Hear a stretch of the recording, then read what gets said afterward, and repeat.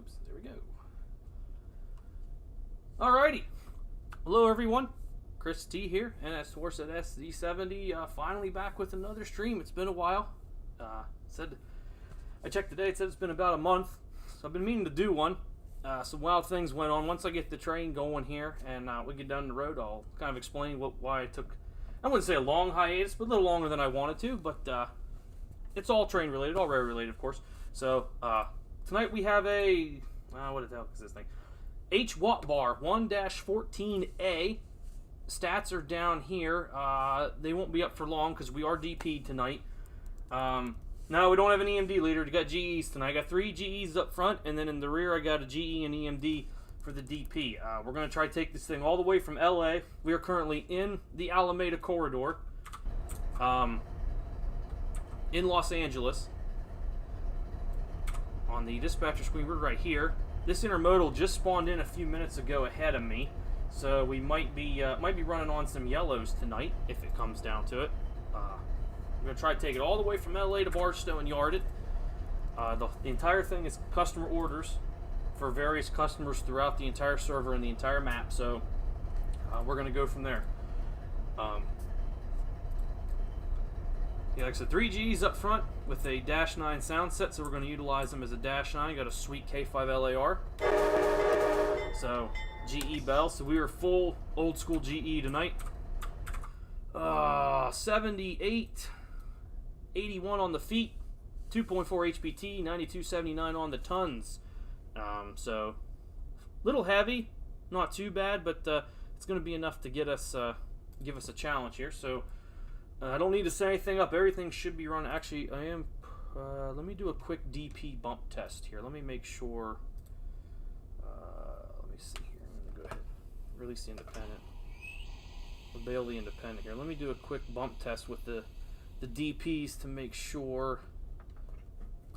Fence up. Throttle up. Oh, whoops. Helps if I center the reverser, huh? Pop back. Here's what our rear end will look like. So let's see. Fence up. Throttle up.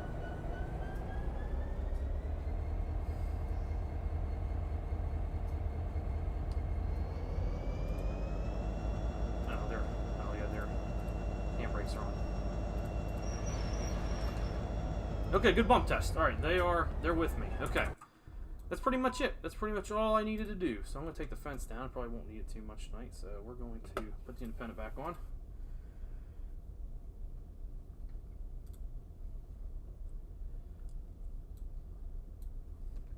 Headlight on. Was the rear headlight on? It was. Okay. Alrighty. Cool. Cool. Okay, we're going to release him and we'll start pulling.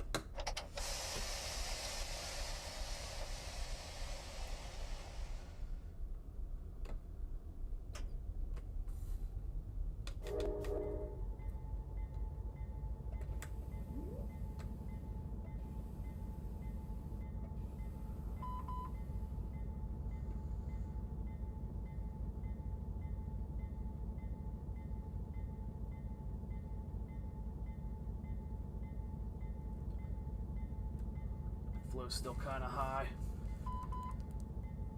There we go. We're starting to get a release.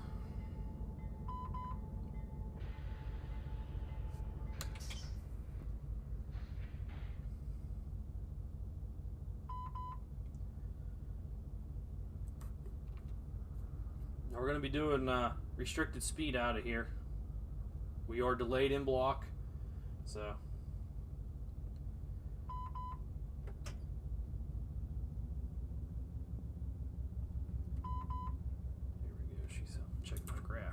Everything's releasing. Okay.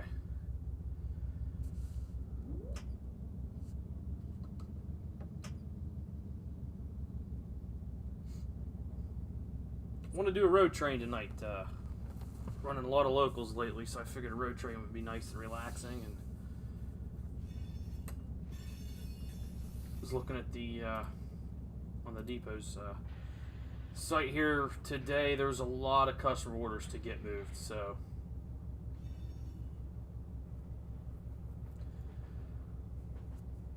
Figured we could get some stuff moved around.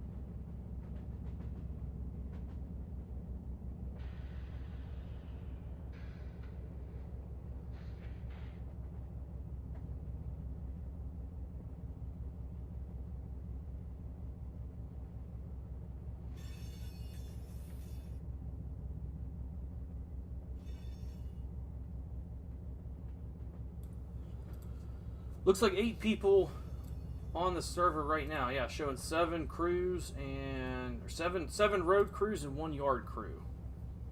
Let me see what's out there running.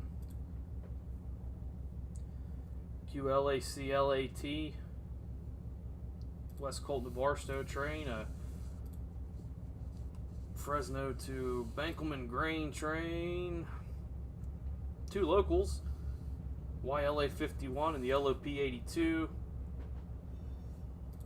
the YCal 102, and a West Colton Yardmaster. So there's some people on tonight.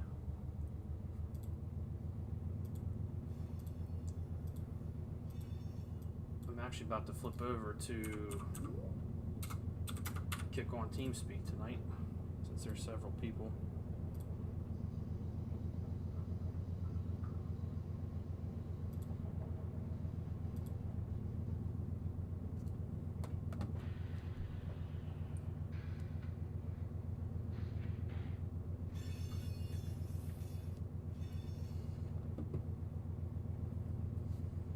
Just really bogging down. I'll probably have to close most of my YouTube tabs, or most of my Chrome tabs.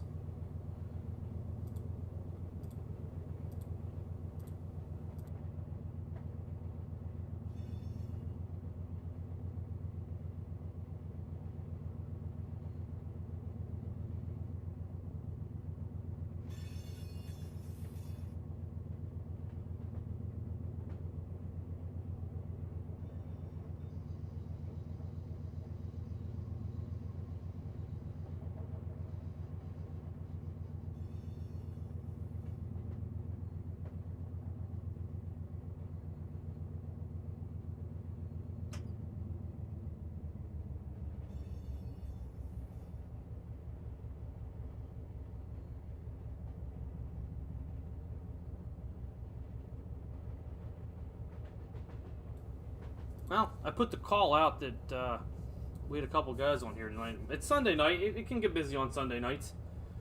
Get the weekend, and most people are off work, so.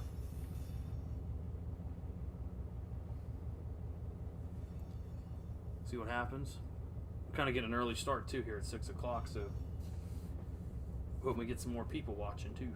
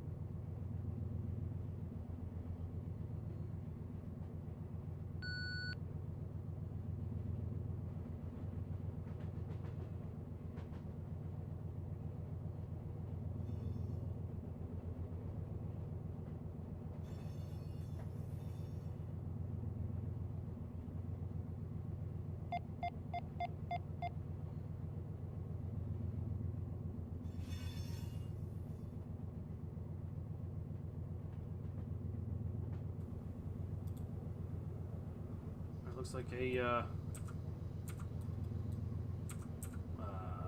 medium approach diverging, I think.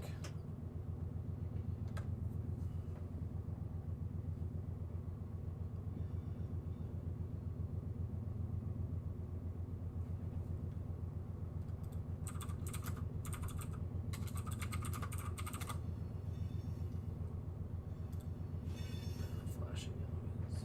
Can't quite remember if that. Diverging approach medium.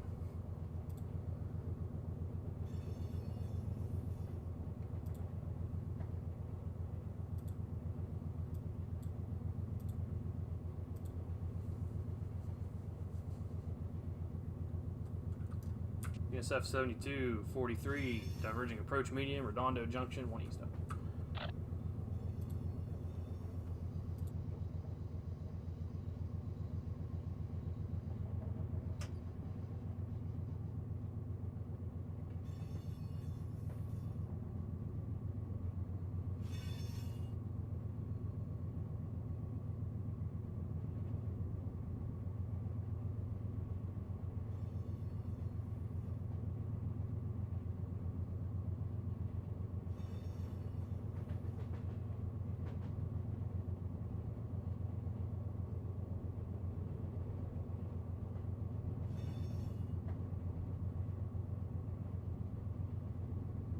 What's going on, Chris? Same old, same old. Finally back at it. I hear you.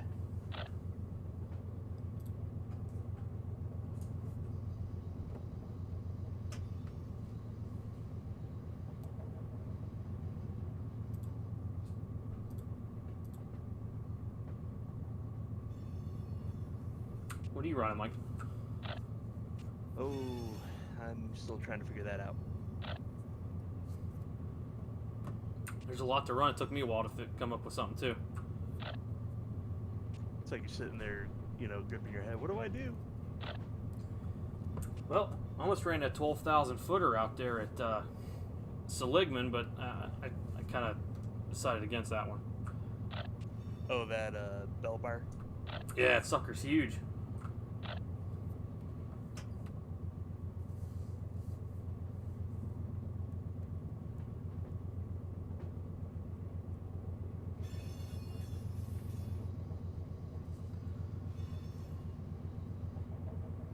Right now we're ducking under Metrolink's river sub.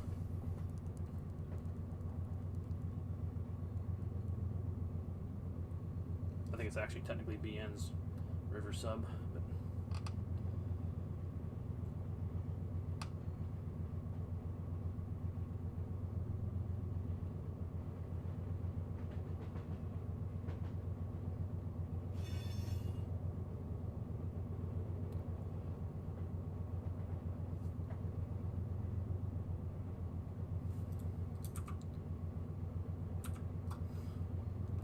might just leave YouTube open up here. I don't think it's making too much of a difference. Diverging clear.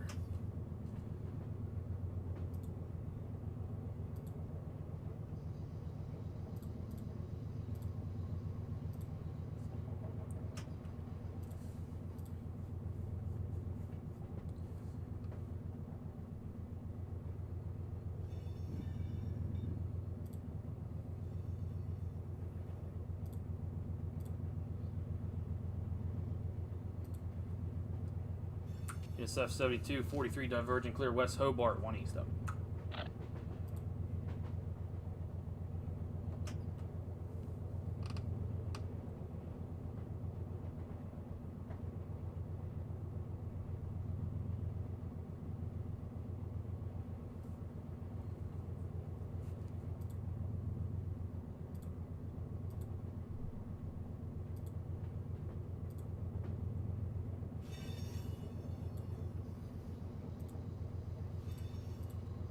Mike, Dave Setting says hi.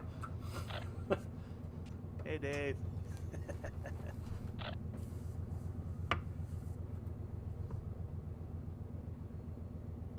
Actually, I was gonna say, if you want, I could shoot you. Actually, not. Let me go ahead and put my link up in the Facebook.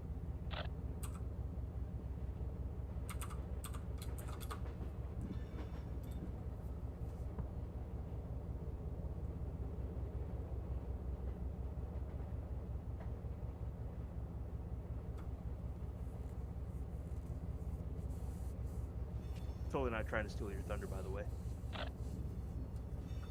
I wondered about that.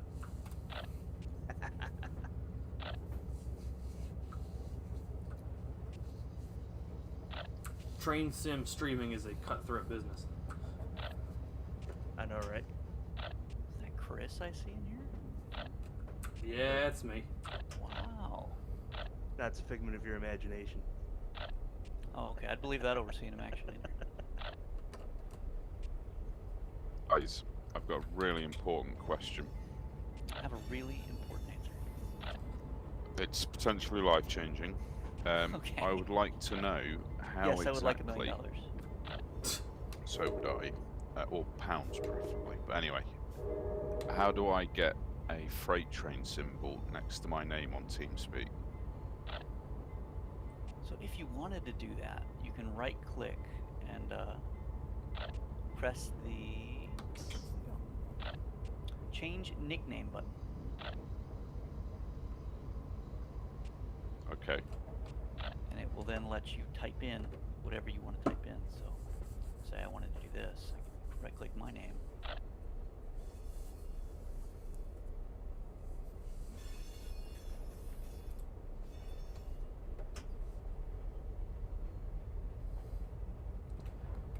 Should set my counter back And here there's when I my cleared symbol it next work. Ah, no, sorry, I mean like the little picture you have next to your name. Sorry. Oh, are you a freight railroader? Oh, is that like IRL? Yeah, no. So if you got the little ES44, then you're a freight railroader. If you got the little P42, you're a passenger railroader. And then there's a little steam engine if you're like a railroad volunteer, like you Right. volunteer at museum or something like that. I see. Okay. Well, in that case, then I cannot have a railroader symbol. Not yet, anyway. Unfortunately not. That kind of just gives us an idea who's a railroader, and that way if you have any like real-life railroad questions, you know who to ask. Yeah, that's a real good idea. One day, maybe. I hope so. Then you have those of us who are real life railroaders and we don't know what we're doing anyway. Yeah, it's not concerning. I mean, that's usually how things go anyways. That's how most of us got our jobs. I don't know what I'm doing, but I'm gonna do it anyways.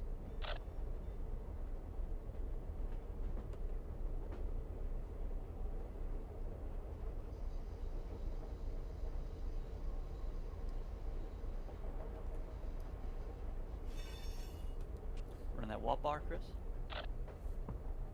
Yeah, I was down in the corridor. Figured it'd be a good one to take over the mountain, get it out of the way down there. Cool. I was worried AI wouldn't spawn in, but then it dropped an intermodal like right in front of me, like 15 minutes before I started running. Yeah, as long as you put the train back behind milepost 2, should leave plenty of room for the AIs. Yeah, I wasn't sure if it was clogging the AI spawn or not.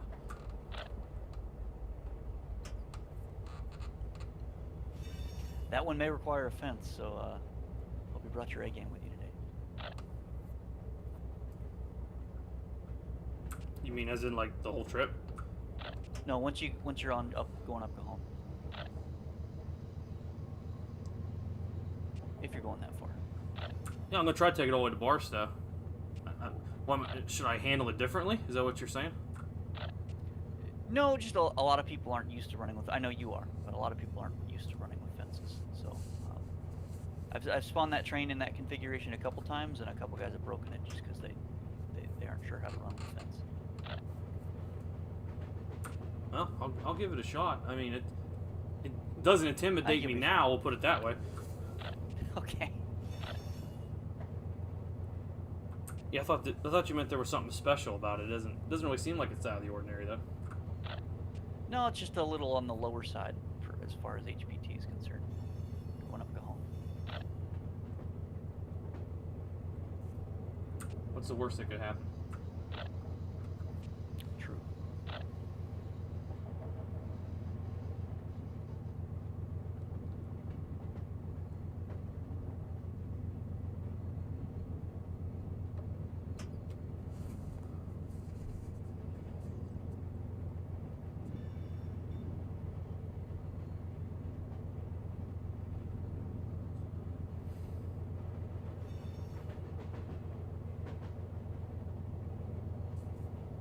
Hey, that B Rick Lag, that spawns on the big shield set, right? Yeah, it'd be a Hammond spawn. Okay.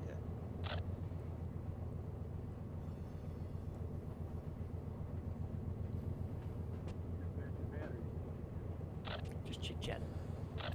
Turn on the outpost tags. Oh my, there's a lot of them. So you guys know where we're at. This is commerce, though. I've got these 2 trains in front of me. They're only making 30 miles an hour. It's really quite frustrating, actually. I'm just trying to chase the yellows at the moment, but I think they're slowing down. See, it's like the real thing. Yeah.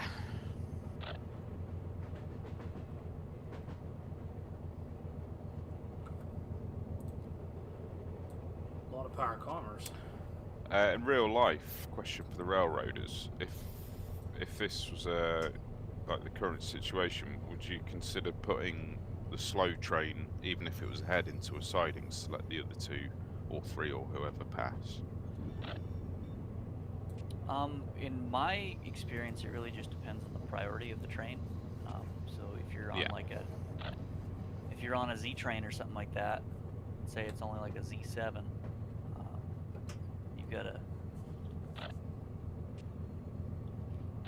you've got a slower train ahead of you, but it's a higher priority. They're going to keep that slower train ahead of you. Okay, I see. That typically that number in your symbol, the one before the date, is your priority if your train has one. Okay.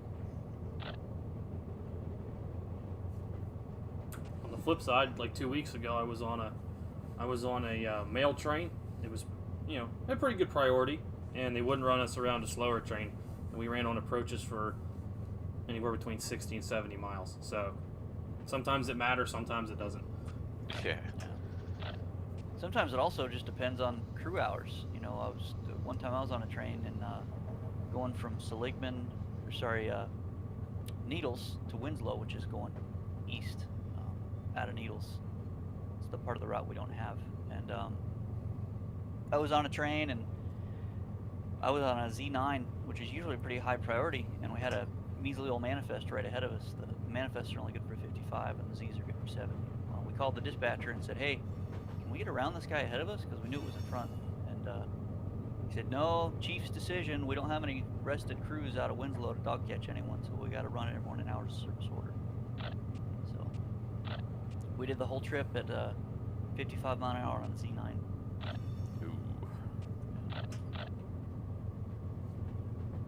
At least you had a valid reason for that.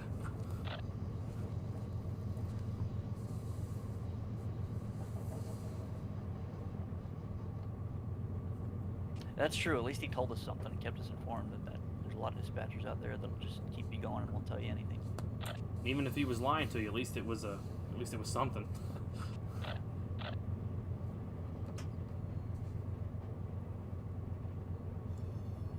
I don't typically hold it against the dispatchers anyway. I know the chief's always over their shoulder making them do stuff they don't want to do.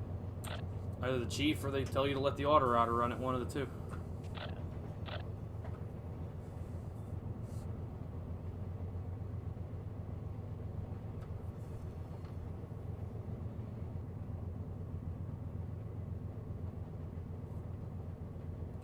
Hello, Canadian Mist.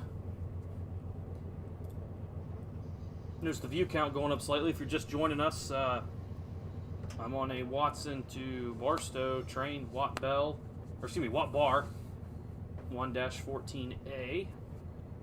We are just east of Commerce on the San Bernardino sub. So to run the server I'm on right now, what DLC would you need? Technically, no DLC. You can get the base game, which includes the Mojave sub, Needle sub, and Barstow, the Barstow/Yermo area. You would not need any DLC. Any DLC you do not have is replaced by a placeholder piece of rolling stock. So if you don't have like a certain car from a certain pack, it'll just be a Run 8 car. So you can get the base game and jump right in with nothing extra.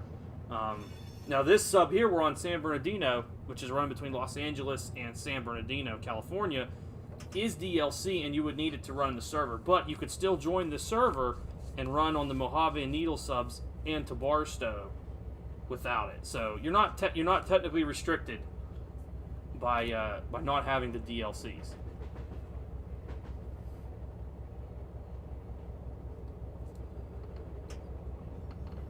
And that's a lot of territory. I'm not sure the exact much, but I mean, we're talking Bakersfield to essentially Needles. That's a lot of railroad.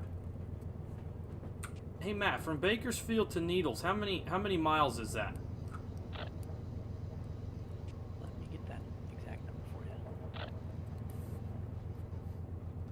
Matt will know. He works for BNSF out Hey, there. who just threw the switch at CP Linwood? I did. Is there a dispatcher? No, I'm actually pulling out from Main 1 at Barstow. I didn't hear no call. User joined your Yeah, channel. I'll hold a jewel. Or, sorry, West our yard.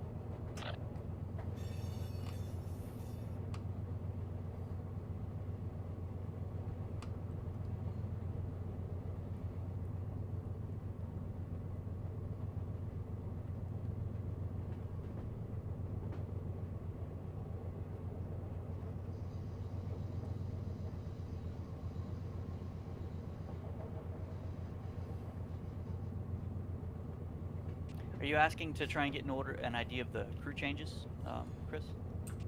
No, someone asked on my live stream what you would need, what DLC you would need to run on the server, and I was explaining that you get the Mojave and the Needle subdivisions. I don't know the exact mileage on that, like how many miles of territory you get. I gotcha.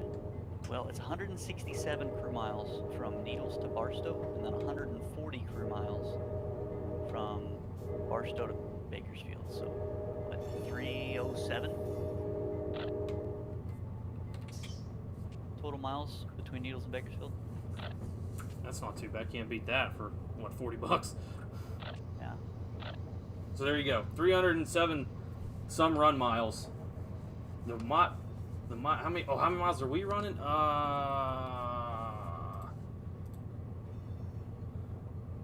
Let's see, showing West Hobart is 140. We'll just say 145. I gotta see where that milepost ends. Oh, it goes to Fullerton, then it changes over to Fullerton. Matt, what's the run from LA to Barstow?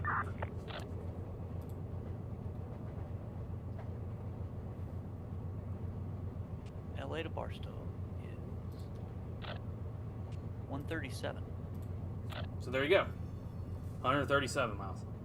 And then the long pool, LA to Needles, is 304. How many? 304 for the long pool, LA to Needles. Okay. I'm trying to think, our Conway to, I can't remember now. Conway to Elkhart was 300 something, I think. Over 300 miles. Must be doing 70 mile an hour whole way. Detector milepost 154.3 main. Well, you got, temperature. there's only 33 trains system wide that can do 60 mile an hour now, and they're not all up on our territory, so most of them are probably doing 50. Wow. The long pool on our side of the seniority district, Conway to Harrisburg, is 275 miles. Whoops, I thought that called across further back here. Hello. What's up, Mark? What's going on? I haven't heard from you in a while. I haven't been on here much lately. User joined your channel. I've been pretty busy too myself, but you know me, I can't stay away from the yard. Kyle, are you on? Yeah. Yeah, take your seat back. That's what I'm talking about. Don't even have to ask, he knows. Mark, does Moncrief know you're cheating on it with Barstow? You know how long it's been since I've worked Moncrief? Oh, how the mighty have fallen. Chris, Kyler, and I have such a good system working together. The one night we humped, what, over 200 cars an hour? Yeah. An hour? An hour. 200 cars an hour. I can't even count to 200. It's crazy. Oh, are you from West Virginia too?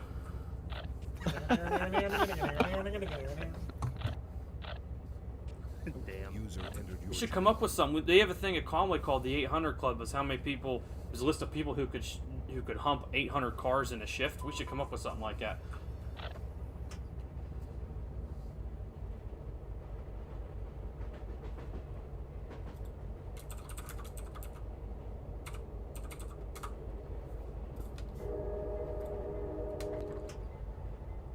This thing's pushing me through here.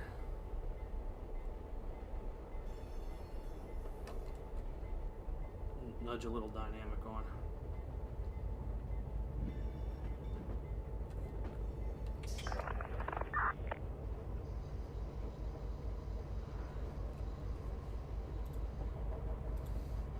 Well, I didn't get sick enough of them yesterday. I'm gonna give Chris some passenger stuff to look at.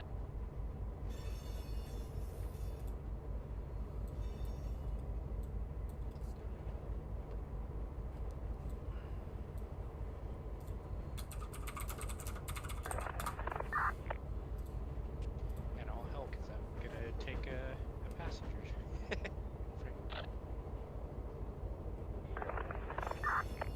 How'd that passenger session go yesterday? It was a blast. Oh yeah, that was fun. Wish I could have caught that. I was short turning at Conway yesterday.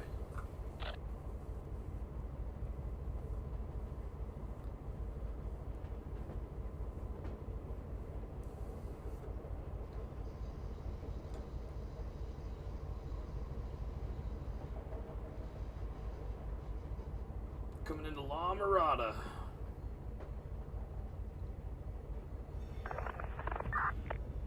What'd you guys do? Did you simulate Metrolink stuff out of LA, or was it all over the place? We did Metrolink, we did Amtrak, we did San Joaquin's out of Bakersfield and Fresno. We had passenger trains all over the place, and we ran them on the real life schedule, so we spawned them in as they were supposed to come in and leave. Nice. It always seems like that works out good when we do that on a real schedule. It does, yeah. The timing was really good, especially in the single track area where Kylo was working. All his meets seemed to work out great. See ya.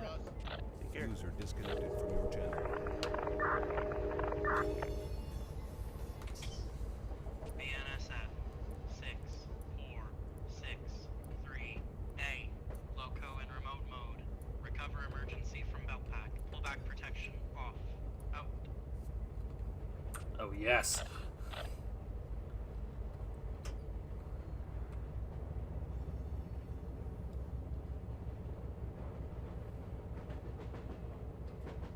And then for all the passenger stuff. Here we go.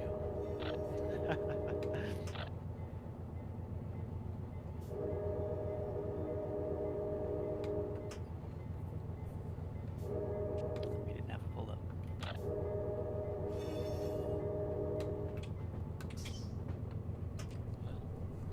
Oh, I thought you were gonna play your noises from yesterday. Train delayed due to. Because of the train crew, this is the train to A. Derailment. What was all that? I got all the I got sounds. It's all the passenger stuff from Metro North. So What he are those- stitched a bunch of the sound files together and made it say that. Are those like station announcements or what? Yep. Dude, that's killer. Last stop for this train. The next station is White Plains. This is an express train to White Plains. Wow, no, I'm really upset I missed that session. Yes, Rain, we are online. We're on a server right now. Because of the Wizard of Oz, this What? Why would they even have something? I All don't think the they events. do. I think he stitched it together. No, that's all their events. New York Jets.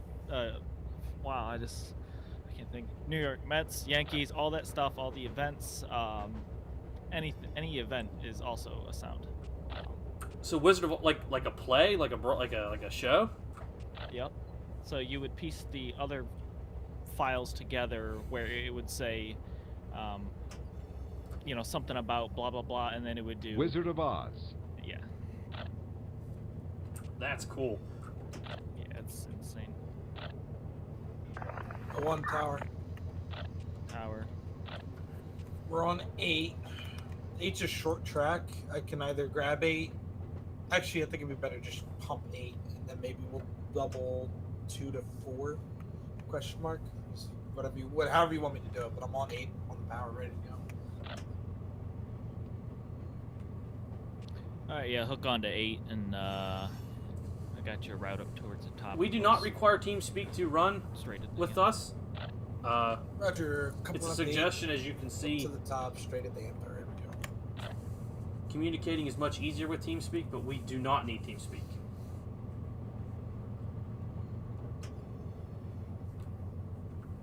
Kyler, I got someone here in the chat wants me to ask about your yard/humping data you're working on. What about it? I don't know. He just mentioned to ask. The spreadsheets. I guess, dude. I haven't played in a month. I don't know. Guessing it's a spreadsheet. I'm guessing it's Ryan. Oh, the guy skipped out on us the other day? Oh, it's Rick. Oh, Rick. Oh, okay. Rain, I have a link in the. I got a link in the video description to Run 8's website where you can purchase the game.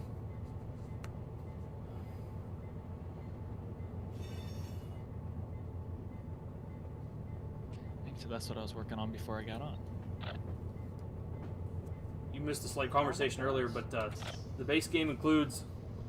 Just leave the man hanging. The Mojave sub from Bakersfield No, to I showed Barstow, Rick. California. Rick actually, I mean, I showed it to him. Oh, okay. The rest of Chris's viewers. Oh, Chris. This is your chance to become popular and famous, man. Blow it. Got that. This is it. You're blowing it on your soundboard. Police activity. Kyler's embarrassed. He doesn't want to tell me. No, I'm not embarrassed. I'm literally like mentally exhausted and I can't think right now. But you just wake up. I got like Rick's egging you on. I was over at my grandma's helping her do a lot of stuff, like redoing some of her parts of her house or whatever. But that's acceptable. No, now that's embarrassing.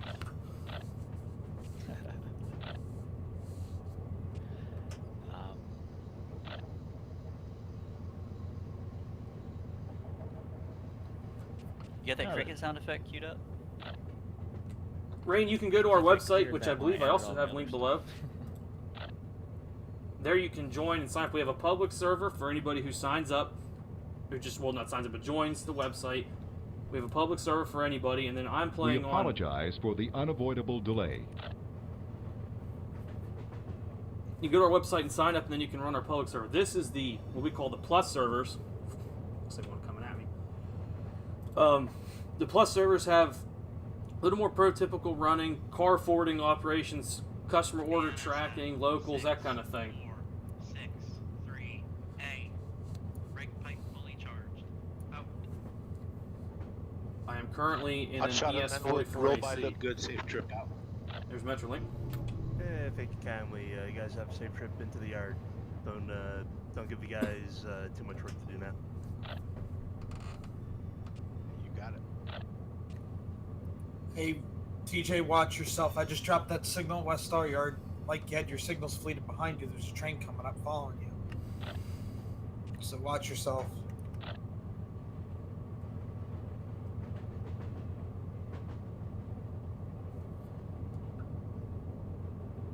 Hey Matt, what? SF7560 calling the Barstow Yardmaster, over.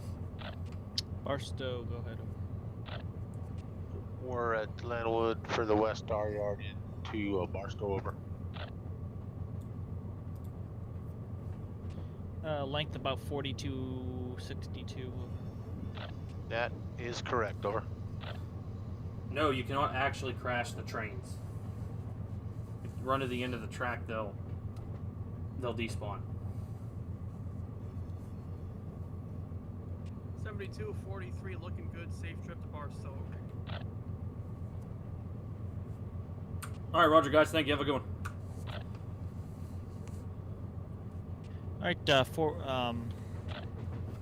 7560. Okay, into the yard here. Pull receiving 5. Just clear the west end, and then you can cut your cars away. I'm gonna have some power tie onto the cars right away as soon as you cut away. I'll get your answer here, Southwester. 1 second. Can you get that track one more time, over? Receiving 5. R5. R5. Okay, R5 for the 7560s now. That's correct. Hey, Matt. Go ahead. What's our minimum age for the plus servers? Is it 17? You know what? I should know this. I think it is 17. Yeah, For sure. it Yeah, is. you have to be above 16, so 17. All right, well, there you go. Yes, you have to be 17 to join on the depot. The depot requires all users to be at least 16 years of age or older, so it's 16. Oh, there you go. All right, thank you, guys. So there you go. Yeah, you're good. Awesome. User Go ahead and apply. channel. Do we have any extra locos? I'm not running any Really extra close to changing. locomotives. Absolutely. The Metrolink that just went by was extra. It used to be higher, believe it or not. I think it was 17 before. Those trailers are add-ons. Those are extras. If I remember correctly, it was 17. But I don't have any That's extra. really good I don't have kids, any Tom. add-on That locomotives. wanted to No. apply. We dropped it. It turned out to be great numbers. It's a shame not a lot of them run anymore. Remember that? Which one was the one? The Matthew. Which Matthew was that? Matthew. I don't want to say the wrong one. I forget which one it was, but he lied about his age, but he ended up being a better railroader than some of our longtime members. I remember that. I can't remember who you're talking about. No. It's like Mila Kunis for that 70s show. She lied about her age. She said she was 18 and she was 17, and well, that ended up being a really good thing, you know. So you're saying that guy was like the Mila Kunis of railroaders? Probably not as good looking, but you know, yeah. Bring him back. I have not seen or heard him run in a long time.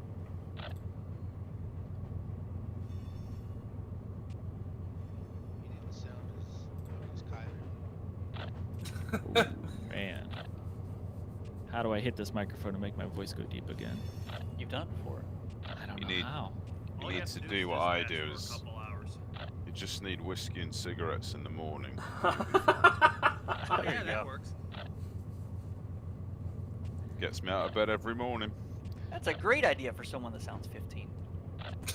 Yeah. I look Yeah, 15 Depot too. Plus totally not encouraging underage drinking. Right? Yes, make sure to say that on the stream, please. Rule 20. What's that? 21 in America as well, isn't it? Yes, it is. I'll put it this way: you join, you might want to after about a month when you start feeling like an online railroader, but we don't condone it Cody, behave. It's not Deep After Dark yet. yet. Y-E-T yet.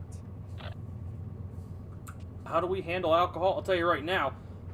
Andrew's been dispatching upstairs in his room, and he's come down here and got beer out of the fridge while people are trying to get a hold of him on the radio, and he's too busy getting beers down here to even worry about answering people.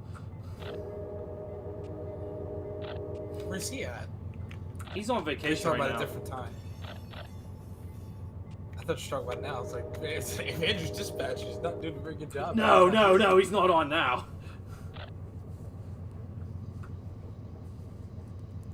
Matt, the guy in the stream here asking about, he said he just tried to apply and it says you have to be 17. Really?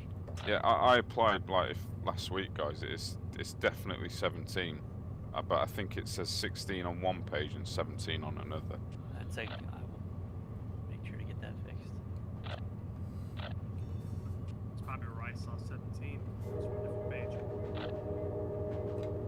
I wonder if it's 16 for public and 17 for plus. You know, that might be.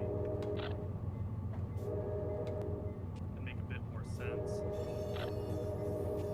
To be honest, Matt, even if it's not that way, that might not be a bad idea. You know, someone's growing into it.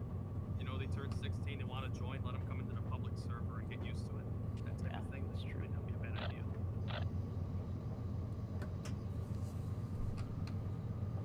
Yeah. Check here. My next station's done. Tower Speaking to of the which, 201. Chris, oh, sorry. Go ahead. Yeah, tower to the 201. L1. Yeah, watch your back. Train coming in, receiving 5. Roger, train coming in, receiving 5.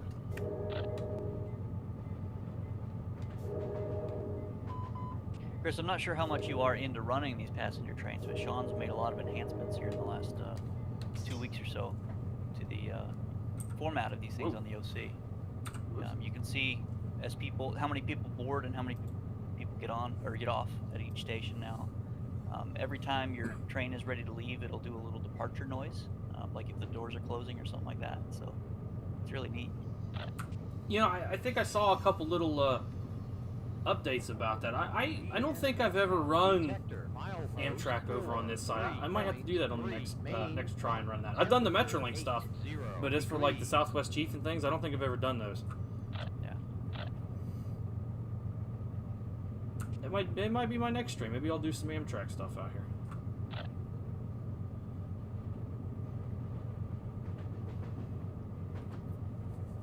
If I had a second computer, I'd love to do a stream of the yard. Just have like almost like a real fan cam just facing the yard. Buy a second computer. I want a laptop. Buy a laptop. Money for that. You're a railroader. You should have all the money you need. Yeah. Railroader has to constantly chase my seniority. You should know all about that. It's a hard life, man. You'd have to buy Run 8 again, too, to get a product. Would you believe they called me today and asked me if I wanted to qualify on my time and ready because they need people? I hung up on the guy. Wait, what? I hung up on him, and he called me back. He said, "Did we get disconnected?" I think the phone line dropped. I said, "No, I did this," and I hung up on him again. Oh man! On a that's- recorded line? Yep. Screw him. He's not my boss. He's train master in Reading. He can bite me. I lost my job twice last week. What, you got bumped? I'm going to tell a story for everybody here. Yeah, I got bumped off the extra board. I was out the place for 3 days and didn't get furloughed. Somebody left the extra board, so I made a move back to it, held it for 2 hours, got bumped again, and was off for 2 more days. Then a crew caller called me. He wondered if I wanted to step up. And I said, no, that's okay, because I'm not like you, I'm polite. So I didn't just hang up on him. And I went to check the extra board, and there's now 8 spots available on the board. So I freaked out, and come to find out they added some spots to it. So I made a move, went back to the extra board, and I'm still working. They added some spots to Abrams. I put in a bid for it. I hope I get it. Barstow to 7560 over.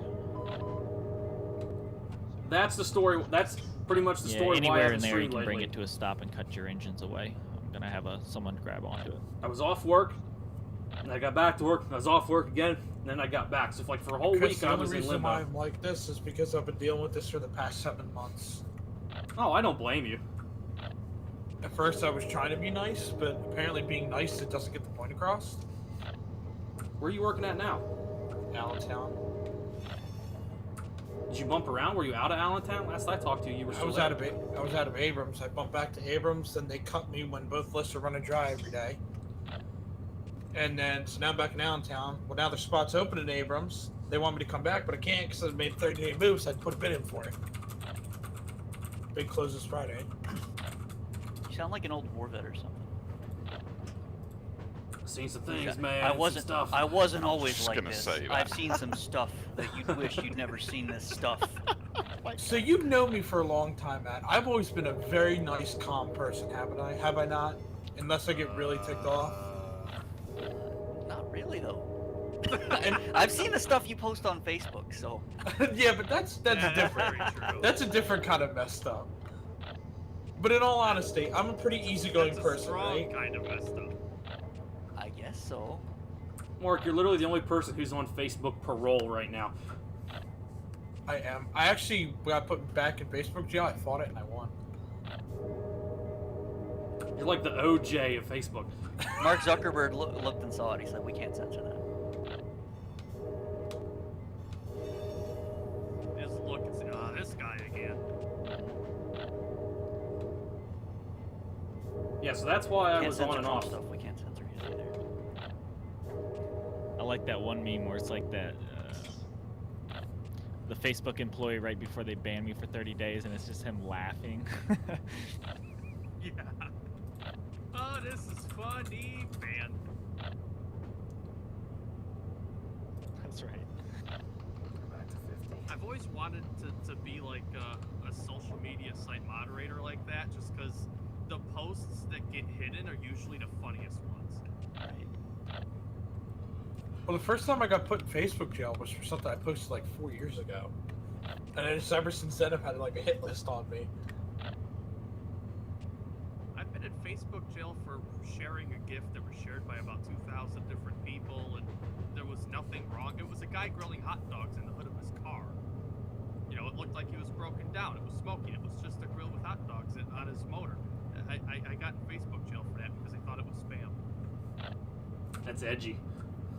Like spam in the can thing? I don't know. Maybe. That's kind of what I thought, because it said reason spam. I swear it was hot dogs, guys. Must be Oscar Mayer people. Probably. The stupid thing is I'm like, you know, that's about the cleanest thing I have ever posted on this site. How is that what you guys don't like me for? Because it's out of the norm, that's why. True. Like you were saying, I'm pretty, it had to be because they thought it was actual spam. They're worried if the rioters watch it, they might find ways to feed themselves when they start burning cars down. Worried about that? You kidding me? They like the rioters.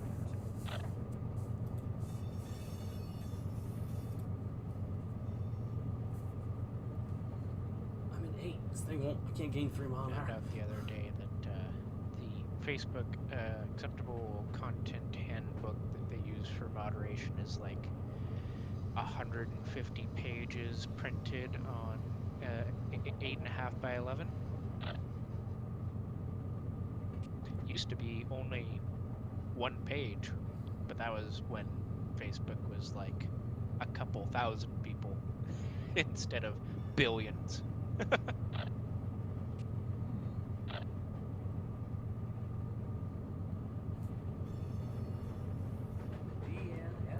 Detector. I don't know. Facebook's kind of weird. You know, you scroll on and you see, oh, look, my nephew's doing something cool. Oh, nice. And then you scroll and you see Mark's memes he posts. Like, this just doesn't resonate well together. Scroll some more and you see a train wreck. That means I'm doing my job right. I finally did myself some good and deleted my account because A, I wasn't using it, and B, anytime I logged on to see if there was anything important, I found nothing important. I mean, I find Mark's posts pretty important. They're very important to my everyday life. If you get up in the morning and don't find anything disgusting Mark's posted, then your whole day is just shot.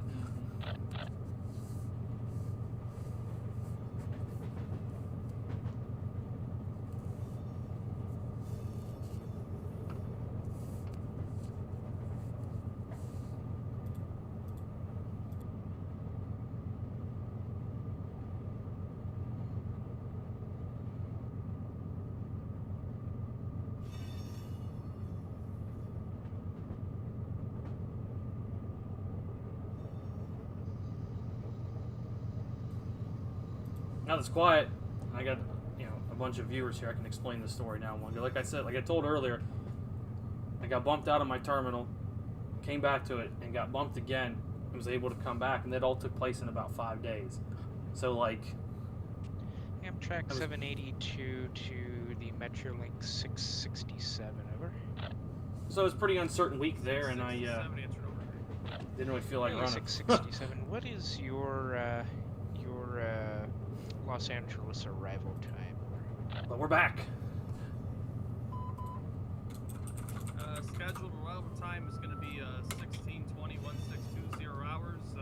Currently, we're coming through the Commerce platform. We're looking to be there in about 5-6 minutes. Copy that. Just looking at the board right now, I think we'll be passing on the Redondo flyover there. Okay, that's a Roger. If you guys are ready to depart now, you can go ahead and take those signals. Get yourself on the double track there. Copy. I've got a 1408 departure time today. 1408. That's a Roger. We should be at our platform well before then. We're running early right now. Copy. Amtrak. Oh, no dispatch on. Let's take a look ahead here and see what we got coming up. That moment when you completely forget your symbol. Just Down here, one here. freeze up. There was a night that I was Oh, no, we're here. running Oop. Edison and Mark was set that to dispatching east. 254 desk, and every single time I called him, because Edison's always working off of mains, So we got a good gap there. Looks like some stuff. I think this is a Metrolink train. it got to the point where I just started calling him with the train symbol like I do on the CSX side, and just regardless of the fact that I actually have locomotives. It's running pretty good out here. Here's our stats here for, like I said, notice the count's going up, so anybody who's just joining us, H-WATBAR1-14A, 2.4 on the HPT, 92, 79 on the tons, 78, 81 on the feet, 50 by 91, so. A little lengthy, hoping to make Barstow tonight, so. Being for a good slog going up the mountain.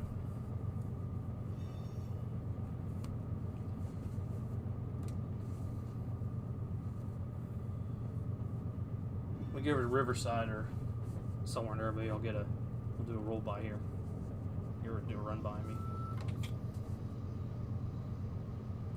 Clear at Esperanza.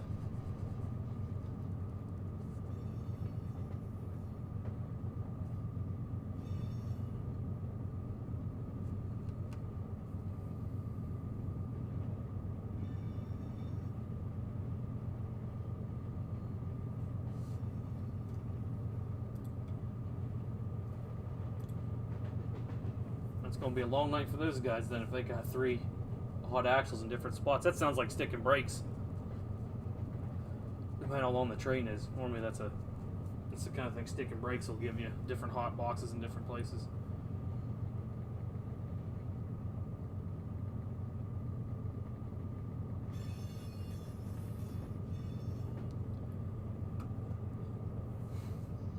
Let me see if I can get a good picture here from my cover photo. There's the sun. Oh, she's gonna be a little backlit.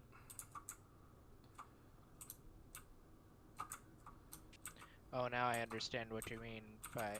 I thought you were stopping at Commerce. Sorry about that. No, we no commerce stuff. We'll do this. All right then. I will wait till you're out. Or in, rather. Oh, we'll do the bridge. Yeah, the bridge shot will be pretty good.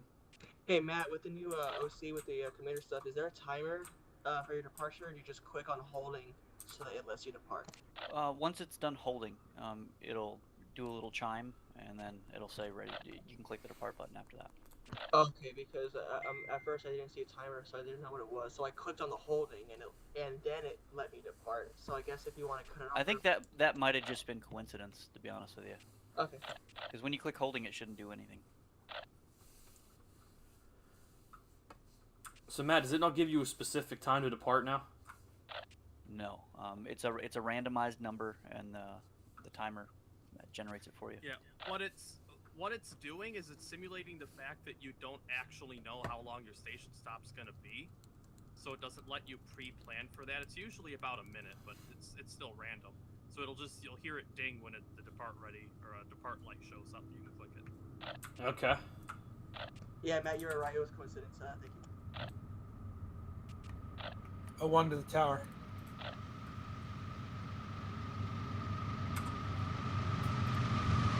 Yeah, 01 R6 runner. R6 for the runner.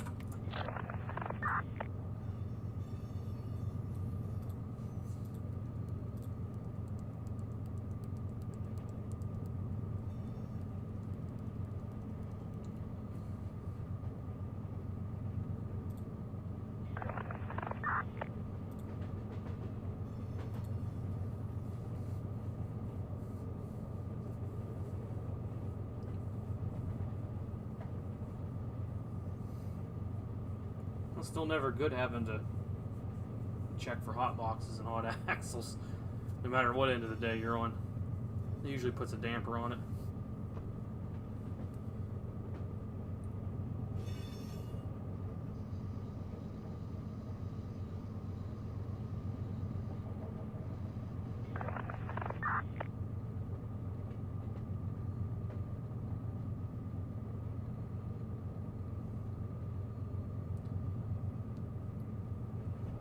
Where's the resume board?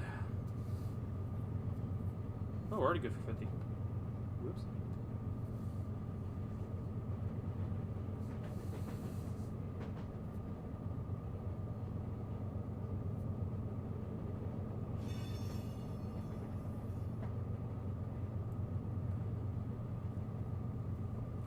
Alright, east of Esperanza.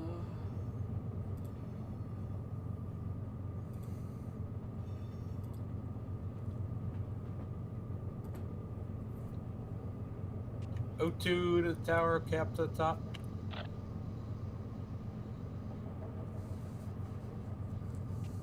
Okay, the top, hand through the top. Straight through the crossovers, through the hand throw. Here we go.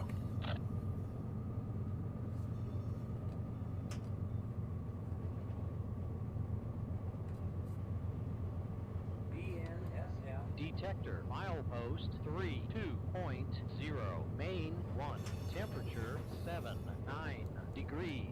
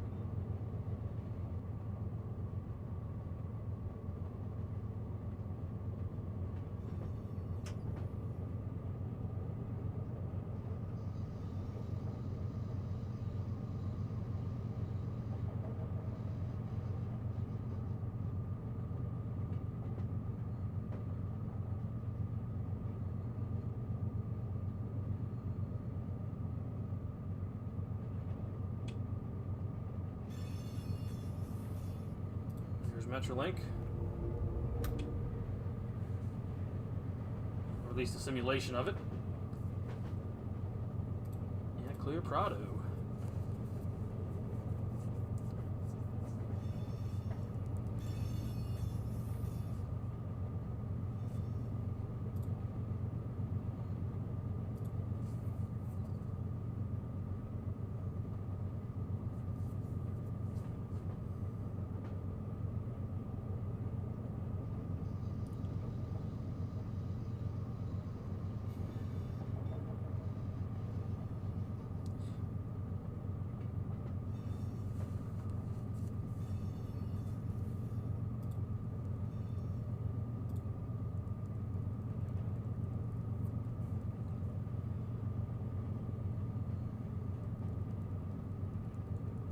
Manifest Prado train looked good right on the route. Alright, Roger. Thanks, Matt. Have a good one.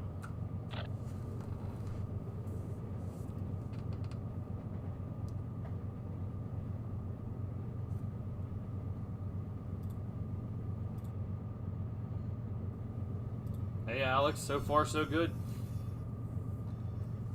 No defects yet.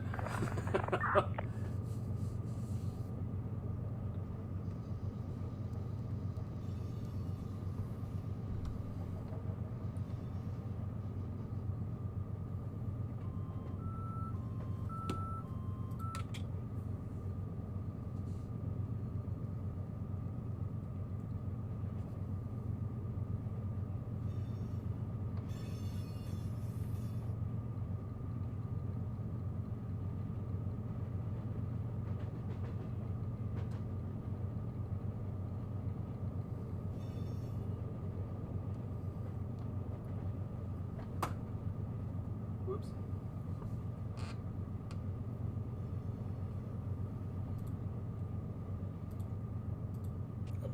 Matt, Cody, and Kyle are a little off topic, but the Isle official Discord just opened up all their improvement channels, so it might be any day now. Cool. Excited. The rework. Yep. Cool. What was it, Mark? I missed it. For the Isle. Oh. Okay,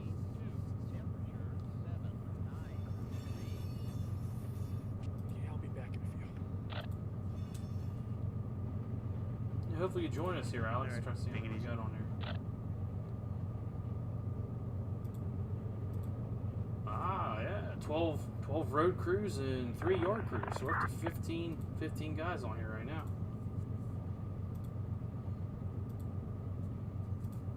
Let's see where the AI traffic's gonna be. Prado mode, got 2 right now on the side. 2 on the mountain. These keep getting labeled as north. It's weird. Ton of stuff coming. Alright, we got here. We'll do a run by.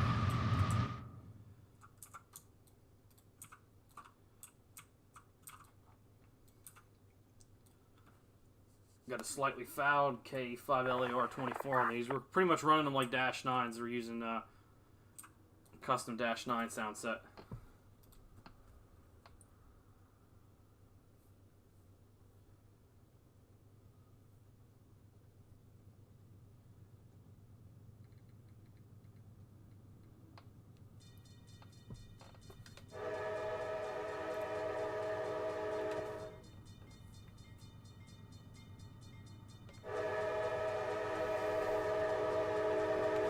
Turn the tags on so you guys can get an idea of where all these cars are going to end up tonight.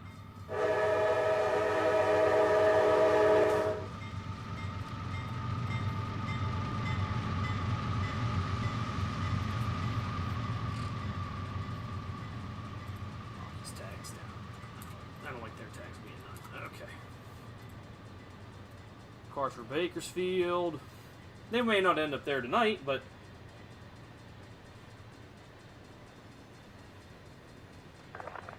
that's where they're. I'll drop down a little bit so whoops, so you can see a little there.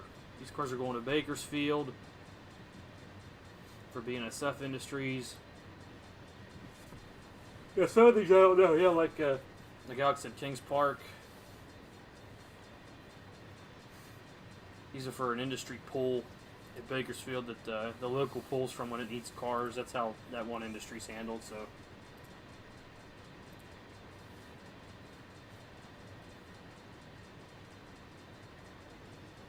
Big cut of these.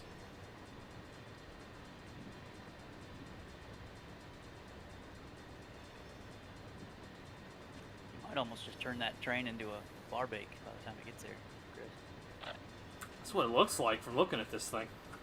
User joined your channel. I like to make Kyler's work. He can't handle too much. There's a couple for Fresno. Victorville. UBC is Victorville. Main 1. Temperature 7 degrees.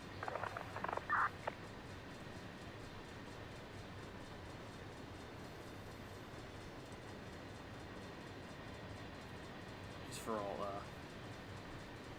Riverside. I think RSV's Riverside Cement. I got a list of the cars down. There are 48 of these 2 bays going to Riverside Cement.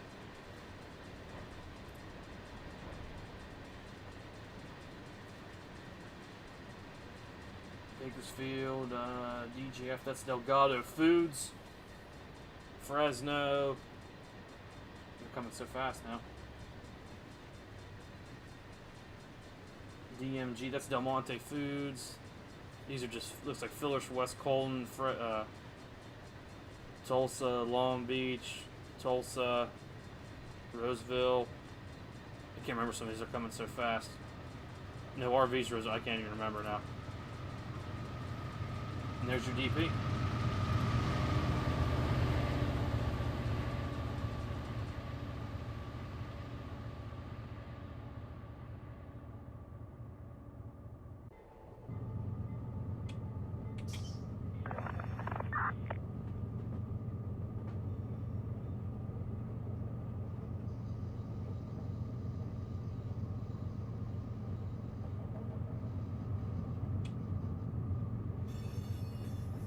I forget, how many seconds do you bail per motor, typically? 4.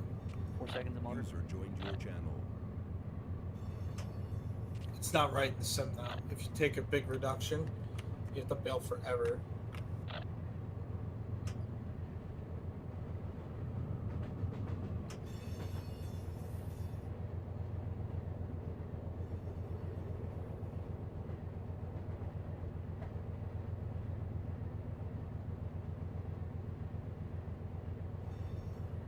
You run a passenger though, right? You don't have to bail. Seems like on this Jeep I do. Like if you were running, if it was a passenger engine and had blended braking, you wouldn't bail. If you bail it, it won't blend. Yeah. I don't think this Jeep does that, unfortunately. It would if it was a passenger engine. Yeah. So when I'm running the Metrolink, I don't bail.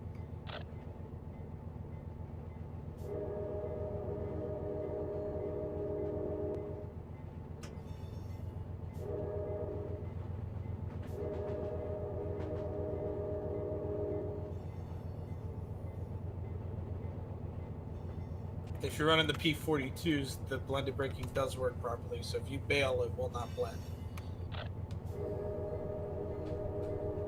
Yeah, I'm going to try to take it all the way, Alex. Hoping to. Been a good run so far. Yeah, there's a road crossing there.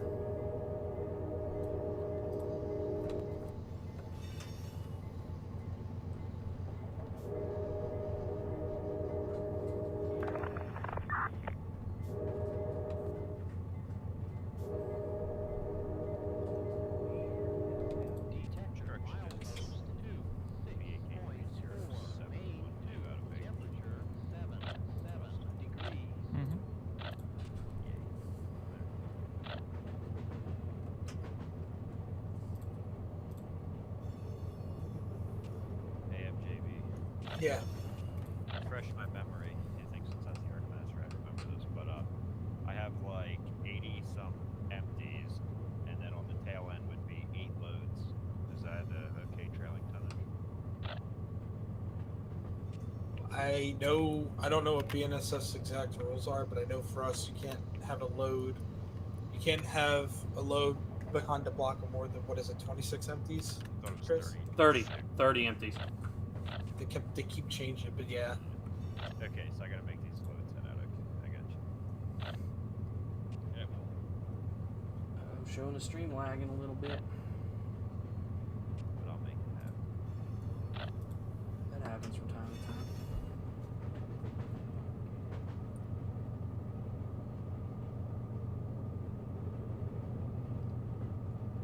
Kyler, how many more LHAs do we have in the yard? Just what's in your train, I believe. Okay, perfect. Everything else is fluff. Everything else in the yard is fluff? In the receiving tracks. Okay. That's what I meant.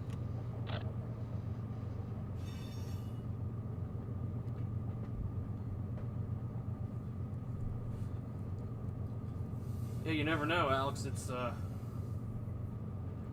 think it's gonna be all right, then all of a sudden she just falls apart on you. Detector, milepost 22.4, main 1, temperature 8 degrees.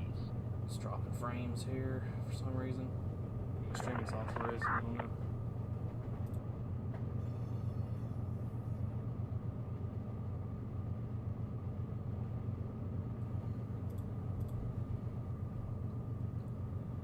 Yeah, we don't know if Front 8 will do Metrolink add-ons. It's never been mentioned before, but I don't know, it'd be nice to see it. You got to use your imagination a little bit with Front 8 with the lack of content we get, but yeah, it works. Use Jeeps. I actually like to use the Aces for Metrolink operations. Give them that, like, that whatever they use, F59s or whatever with the 710. Give them that kind of feel, you know. Greasebound coming here.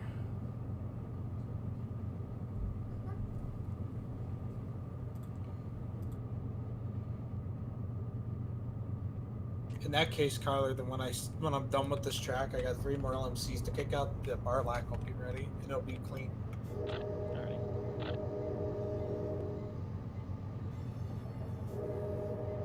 You gonna do the Lamaradas on the head end or the hind end? I'm not even sure how long it is, so I'm not sure. I'll have to take a look at it. Let me know, because it's gonna. Let me know when you can, because that's gonna affect where I put these last couple Lamaradas.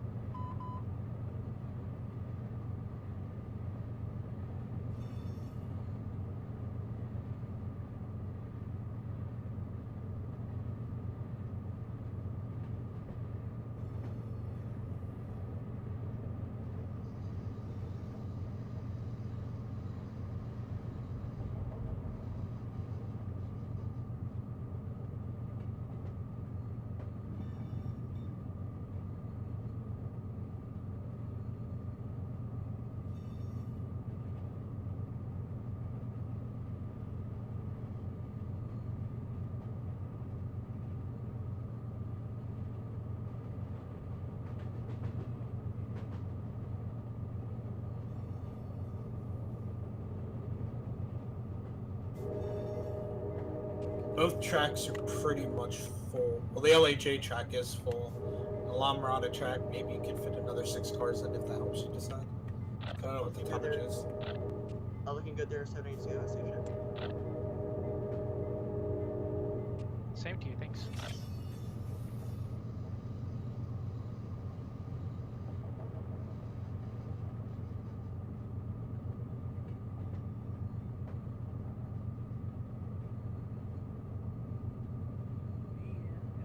Detector, milepost 22.4, main 2, temperature 8 degrees.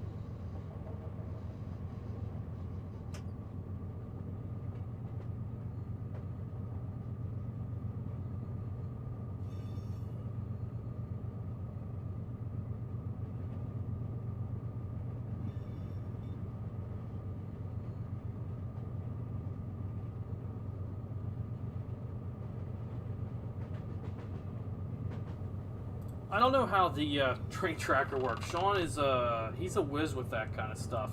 So he I don't know. I don't know how he does that, but he tracks everything.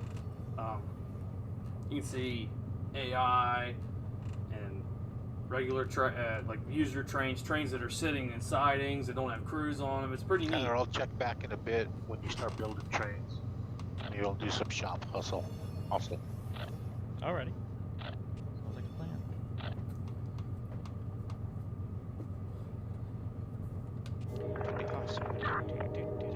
Yeah. Yeah, you can follow that tracker. Everything Actually, on I the should put a fuel link to that pad tracker in my description. Let's see if I can find it. in the shop is ready. Alrighty. Moved. I'm not sure how often it updates, but it's pretty good. User disconnected from your channel.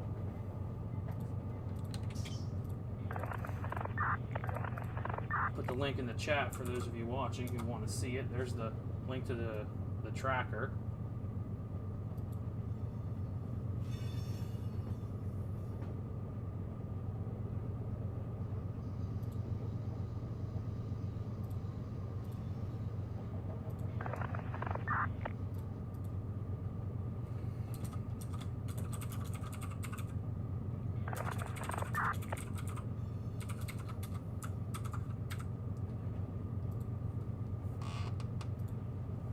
Okay, got the tracker in the description for you guys.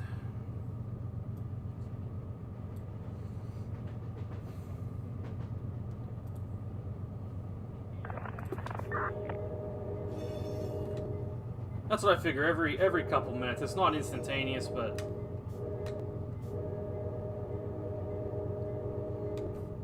it's enough to follow along. I put it one video. I put it down in the corner as an overlay, and it was pretty neat, but it was kind of tough. It kind of like obscured some of the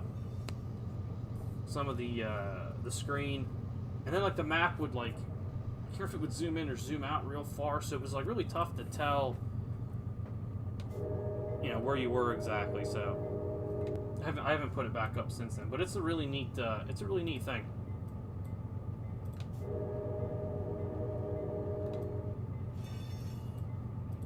Like you can go in there and you can see every train, wherever it is, you can see it in there.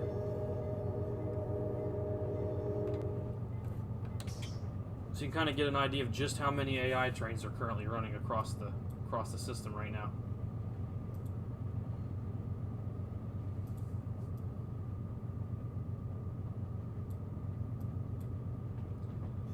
It also gives you a good geographic perspective as to where we're at, you know. You're eastbound out of LA, but right now we're actually moving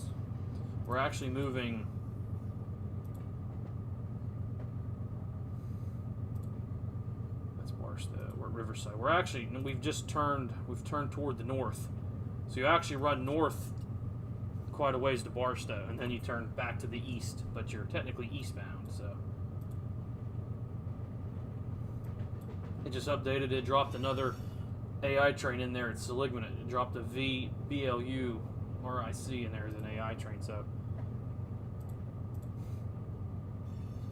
give that a look over if you want something to supplement the stream tonight. It's a pretty neat way to see what all's going on and who's running, what trains are running, where they're going, how fast they're going, and so on and so forth.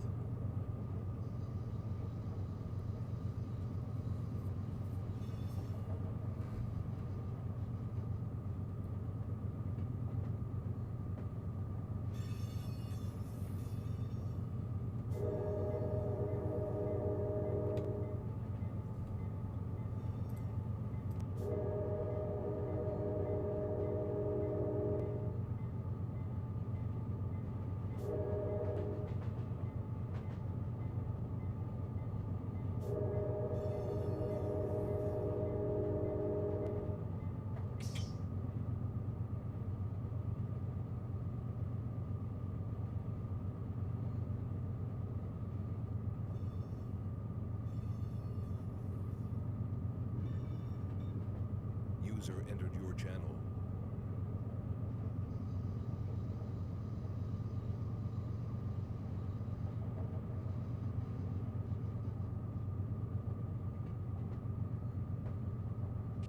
Hey guys. Hey, how you doing? Yeah, Alex. Hey guys. Yeah. Doing pretty good.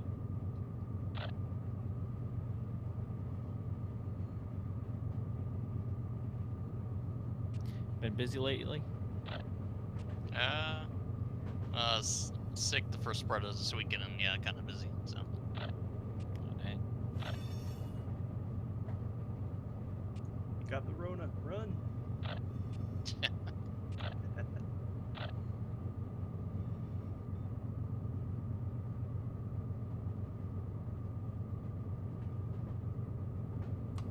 This the San Bernardino sub runs from Los Angeles to Got some San iRacing Bernardino. to do here in a little bit, then I'll probably run at Lockbar if you got it ready by then. Then at San Bernardino, it turns into the Lilac? Cajon sub to Barstow. Yeah. Yeah. But I will be essentially on the same main line all the way. It'll But yeah, probably be done in about maybe an hour. the subdivision changes at San Bernardino.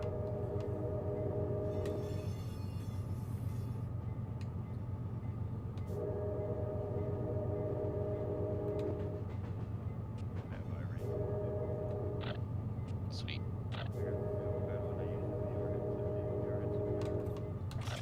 No, I haven't ever used VR yet, unfortunately. You ought to get it. It's like being right in the car, man. It's ridiculous. Realistic. Wish they had it for Run 8. I said the same thing about Farm Sim. Wish they had it for that too. That'd be neat. Yeah, I got a couple league races that I run in every week or so. So. Dirt racing or what? Just ovals. Yeah, I knew the dirt late models were Yeah, I've been getting my feet wet without those. Kind of getting my butt kicked. Joined your channel.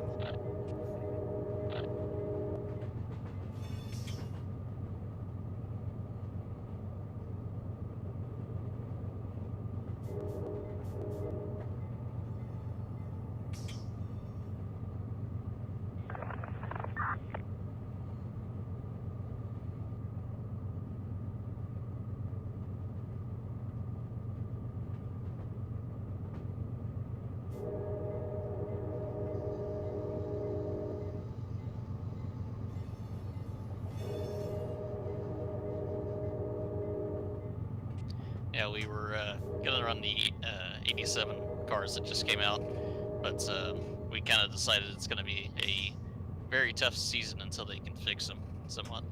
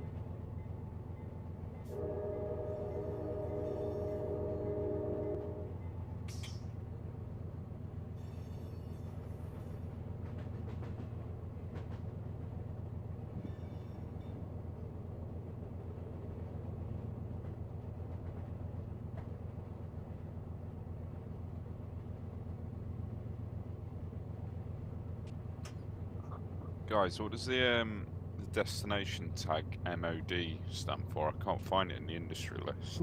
Modesto. Yeah, Modesto, California, I think. Yeah. Yep, generally Modesto, and that's an off-route destination. Okay. Yeah, I can't see it on the off-route map.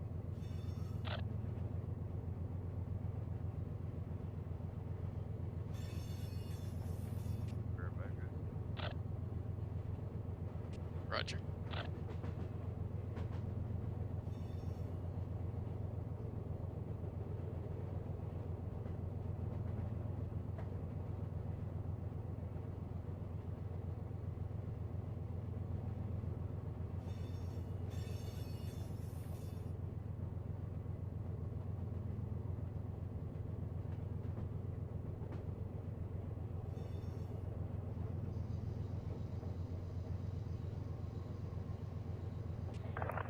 trim to the hump.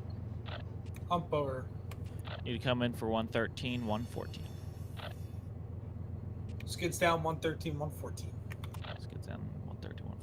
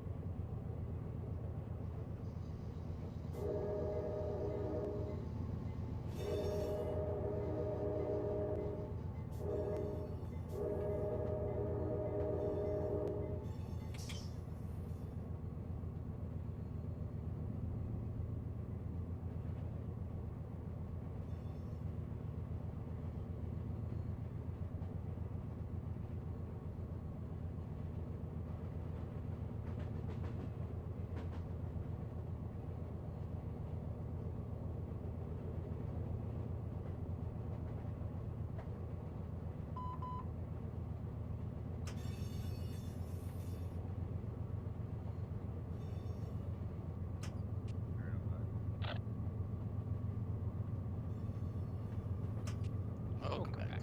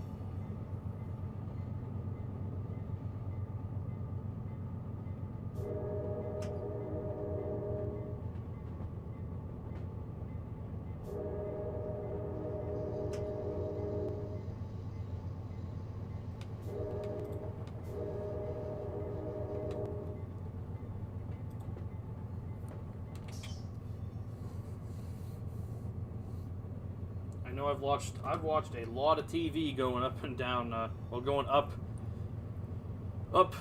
Cajon and Mojave.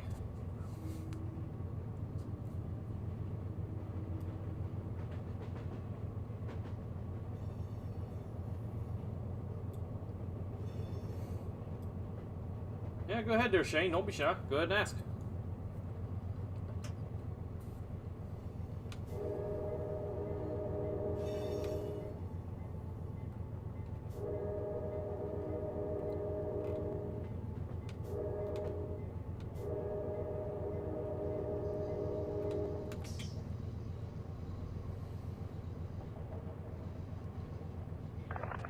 Whoopsie, I never hit depart on my original departure time. Whoops.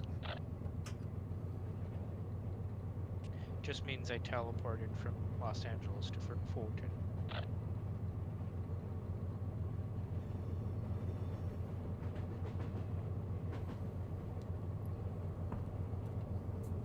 Oh yeah, I like it when When rail fans are out there next to the tracks. I always open my window. I'm gonna turn these tags off. I can't see. I always open my window and give a wave. If it's people I know, I'll like hang halfway out the window.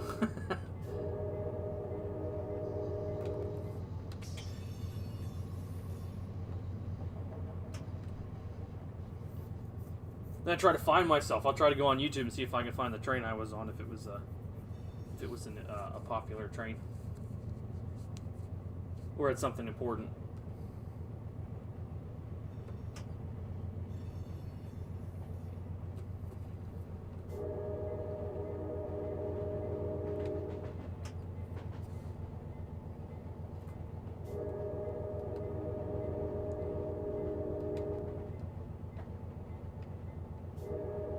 This train is running quite well for being 9,300 tons. For as heavy as it is.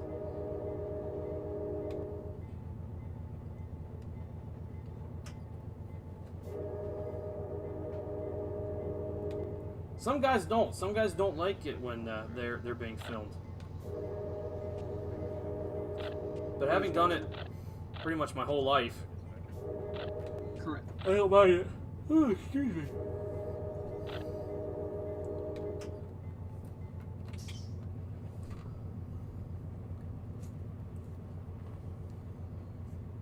I believe we're 3x2. Yeah, we're 3x2. I got 3 GEs up here, and then 1 GE and 1 EMD on the rear, for a total of 5. We really nosedive right there.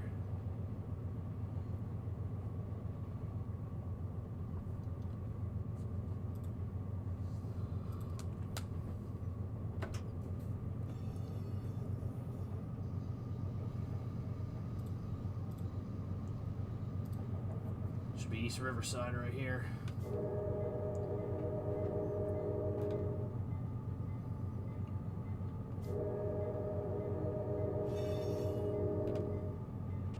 Yeah, trim to the hump. Hump over.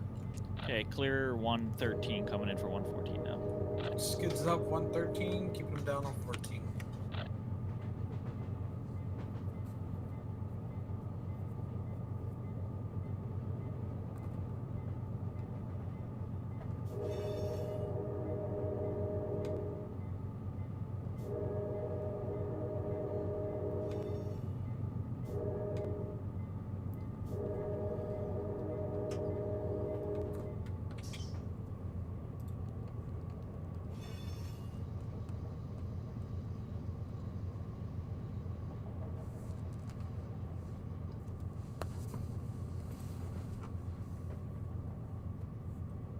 You know, they both have their ups and downs. I've seen the good and bad in both of them. I don't know, I can't really say I have a favorite in all honesty. I have the ones I know I dislike. Detector milepost But in terms of what's good, I mean, pretty much everything. 1. Temperature 9 degrees. With the exception of the I work for Norfolk Southern, by the way, if you guys don't know that. With the exception of NS's AC44C6Ms, there's not really a bad GE out there. The EMDs, I mean, they're alright. Some of them are rough. I think from a conductor standpoint, one of the worst problems with the EMDs, like the ACEs, even the new ACUs, is the toilets stink. It smells like a rolling porta-john. It's horrible in some cases. So that's like one of the big issues with them, is that they just the way their cabs are designed, they just have this the smell from the bathroom comes up into the cab. It's horrible. And then the toilets leak, and they've got that blue water all over the floor and everything. Whoops, that one notch too many.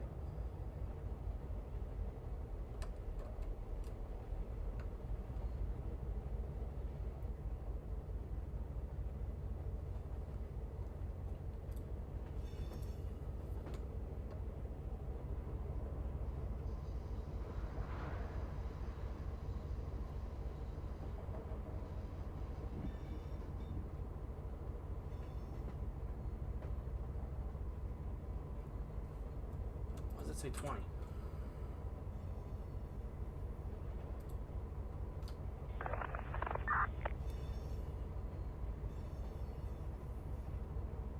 Oh, we got to go to main 1. There's one tied down right there. Okay.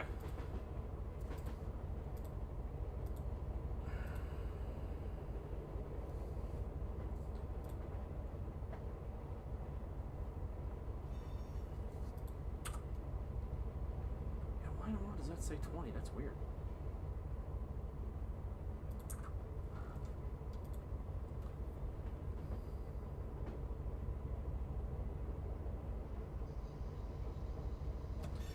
Make sure nothing's not funky up here.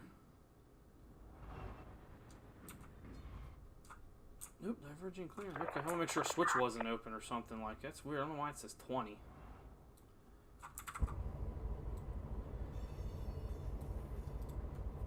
Okay.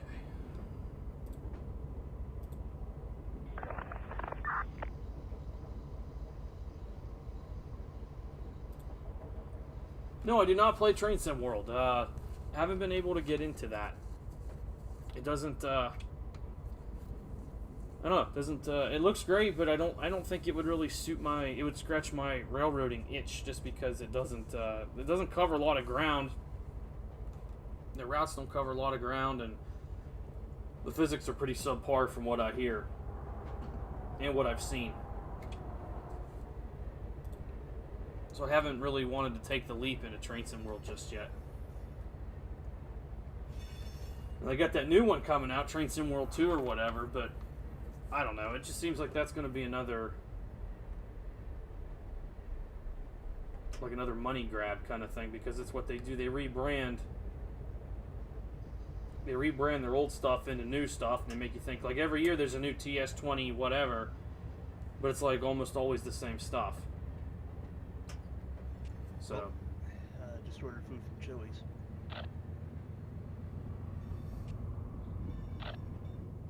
I've never eaten there. What do they serve? right, and it doesn't support multiplayer or rail driver. Two huge pieces It's missing. like Southwest, well, like Southwestern and all that fun stuff, like Tex-Mex, all that fun stuff. Okay.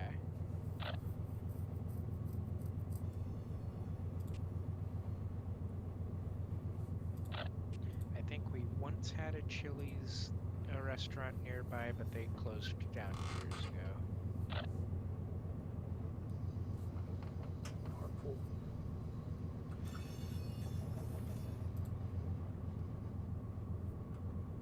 ESF 72, 43, approach diverging, Colton crossing, 1 east up.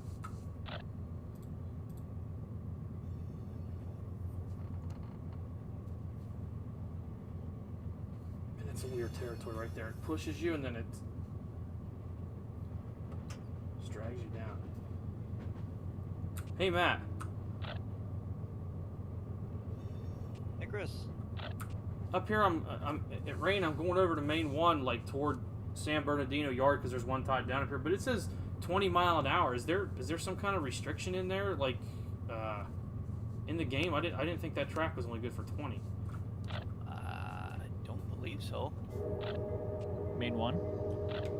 Yeah, up here at San Bernardino, where it's 4 tracks. Yeah, according to the map. Yeah, it's 20. Never noticed that before.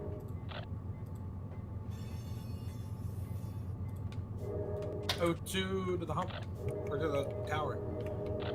Tower. Looking for a runner, and the Galesburgs need some love when you can. R4 runner, and we'll get the trim on the Galesburgs. What map does it show that 20?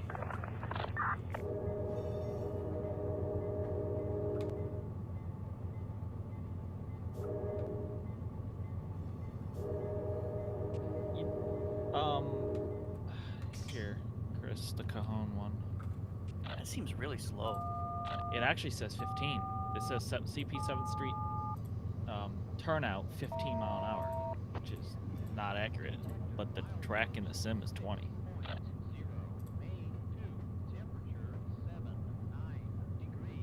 I think it's because you're going right by the yard and you got those hand throws to get into the ramp. Huh? See, the link you sent me, it doesn't. That doesn't have it on there. Yeah. Where does Scroll it down. say that it's 20? Scroll down to page 4 where it says CP 7th Street. I mean, it knocked it down to 15, but it still doesn't say 20. You're right. It's almost like it's showing Main 1 as being 20 mile an hour.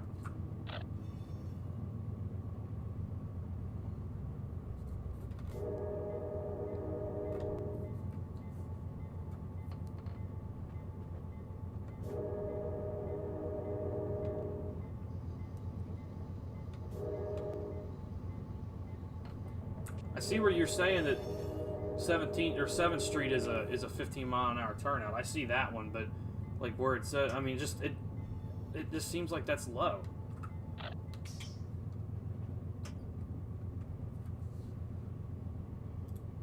Highball. No, I'll do 20. It's almost like calling it out on the radio and then not doing it. You're gonna get yourself in trouble.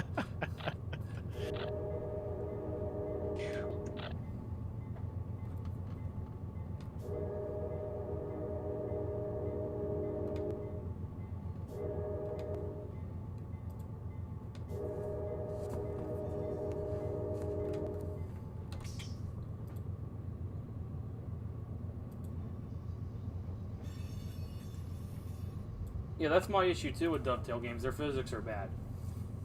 I don't know who does their physics, but they can't get it right for whatever reason. Like their coal, whatever that's called, the coal country route that's based, it's the Monongahela Railway from West Brownsville to Bailey. I hired there. I hired at Waynesburg, and the route looks. What time are you leaving, Harrison? Looks like the real thing. It looks like that route. Roger. But like when you actually run trains on it, it's not right. The physics aren't right. What you have to do in the real world does not match what you do in the sim, and it's noticeable. So I mean, there's not too many people that have ever run trains up there and have gone, running in that sim. But it's just it's so noticeable. I can't do it. Now they do passenger ops, great. Their passenger ops are awesome. I love running like their British passenger stuff like that. That's really it's interesting, and it's something different. But man, when it comes time for them to do at least North American freight, they fall short. They fall short every time. I can't get into that for some reason.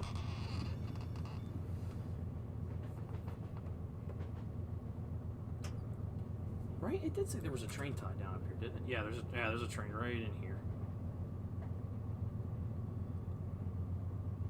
We're climbing. New custom DS screen, by the way. I'm gonna brag. Make sure we're good there on. Spent a lot of time putting a new custom screen up in here. This was a pain. There was a lot of stuff to change, and some things, well. What the timetable says, that area should be 30.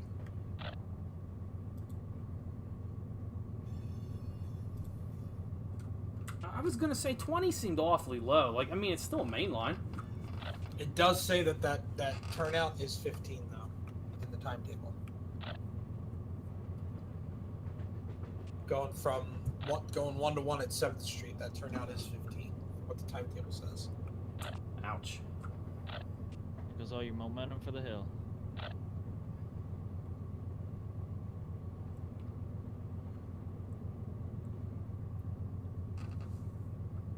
Yeah, maybe I'll bump it up then, and then I'll get it back down for that 15.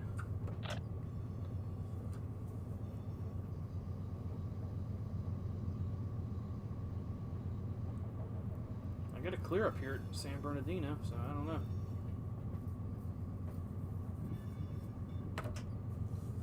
Metrolink 604, approach divergence, CP terminal leaving the station.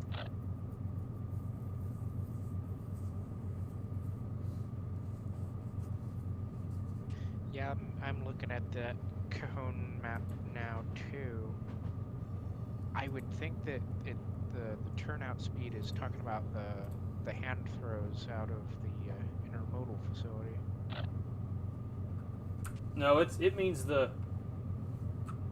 No, it definitely means the the turnout in the interlocking, because it's labeled right there with where it says CP 7th Street, and it says crossover 40. So going from 3 to 2 in 7th Street would be good for 40, but the switch itself coming from main 1 to main like Mark said, 1 to 1 is going to be 15, because that's just the way the turnout was designed. Oh man, that's weird. It says 40, but you can only go 30 through there anyways, I think, right? Well, technically, Depends on which direction you're going. Technically, 7th Street is outside of the 30-mile-an-hour zone, so you could actually do 40 in there technically. Oh, gotcha. If you're like light power 1 engine. Yeah, right. The distance between that 30 and that interlocking is pretty short. Oh, I see. That's why some places you'll find on the East Coast you can get a limited clear in a 35-mile-an-hour zone, because the turnout's good for 40, but the track speed's only good for 35, but you don't have to actually go 30 through there. So that's kind of what that boils down to. Right.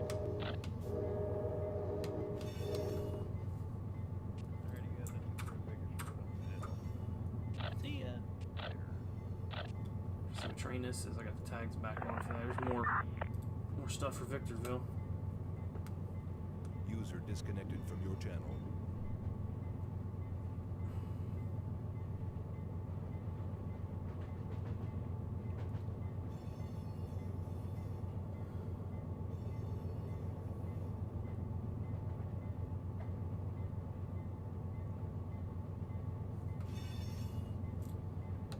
The bell, I'm not really adjacent to them. No shortage of power here. Oh, Matt, remember how we were talking about the 1 yard lead going out towards the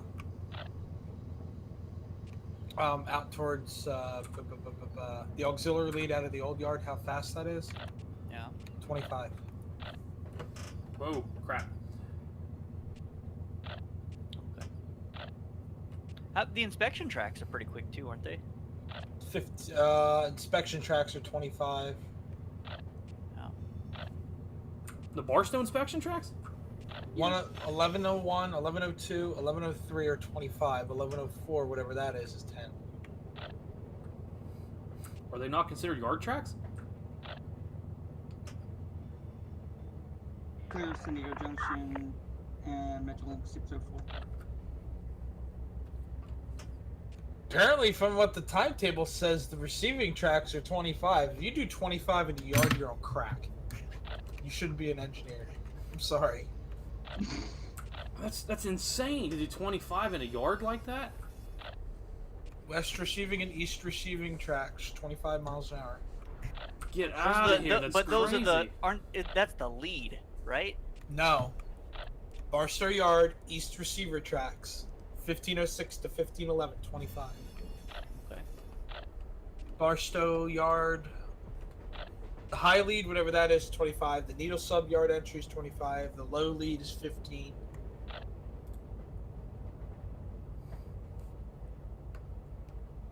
Well, we're gonna get it down here for Pullback tracks are 15.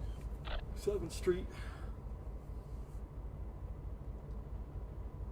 Let's go to market there, Matt. Have a good day. You have a good trip too. Thank you.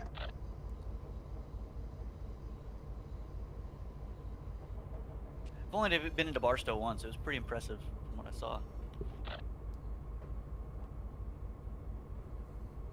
UNSF 7243, approach medium, CP 7th Street, 1 east.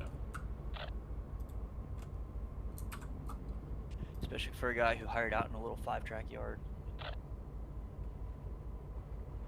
They only hire you out as far as you can count. Ha ha. Touche. Oh, that explains my hiring then. Come into the yard and you say, I'm not qualified, Nick. Can you count to 10? You're qualified. Metrolink 604, clear San Diego Olympic 1 out. That's what I said when I first went downtown. I said I can only count to 10 and there's like 50 tracks here. I've only got 10 fingers. Take your boots off. Then you'd be breaking a rule. You see, Chris, they're taking guys out of service for their boots. They're doing whatever they can to save money. So Just like they're closing down Bellevue. encounter. No, you don't have to call signals, Time to but mow the lawn, I'll be back.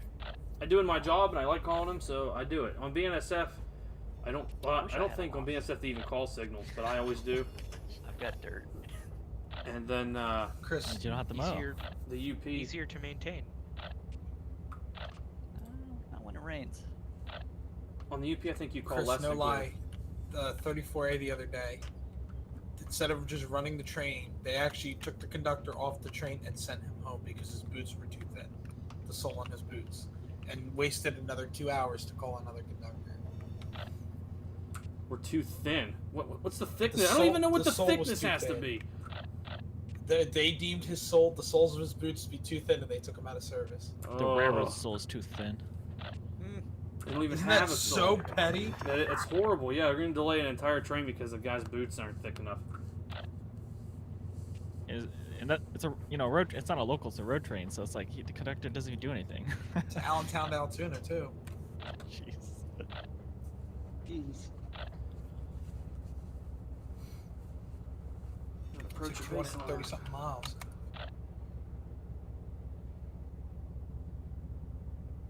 Made a good run there. We caught that intermodal.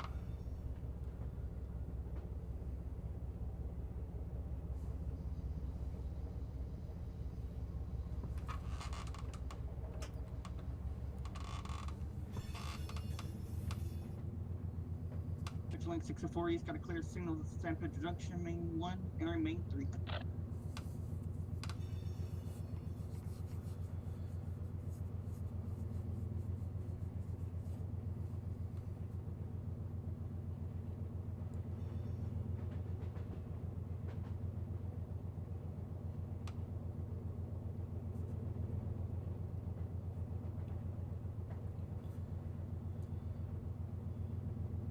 SF 7243 approach CP baseline 1 east up.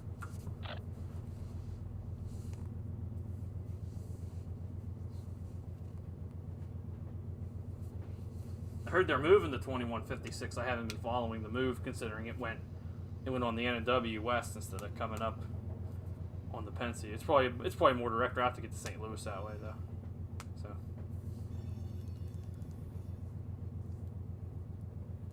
alright, approach by. Looking for the restricting an oh-no.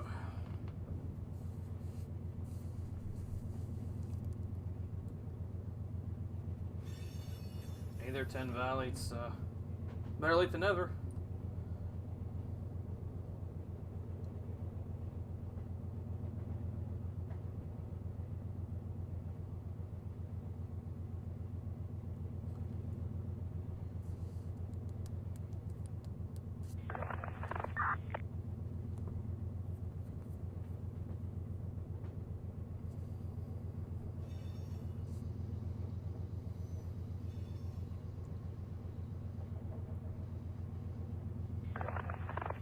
I catch you later, guys. Have a good one. See ya. See ya. See ya. User disconnected from your channel. Yeah, we're not going to get much of a run for the hill now. Oh, the 15-mile-an-hour turnout's killing us.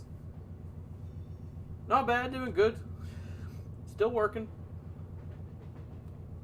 Still playing with trains.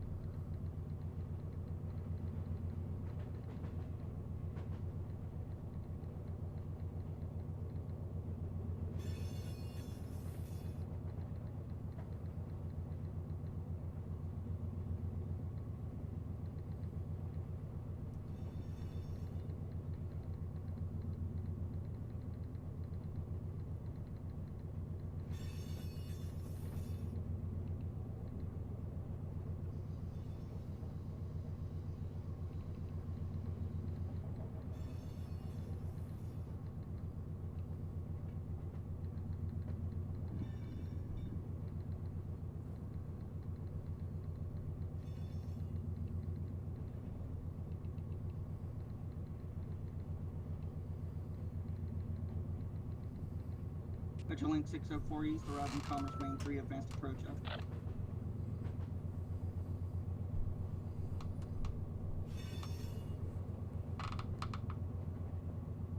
Is there anything about 2156 beyond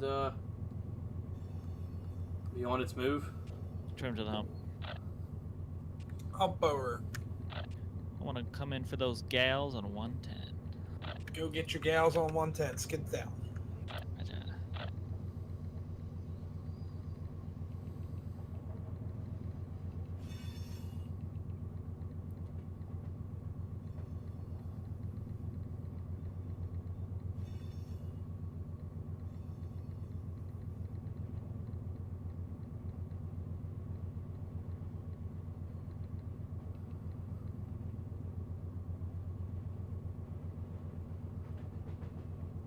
Hello, Mark. Yeah, I narrowly avoided a layoff last week, so still glad I'm around. We're gonna get winded out. We haven't had any here where I live. We live in kind of a smaller city / town thing, whatever you want to call it. They had some in Pittsburgh. Here and there, but here we go. That's it. I'm gonna be an 8 for a while. We gotta be looking out for restricting up here at Ono. Hey Matt. Hey. I like this new thing that Sean put in for the pass rocks. Isn't that nice? Oh yeah, so much better. And it gives you a tone when it's time to go. That's very nice. I'm definitely gonna do a passenger thing next time. Everybody's talking about these things. I'm gonna do a passenger run on my next trip. My next stream, I think that's what I'll do. Maybe do passenger out of Seligman.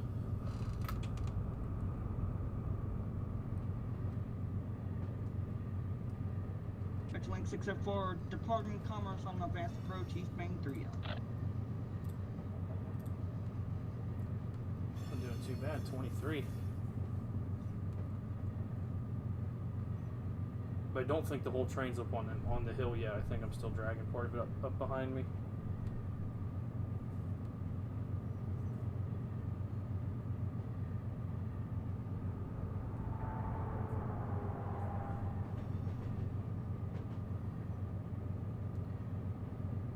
User joined your Chance on! People on today.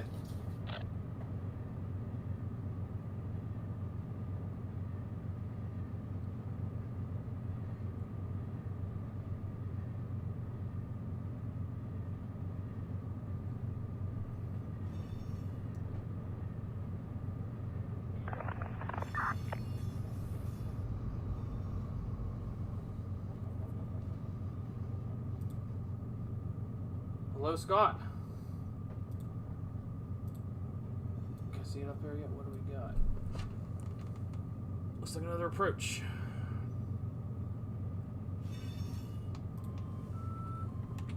Oh man, we'll be on approaches all day.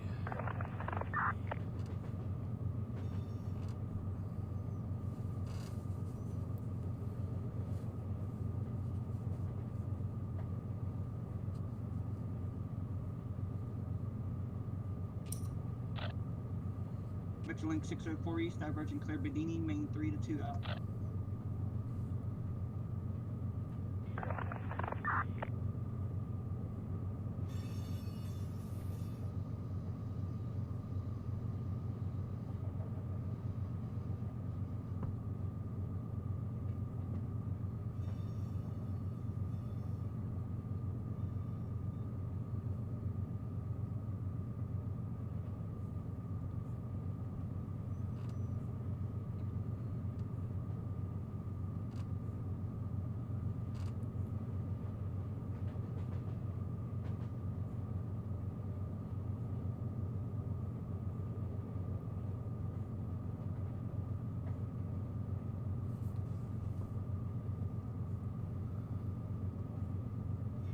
Well, you gotta be in the high seniority hogger mode to get the alert to work, and The alerter doesn't work in the SD40 variants and the GP40. So those don't work. So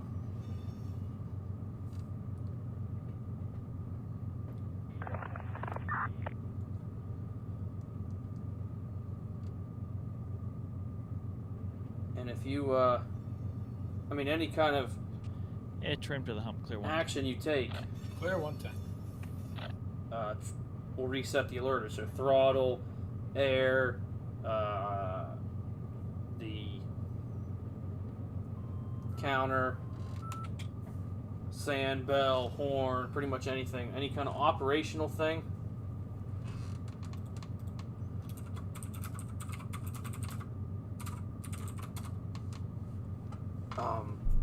Marker coming into Ono. We're just east of San Bernardino.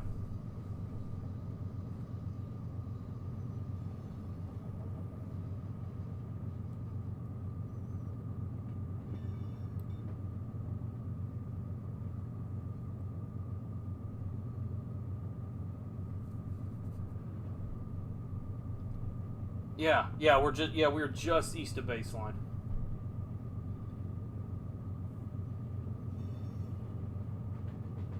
I think I'm following a queue. Whoa, what's this?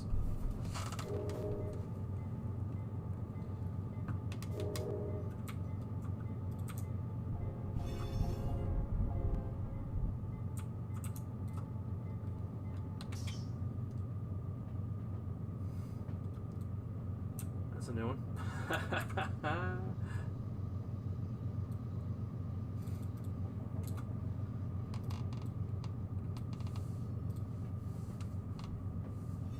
Track supervisor to the freight train at Ono, over. Oh, I don't like this. BSF 7243, go ahead. I just want to let you know you guys are dragging a cut lever there about 5 cars back on the engineer side. Alright, Roger, dragging a cut lever 5 cars back. You said 5, right? Yeah, about 5 or 6. I couldn't tell you for sure. You'll see it when you get there. Okay, alright, we'll bring her to a stop here. Thank you. Alright, thank y'all. Alright, we'll do this very gingerly here. Thanks, Mark. What did I do?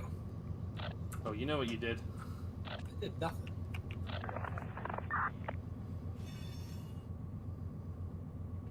The strike begins. I'm just in the hump. Mind my own business. Dispatcher's on duty? Is that a BSF? Well, it is a train bound for you anyway. Yeah, we do have a dispatcher on now. Okay, well, let's...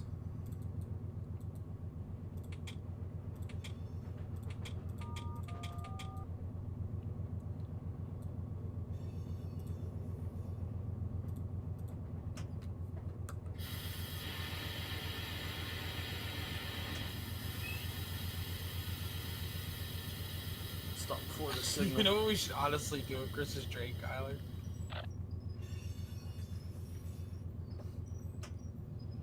We should send him up Julian Desert, shove in, just make a set out and a pick up and go. That's like a perfect PSR train right there. Actually, no, he's got big shield middle, so he's cut. I was gonna say all his Baker shields are pretty much on the head end.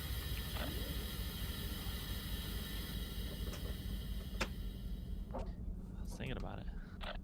There's one train I did that. Literally, yeah. Cajon connector shoved in the receiving yard, kicked two cars out, got new power on it, and it was an outbound train. Venom on radio now. BNSF 7243, dispatch 14, over.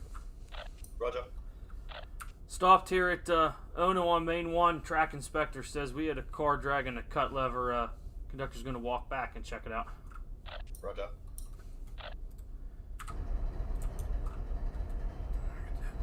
Alrighty, let's walk back here, see what we got.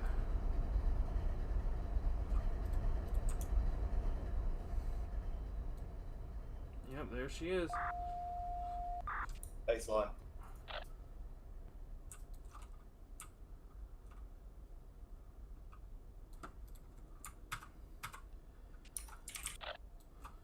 Alright, let's see.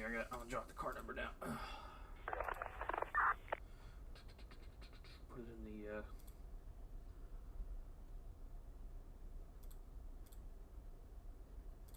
the notes here.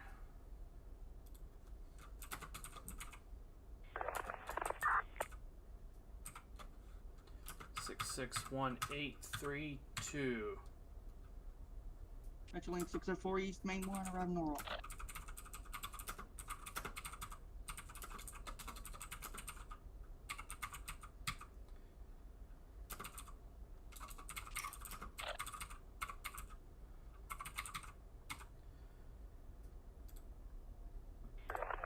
Alright, not bad.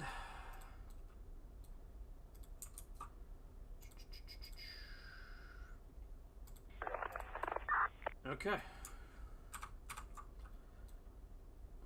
I've done this in real life. Literally, you can take that. If it's broken enough, you can, like, kind of work its way out and pull it out of there. So, okay. These plastics cars, drag and cut lever, got that fixed.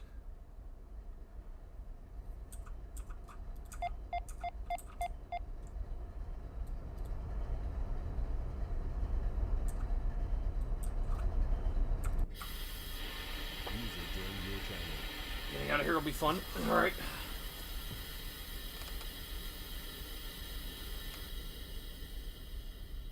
You'll either get a lesson on how to get a train out of here or how not to do it. One of the two.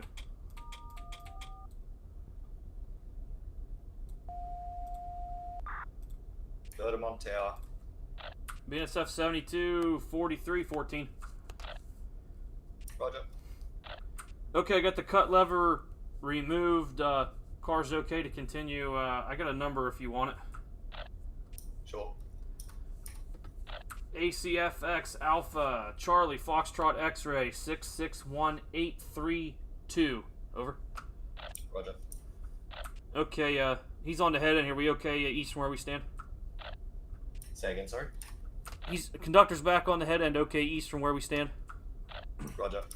Alright, Roger, here we go. Alright, now here's what we'll do. Yeah, this is a mixed freight. Well.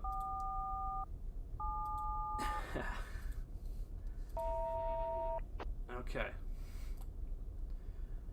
That number you gave me a moment ago, that was for the car with the dragging equipment. Yes, that's the afflicted car. I just give you that just in case it has another problem down the road and you've got a record of it. Roger. Okay, what we'll do, we'll put the fence up. Oh, Matt, you were right about me needing the fence. Yeah. We need to get out of here. Now there's somebody standing on the tracks down there. I don't know who that is. Pardon Norwalk, the lane blobbing 1. Oh, he's the dispatcher. Okay.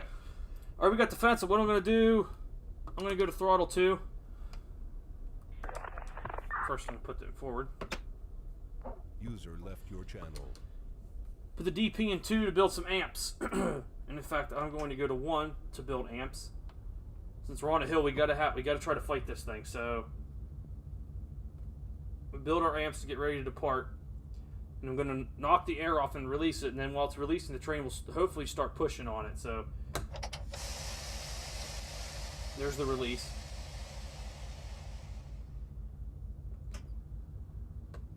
I'm gonna go to 2, and I'll bump the DP up to 3.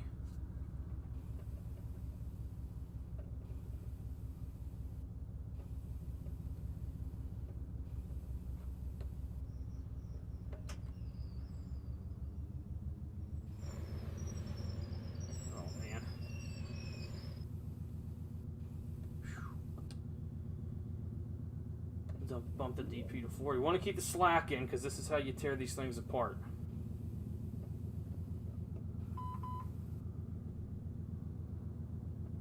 Come on.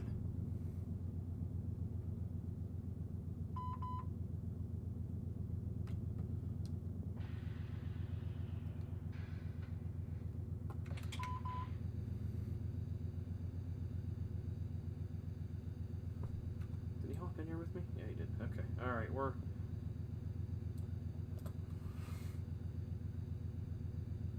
Yeah, you can control it individually. This green line right here, this is what they call the fence.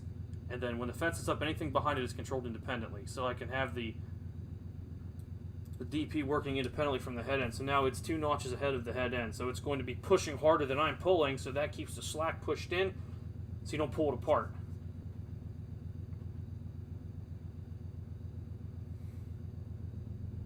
And I'm already pushing. I mean, hell, I'm almost pushing 1600 amps on the rear right now. So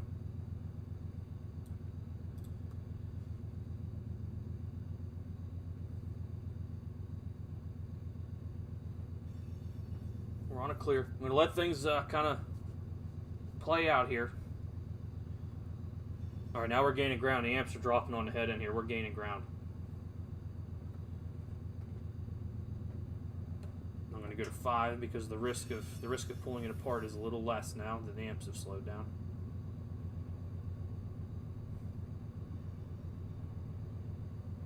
Amps are coming down on the rear. You can see right here the amps are coming down. So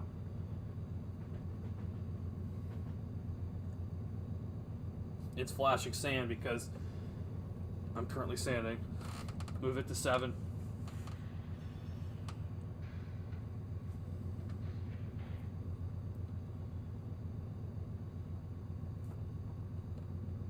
Amps are dropping again. There we go. Patience is the key when you do this.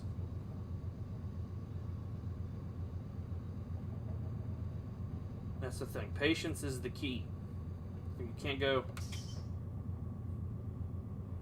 See, the DP's still sanding back here. Zoom in a little bit so you guys can see it. Yeah, the DP is still automatically sanding. Advanced approach 160.4, Metrolink 604 east of Wind Farm. All right, I'm gonna put the DP to 8.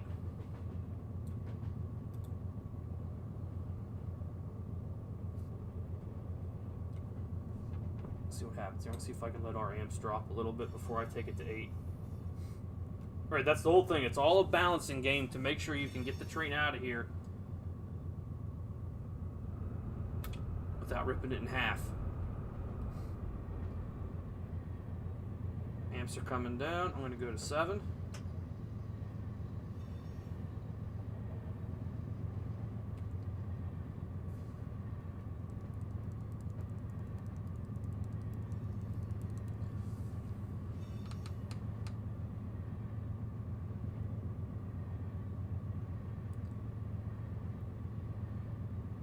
We're doing like 18 or 19, I think, coming up through here. So I don't know if we'll be able to get back to that or not. But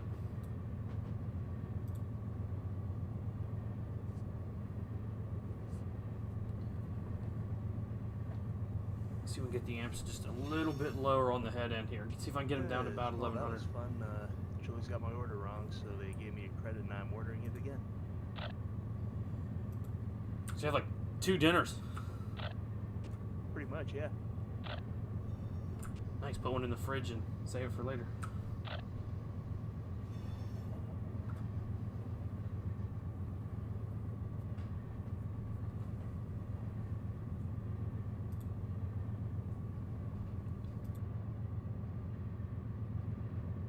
I think RMG moved about 1,000 feet and he had to stop for another signal.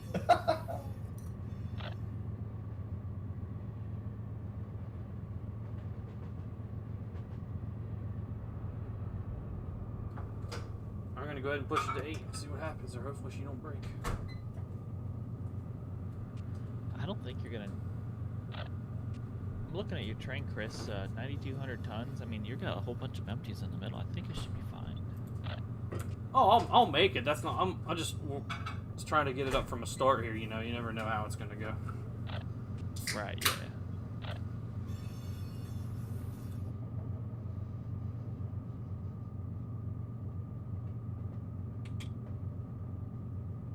So you have DP and you're over 6,000. I'll say 6,000 tons, and you don't fence. You're asking for trouble. Starting on a grade.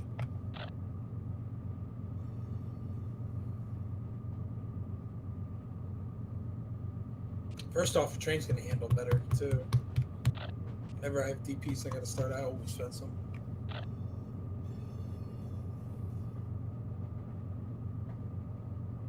I actually fence mine throughout the trip too. Help keep the train together through undulating territory if I know the territory well enough. Yeah, I ran them synced up pretty much the whole way to, well, right there at Ono when I stopped, and then I fenced them now. Well, they're fenced right now. I'll probably put them Metro back Lane synchronized. 604 departing Winter Park on the advanced approach route.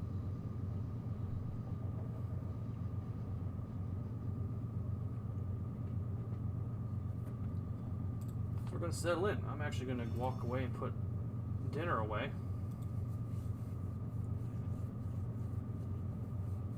Yeah, dead and toe engines on the head end are like an anchor. They're like 200 tons a piece, so like 3 engines, 600 extra tons. And yeah, you're right, it's not factored into it. So that can hurt you if you're not careful. It's like hauling an anchor around. I'm going to be away for a minute, guys. I guess I got to put dinner away, so I'll be away for a minute.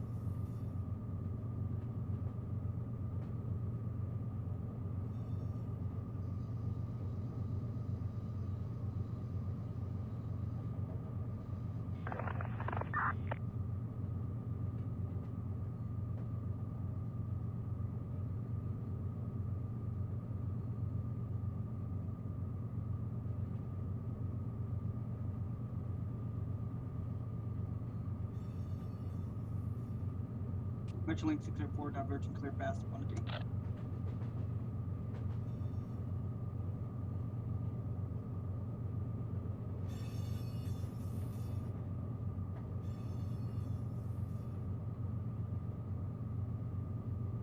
You're probably going to be chasing yellows for a fair while.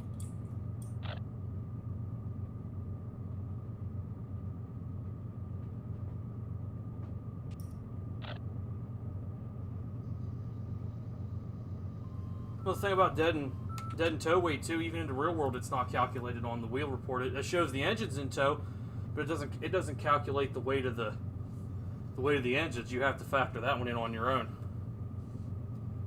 And then if you try to explain that to like a road foreman or somebody about like using trip optimizer PTC, they don't consider it. They tell you to go by what your wheel report says.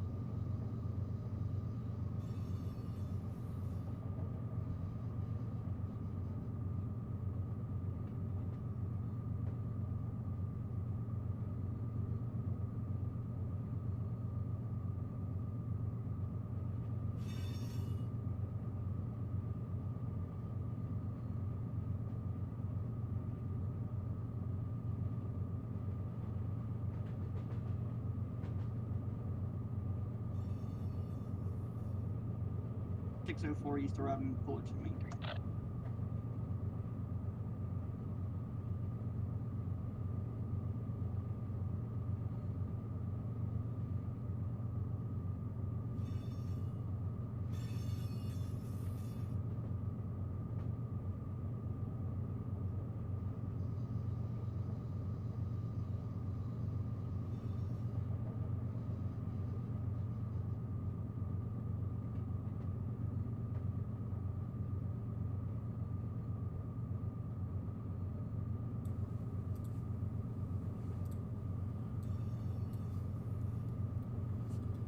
Oh, I'm gonna jump out. Watch this guy go by. Watch me go by.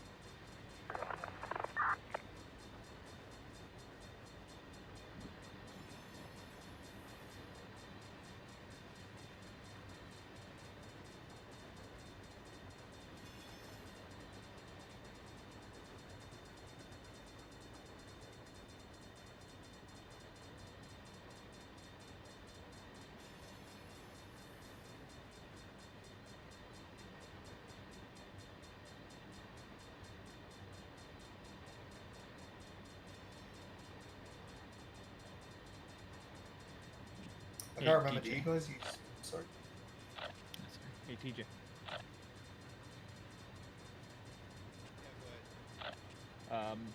Whatever fuel pads were empty, I took 2 sets of engines off. I think the northeast and southeast fuel pads. So I think those are, just so you know, they're not missing. I just pulled them off. Sorry, Glaze, go ahead. Do you guys acknowledge grade plates? The G plate that you go into signals. So, the G plates are kind of obsolete now, only because, so it used to be a G plate you can pass as a restricting, and a number plate you had to stop and proceed. Well, since then, BNSF has changed their rules to be more efficient, so now a number plate is also a restricting, so,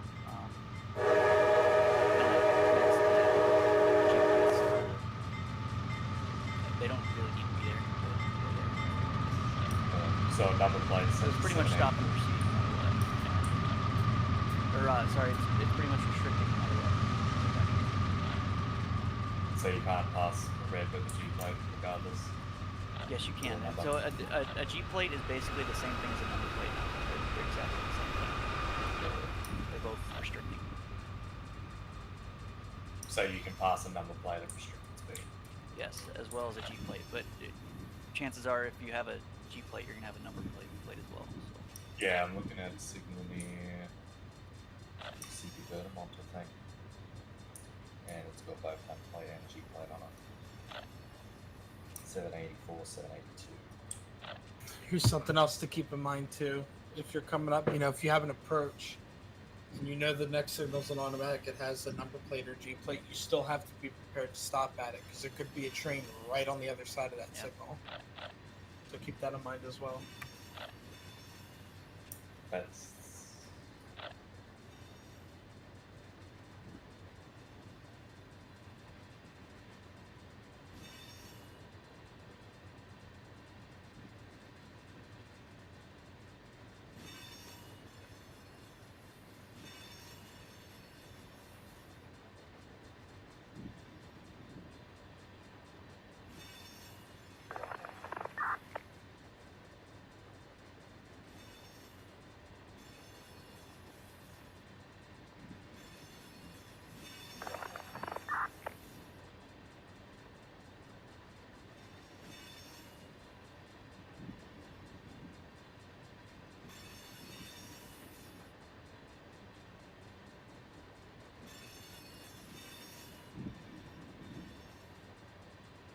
Joint 6 and 4 got a clear signal, LaFont Road, main tubes.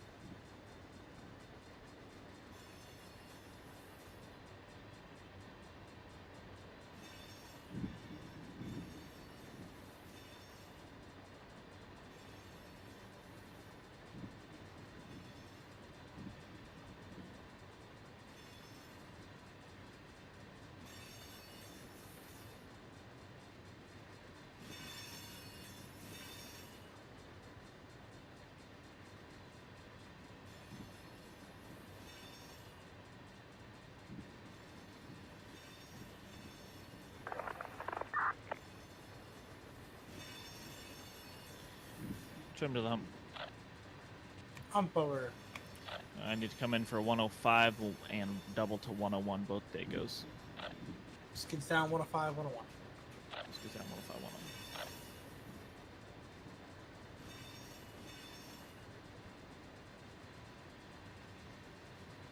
I couldn't tell if that was the hump tower squeaky chair or if I actually heard him throwing levers to pull the skids down.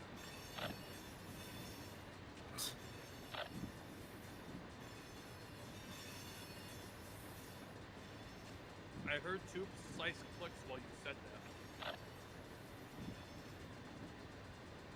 I didn't hear it. Dakota's going crazy. Hey, what are you talking about? The Yardmaster's a big boy.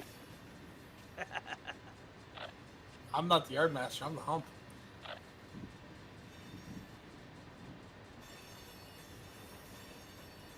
Cody.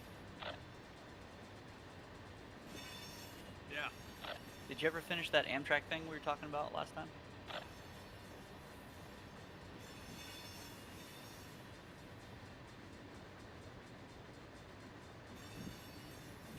Trying to remember what we were talking about. I'll poke you.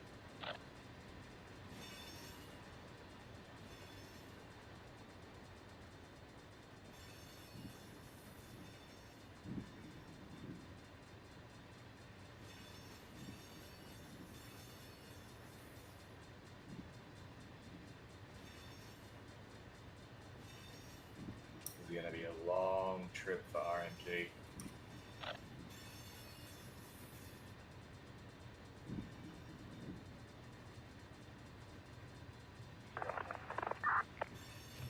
Hey guys, I gotta bounce out. Might be back in a little bit. See you, Mark. User disconnected from your channel.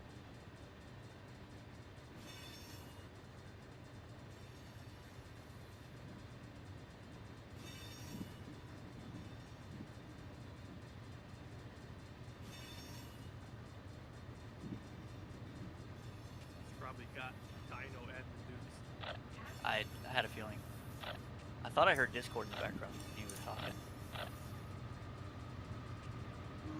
Wouldn't surprise me. He said he had to go help a friend. Let's see. He has to push like the Excel.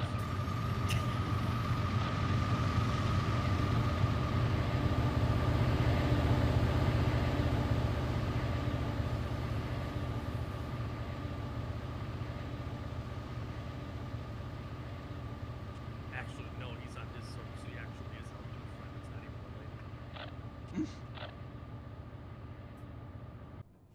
Kyler, that server we were playing on last night, Discord, was that Mark's or was that his friend's server? I think it was Mark's. Oh. If it was the Toast National. Yeah, the toast one. Yeah, that's Mark. Detector, milepost 7.3.5, main 1, Oh, I left it thinking it temperature was his friend's. 7 degrees. Oops.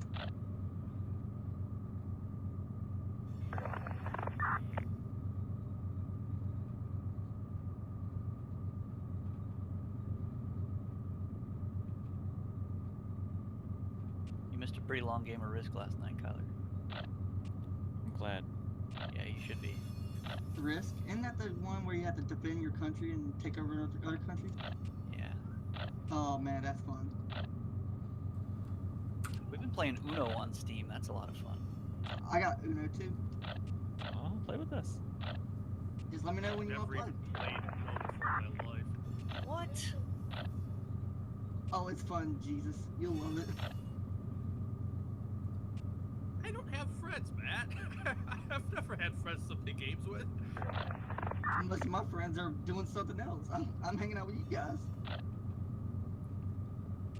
We played Uno like the last 3 nights in a row, and it's been a blast.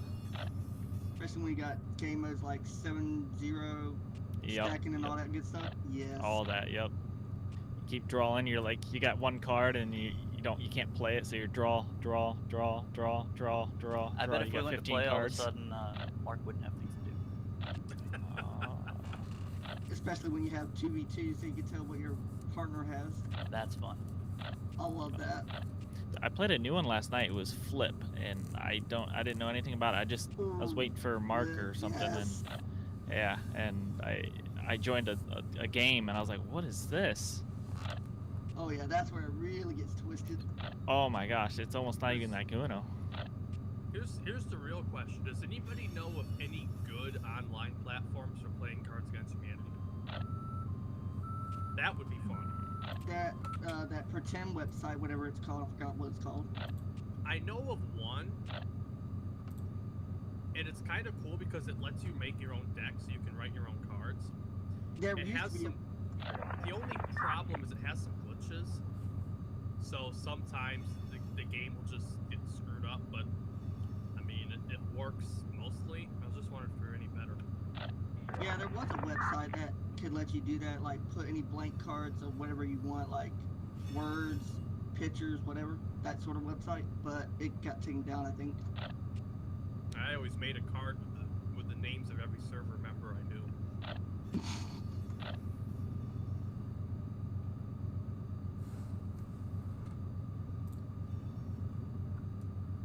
You guys said they have Uno on Steam. Mm-hmm. I might have to get that and join you guys one night. Yeah, it's a lot of fun. It's $10. Well, that's not bad. Breaking the bank. If you get the extra stuff, it's like $15, which is still not bad.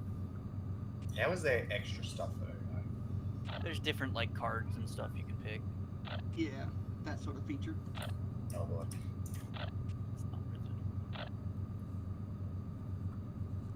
Yeah, I gotta join you guys. You guys play that, like the Isle and all those other games. I gotta join you. You should. The Isle's a fucking. I played the Isle. I don't know yet. I'm gonna have to keep playing it more to get interested. The Isle is fun. The only problem is it's really hard to play with friends because you can't teleport to anybody. Like you can't pick where you want to spawn. Yeah, that's the one downside. And when I was playing first thing, it was super dark. I didn't know where the heck I was. And then I was like, oh, I can use night vision, but I could still barely see. Yeah, night times are scary when you're first getting used to it. Different dinosaurs have better night vision too, so.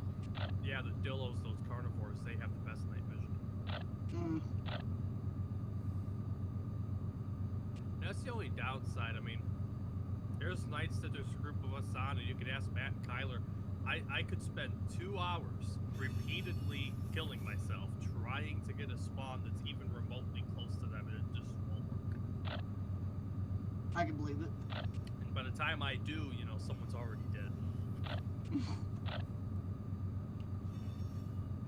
And then you literally have to use the scent to find food and water.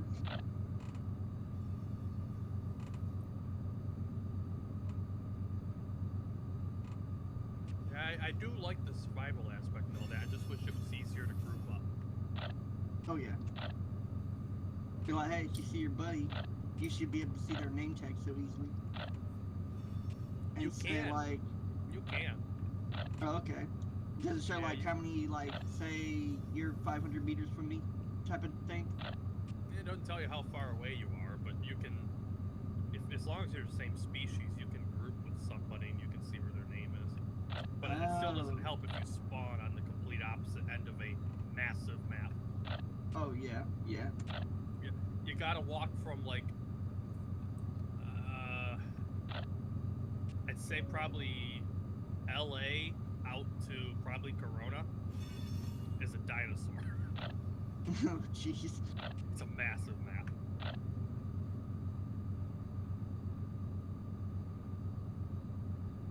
Speaking of LA, I just heard a beep.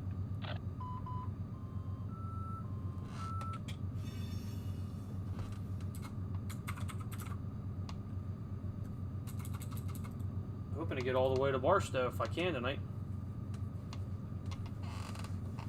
Other than a little hiccup back there at oh no, getting the train stopped and started again. I should be able to make it all the way to Barstow tonight, I would think.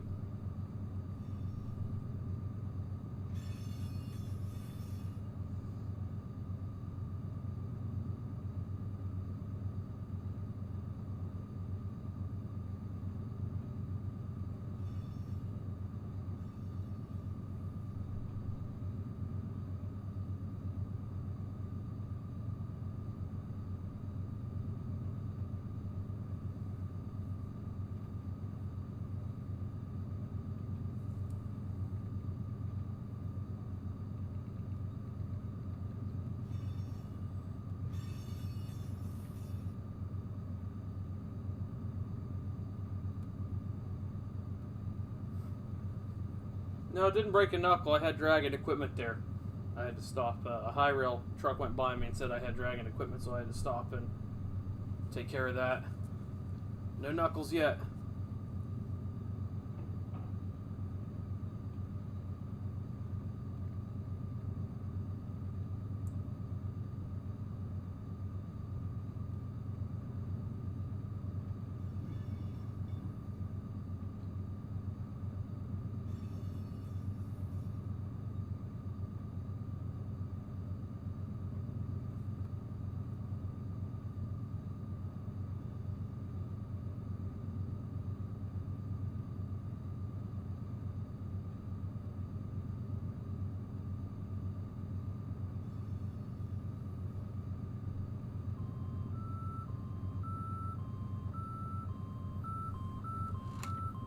Oh.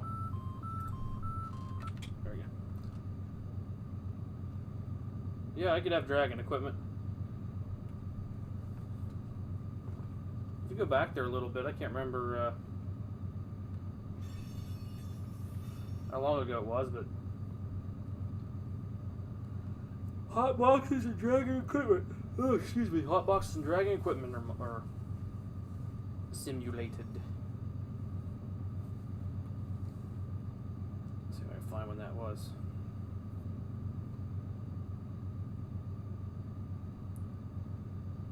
Down by the hump, Kyler? West end of the receiving yard, out towards CP Hut. Okay, I'll fly out there and take a look.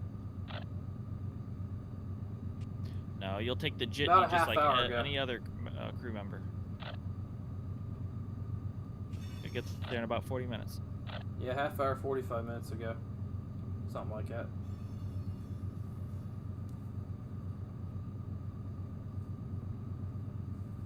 See, other people have mentioned getting a Discord server. I don't know what I'd do with it.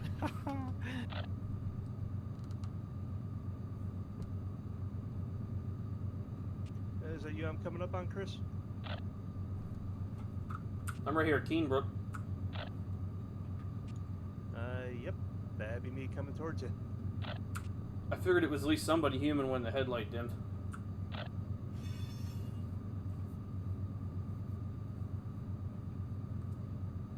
Either that or the AI crews finally have some respect.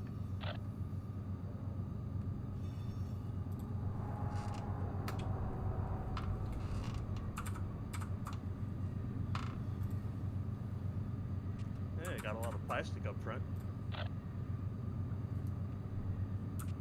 Yeah, it loads up front and I got some empties in the middle. It's a pretty good train, in all honesty. Keep an eye out for any issues here.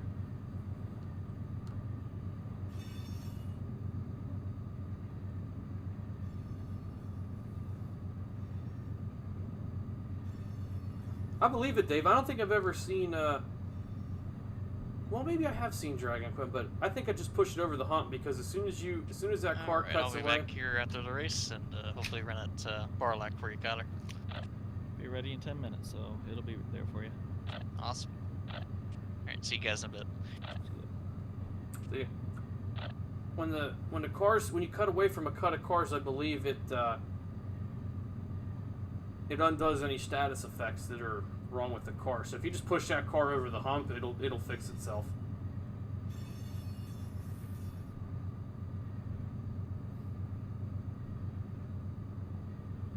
Just checking his car tags. And make it's sure gonna be he's an awful everything. train for someone to run. Which one? The Cadiz local. All right, Mike, look good with the marker. Yep. Just about. I was just about to say the same thing. You guys have a safe trip going up the hill. All right, you too, buddy. Is the sand off yet? Nope. It's 3,600 feet long, and it's 11,000 tons. Good lord. Short and heavy. Like, this is definition of short and heavy trains are hard. The worst. This is gonna be so bad. I call them short and fat. That thing is short and morbidly obese. That's bad.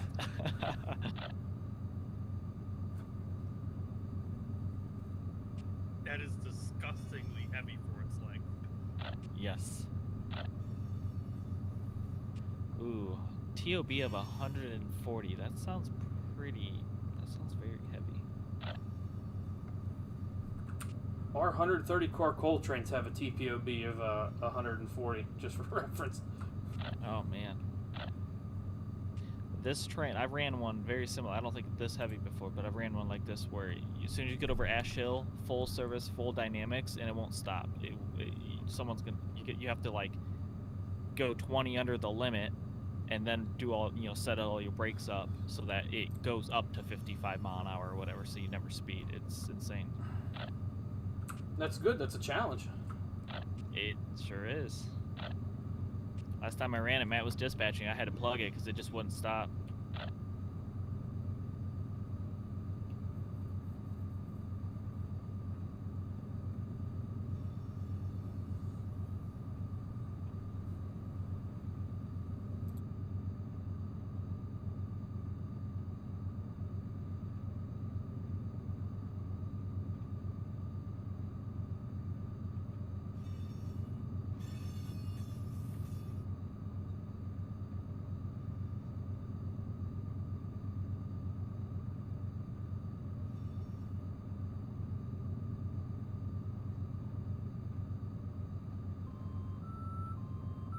Well, it's all those, cement cars that come out of CMX that get tagged Phoenix. So it's just a whole bunch of cement cars.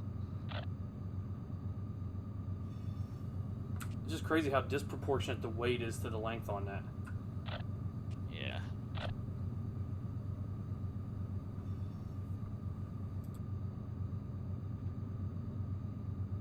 I was gonna say, would they fill those cars with unobtainium?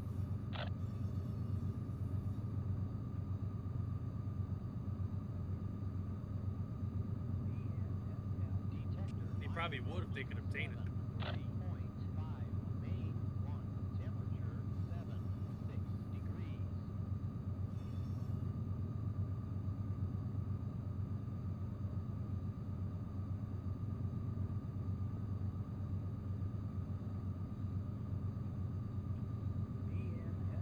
Detector, milepost 66.5, main 2, temperature 7 degrees.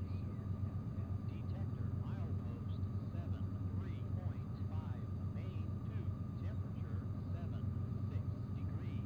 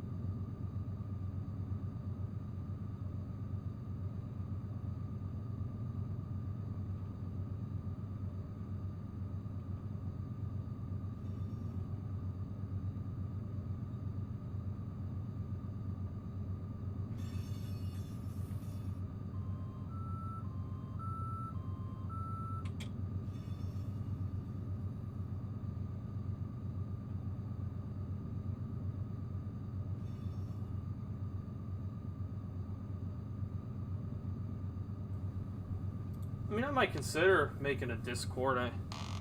I don't know. I don't know how popular it would be. But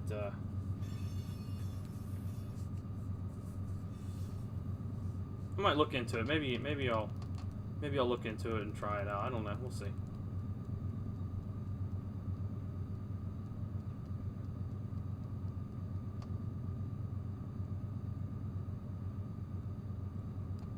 Oh, I know it's popular. We had a discussion not long ago about switching from TeamSpeak to Discord, but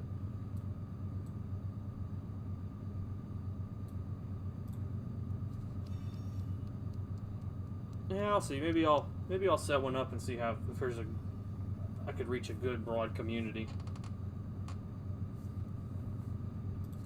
I want these sanders to turn off. There's any sand left in the engine.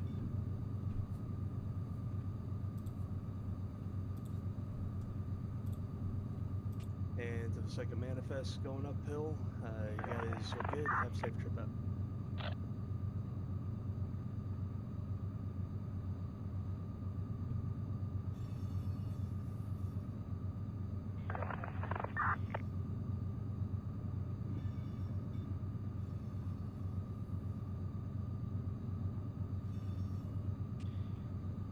Barstow Tower to the shop foreman.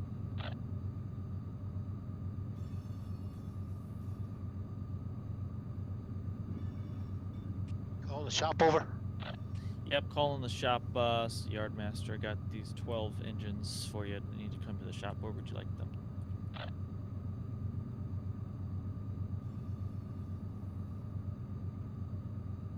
You can send them down to the storage track. The run-through track.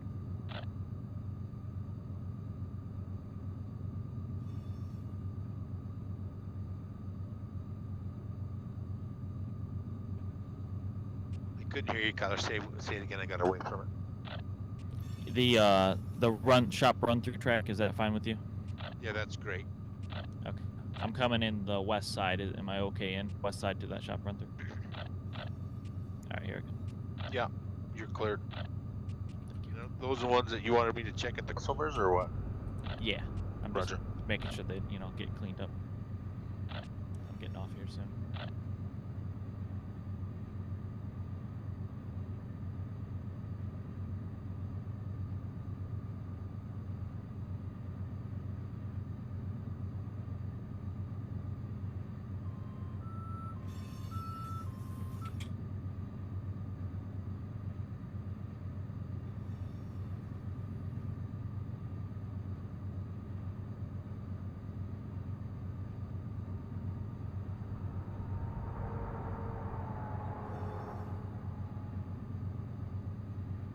User left your channel.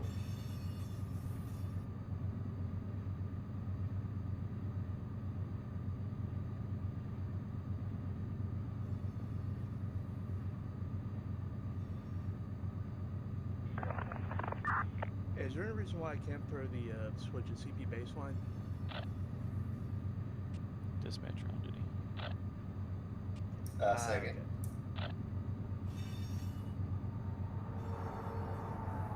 I must have been AFK when he came on.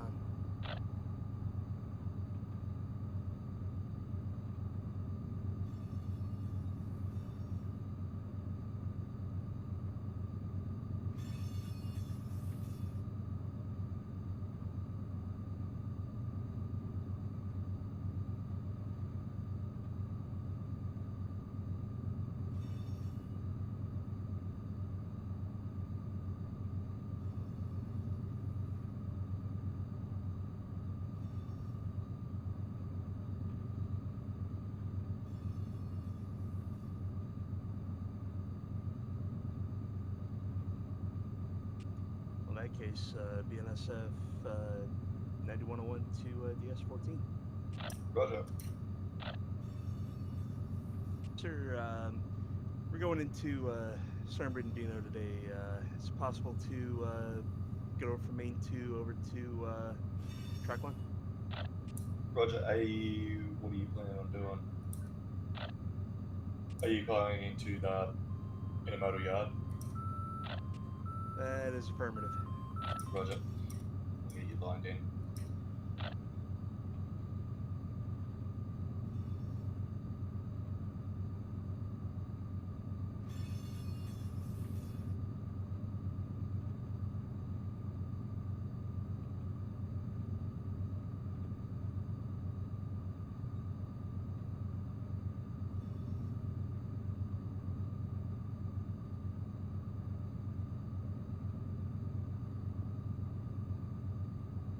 Dispatch the BNSF 9101. 9101. I've got you lined over into main 1. Once you've passed the CP baseline and you've gone off to main 1 properly, send me your turn so I can get everything lined back straight for you. That's copy. Actually, we're going to be terminating in there, so we actually may ask for some headroom there on north side. Sorry, the west side of San Bernardino. Roger. You're gonna want headroom into the B yard, I imagine. Yep. I'll let you know when I need it. Roger.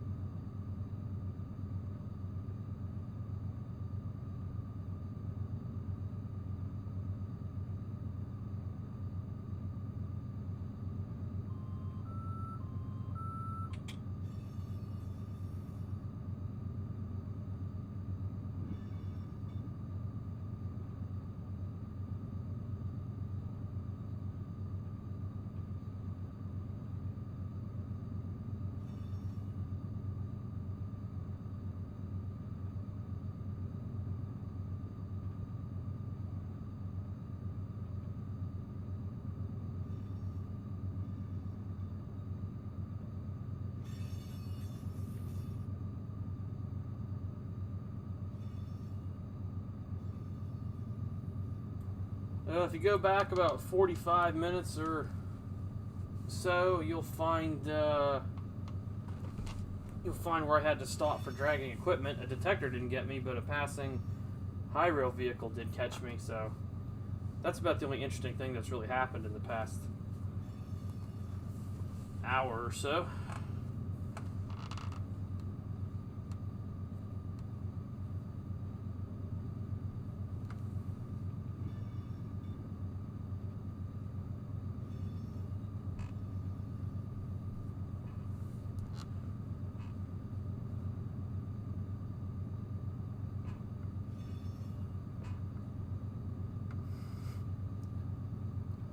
And we're currently slogging up Cajon right now, so.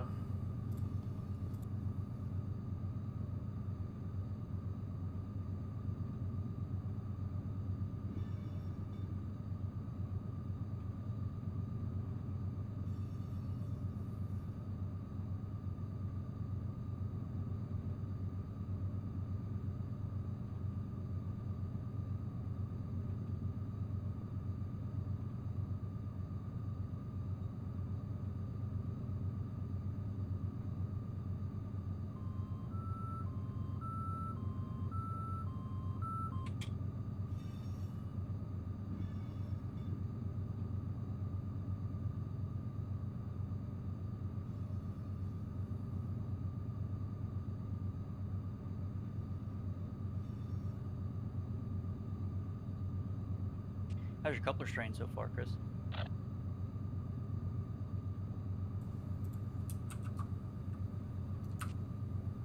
Two hundred 273,000 pounds. Okay.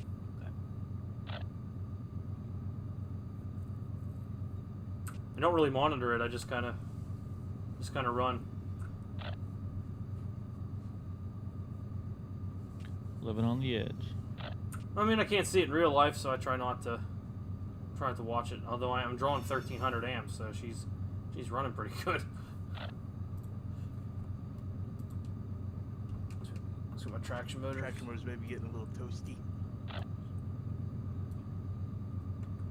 335 degrees. Here's your traction motor temperatures right here. Ooh, wow. I was gonna say going up the other way to the summit, I was pegging them at 220.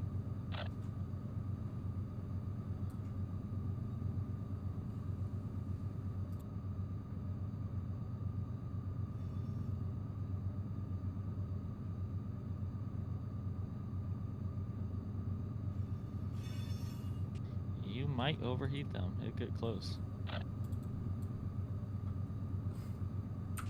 Yeah, I don't know. What temperature do they? Does it still sound an alarm when they get too hot? Mm-hmm. 400. Well, I'm not even to Cajon yet. I think I just went by the distant.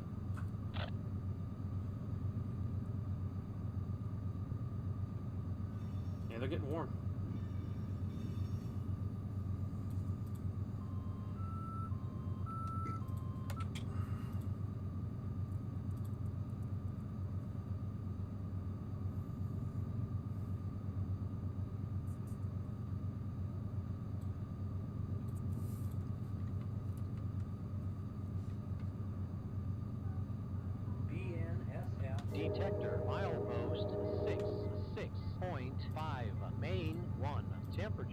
7, 6 degrees.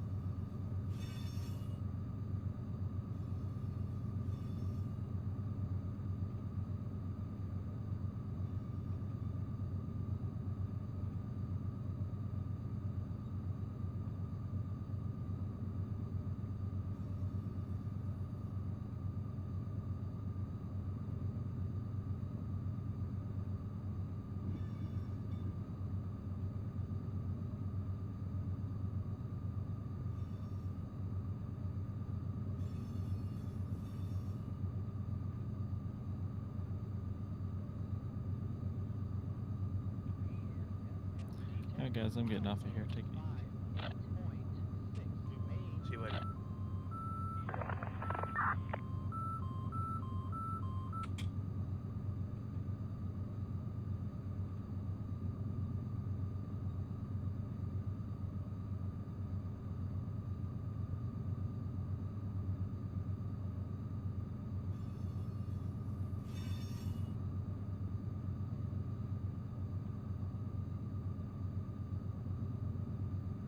I'm gonna go as well, guys, and see you later. Take it easy, Matt. See you, Matt.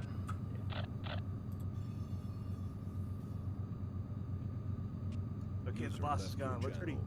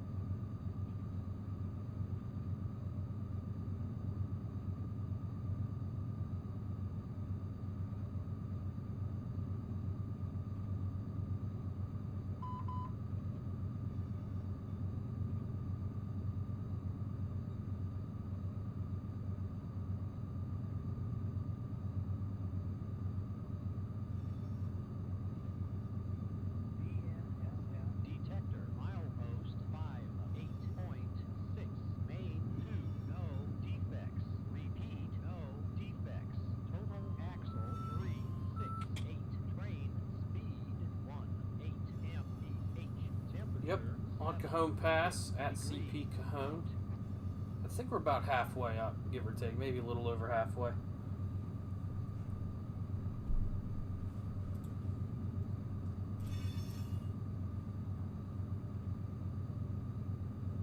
Yeah, CP Cajon is 64.5 and Summit is 55.6. So we're 10 miles, give or take, from the top. At 16 mile an hour, it's going to take 40 to 45 minutes to get up there.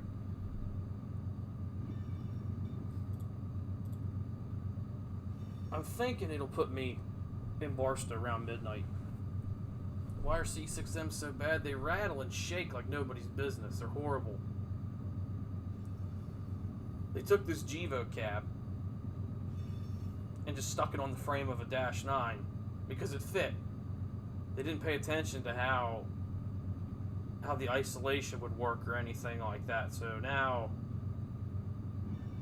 you got this really rough cab. It stinks.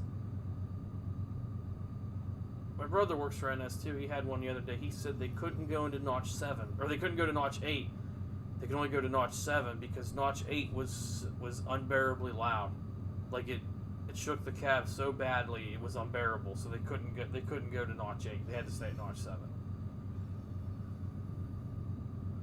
It's a horrible design. It's like there was no testing. Like someone said, hey, let's just take this new cab and put it on this old engine. It'll fit. They didn't take into account any of the soundproofing or anything like that.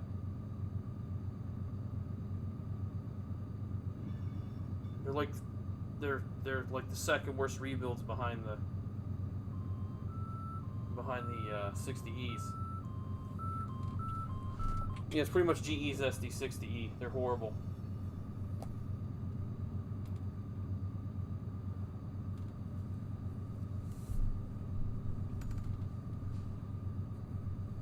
Yeah, Juniad is like 2 for 4 on rebuilds. You got the 40Es and the ACUs, which were good. And you got the 60Es and the C6Ms, which were bad. And then you've got some of these eco rebuilds too, which are hit or miss.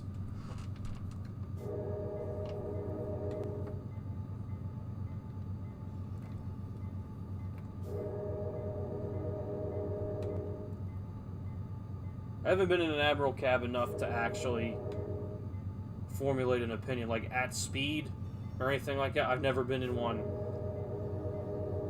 like for a long enough time to tell you how good they are. I haven't heard great things about them, but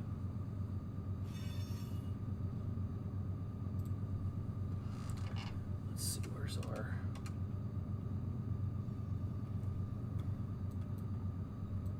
traction motors are 328, so I think they've kind of leveled out.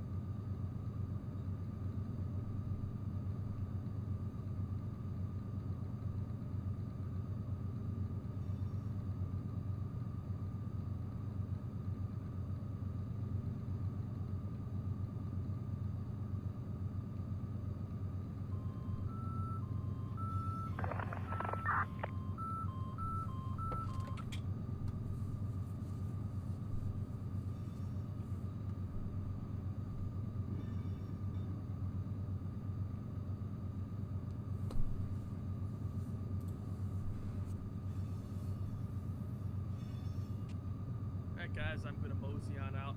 Have a good evening, folks. Bye-bye. Take care. Take care. User disconnected from your channel.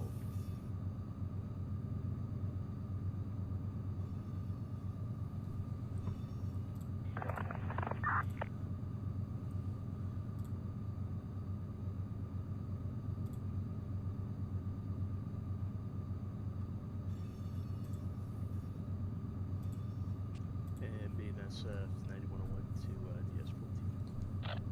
Roger. Yes, sir. Need that headroom at San Bernardino out of the intermodal yard.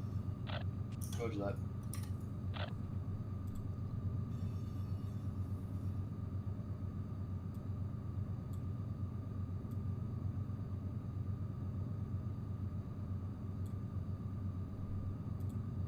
I did not see the Y6A. It didn't come my way. They ran it down the old N&W.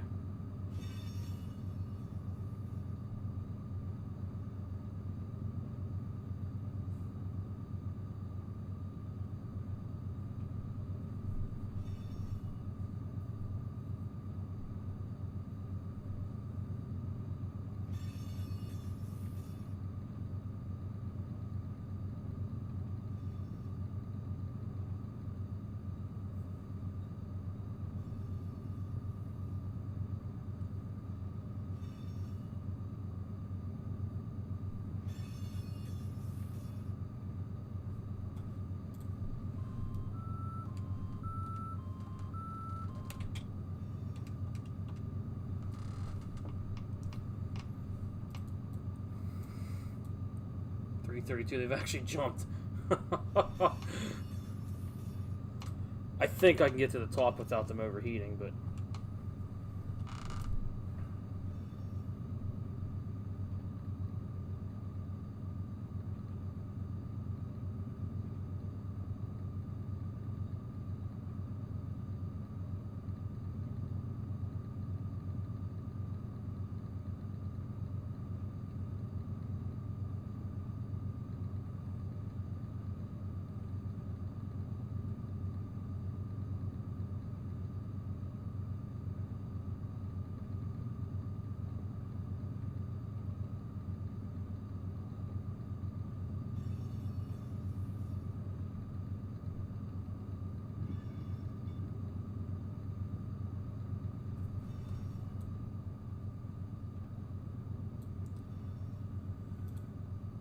looks like bare tables going down there. If that's an actual train or an actual crew? Nope.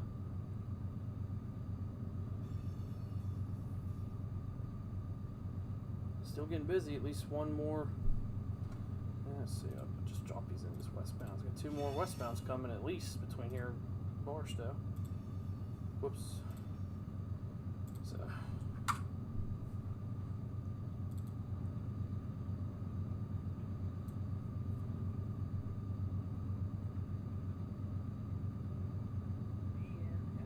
Detector, milepost 66.5, main 1, temperature 76 degrees. Anything on the cutoff? Oh, let me see. I don't think there's too much going on oh, for crying out loud. I don't think there's too much going on UP tonight. Somebody fleeted a bunch of signals and didn't. Nothing's running. There's an AI going to be sitting in Mojave. I'm not going to bother with that. There's literally nothing. There's one train on Mojave tonight, and that's just an AI train somebody's throwing up there, so no biggie.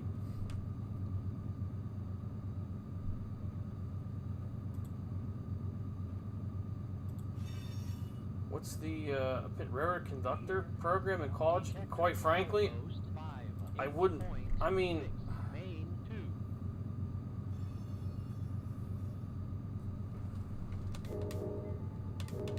I don't think it would. I don't know. I mean, it'd be a good way to go if you want to learn more about the hobby and about, well, not even the hobby, but how real trains work and things like that. But if you're going to use it as a tool to get hired on the railroad, I wouldn't even worry about it because railroads will train you will train you themselves. If you hitched a ride or not. Railroads will train you themselves. They're not gonna. It's not like where you show up and you did this so many years at this college. Oh, well, that's like a bachelor's degree. No, it's not like that, because the railroad wants to take you and they want to train you and mold you in their image with their understanding of rules and operations and things like that. So, I mean, that's.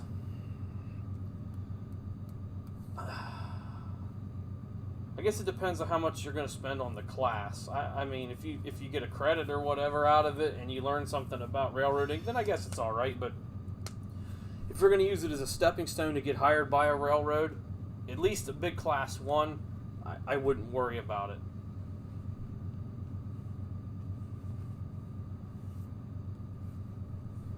But if you're already paying for the tuition, you might as well at least take it if you got extra time and all that.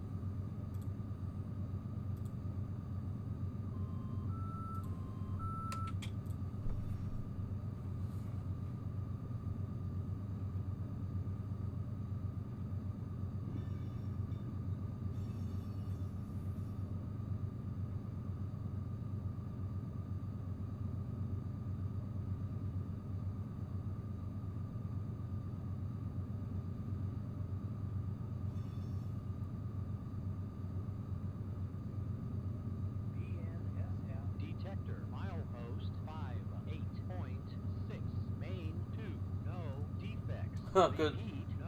Good luck getting hired. Total axle 2, 9, 6, train speed.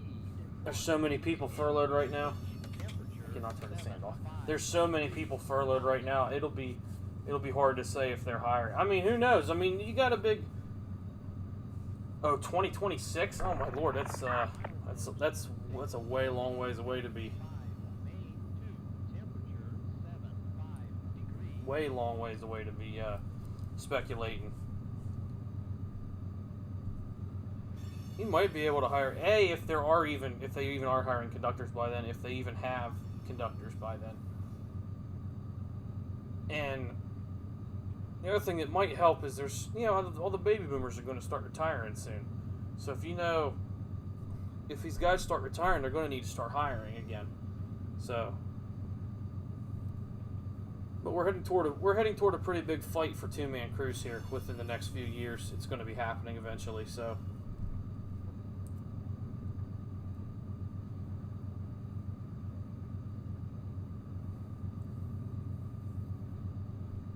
2050 wouldn't be too bad because I'll be near retirement age by then.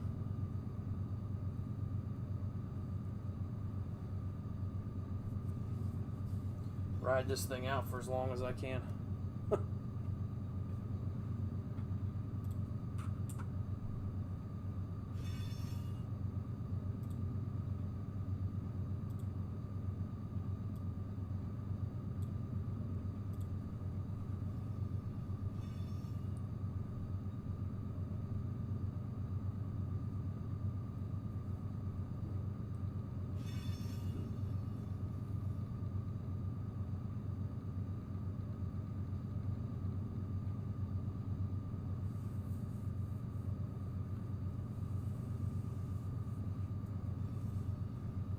Well, that's been tried,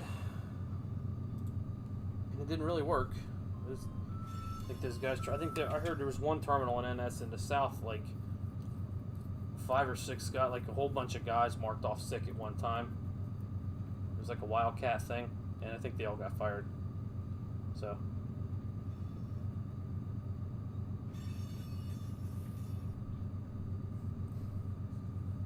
You want to get your way, you gotta do what the union says. You can't just set out on your own.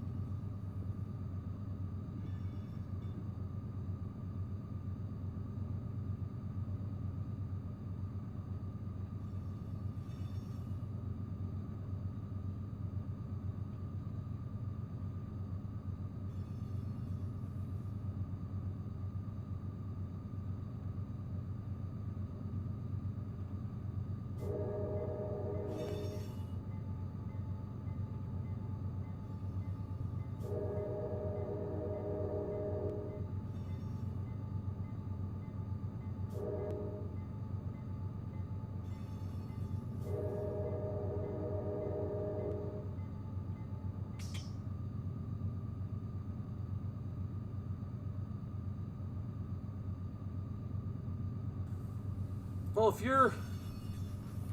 you're a card carrying engineer, you can run while you're a conductor. There's nothing wrong with that. If you're on the train as a conductor and you are a licensed engineer, there's nothing that says you can't run the train. There's a lot of guys that do that who swap for trips. They'll do half the trip as an engineer, or not as an engineer, but I mean like one guy will run half the trip and the other guy will run the other half. So that way, if they're if they're tired, they can swap out and everything, and one guy doesn't have to focus so hard on what's going on if he's tired. So there's nothing that says, as far as I know, there's nothing that says you can do that. I mean, if you're a carrying engineer, there's no reason you can't.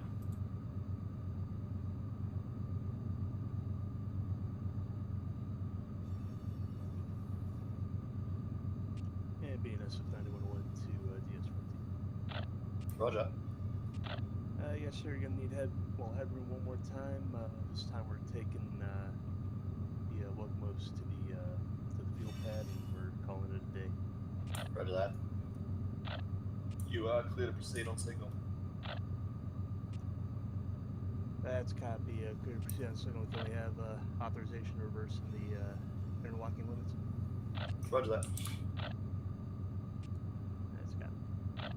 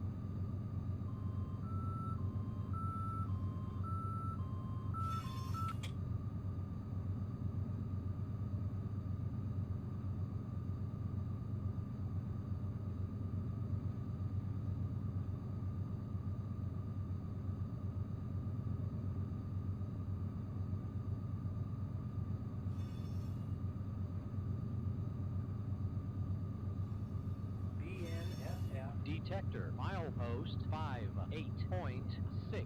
Main 2. No defects. Repeat, no defects. Total axle 326. Train speed 17 mph. Temperature 75 degrees. Out.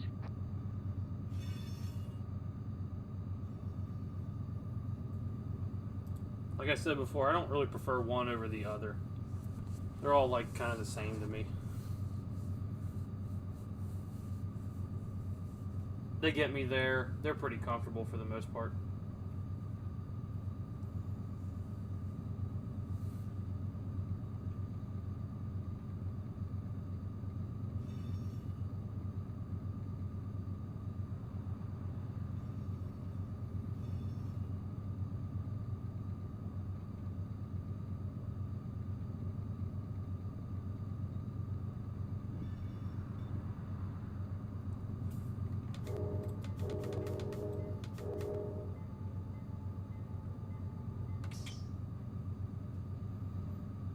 Mike Galino, Muffin.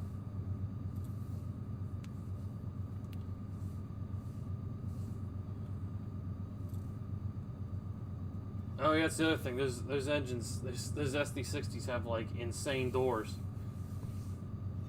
They probably could take a tank shell. I bet they could.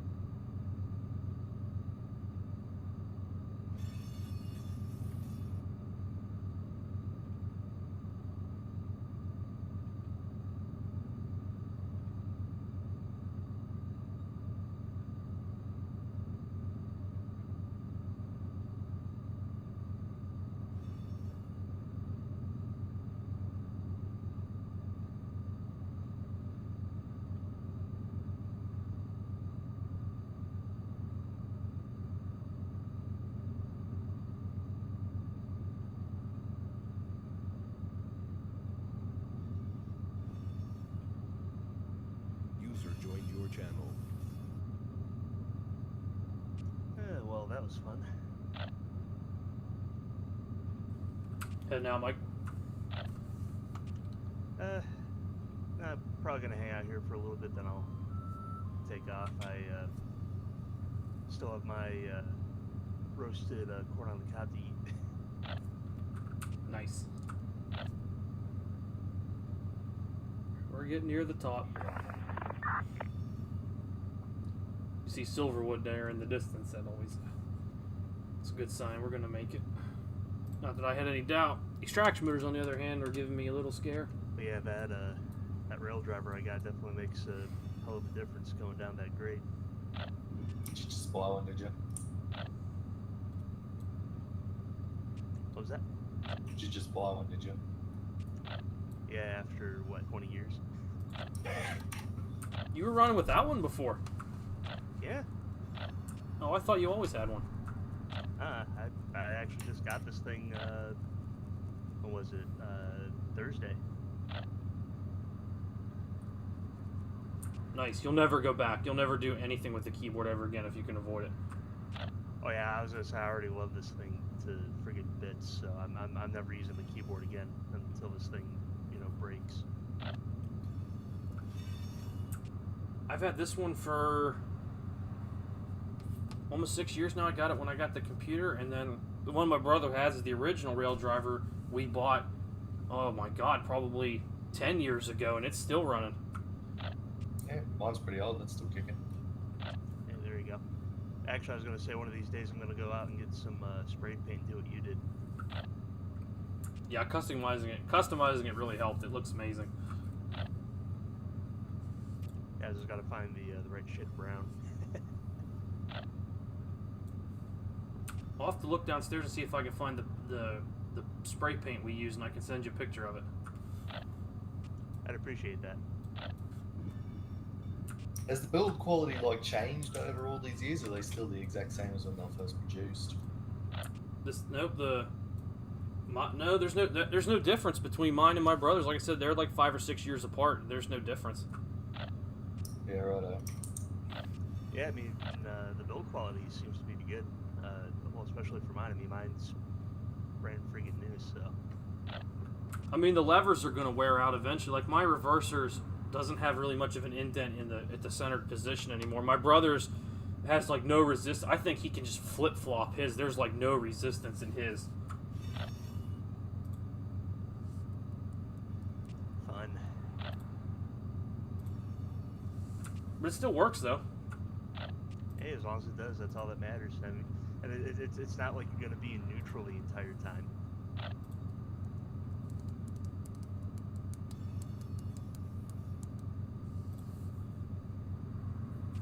Now, if only this thing was compatible with Derail Valley. Well, see, I'm glad it's not. I actually think I prefer playing Derail Valley with just the mouse and not having a keyboard. I think it really adds to it. Yeah, true. Although I do kind of like using the keyboard because you can actually do all the fun stuff. Like, one thing that I've been doing, like in the harbor, is doing, well, it's not really like, doing flying switches. I pretty much use the keyboard to blow the horn. That's all I pretty much use it for. I gotcha. I like being able to grab the controls and move them myself. You know, I kind of like that. Because you do it all the time. You know, you're constantly adjusting your throttle. You're constantly applying the brake, or you know, you're always doing something.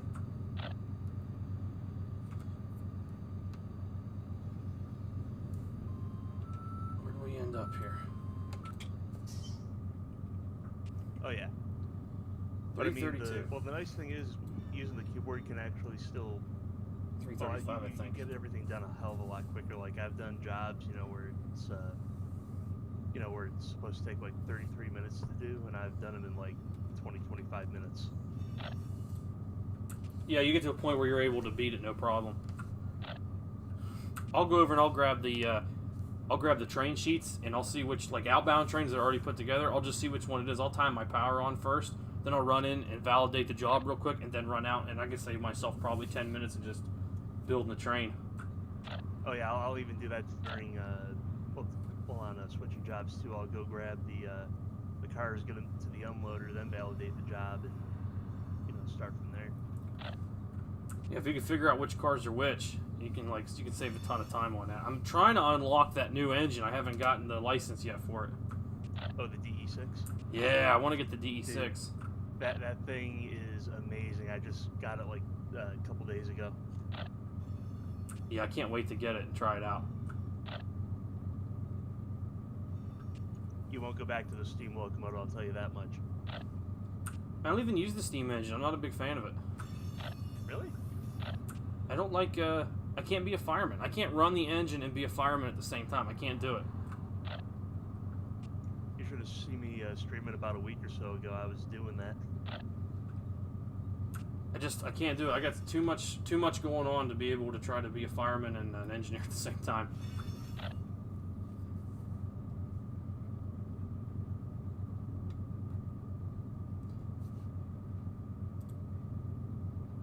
Okay, we're at the top.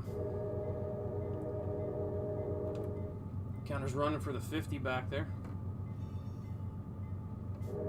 Yeah, typically what I do is I just leave the injector cracked a little bit so it keeps a constant amount of water in the boiler, and then all I have to do is worry about the fire every now and then. Yeah, that would work, I guess. Whoops, should turn the bell off.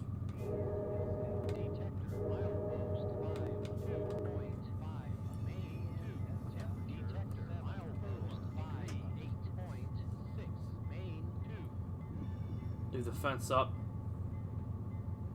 I'll tell you one thing though, after playing the original Derail Valley for so long, it feels weird going along at speed.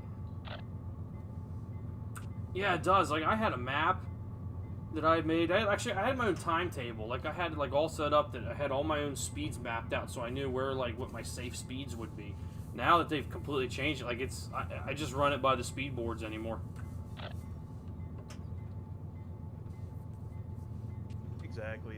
It just feels weird not, tiptoeing along. It's like, yeah, I don't want to derail, and now I can be like, oh, hey, 80 kilometers an hour, let's do it. Yeah, it's no big deal.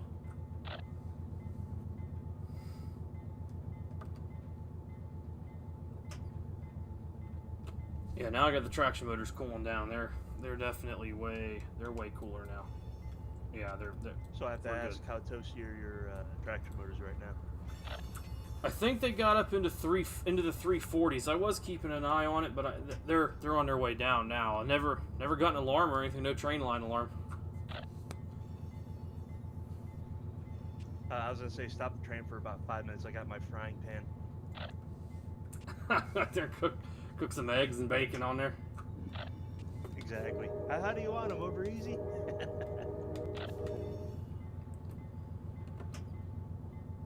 I'm gonna take the fence down, bring them back to.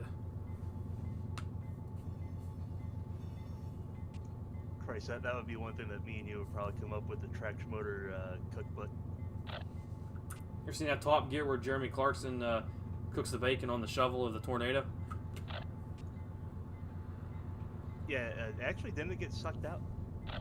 One got sucked in, it sucked in the firebox, and then the he ate the other one, and he didn't like it, so he just threw it out the window. Right, here we go.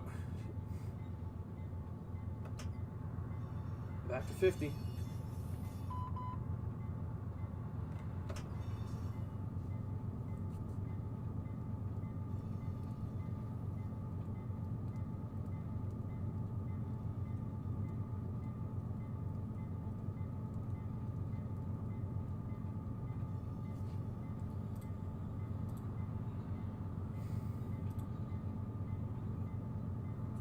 Do 50 till we get on the other side of Lugo.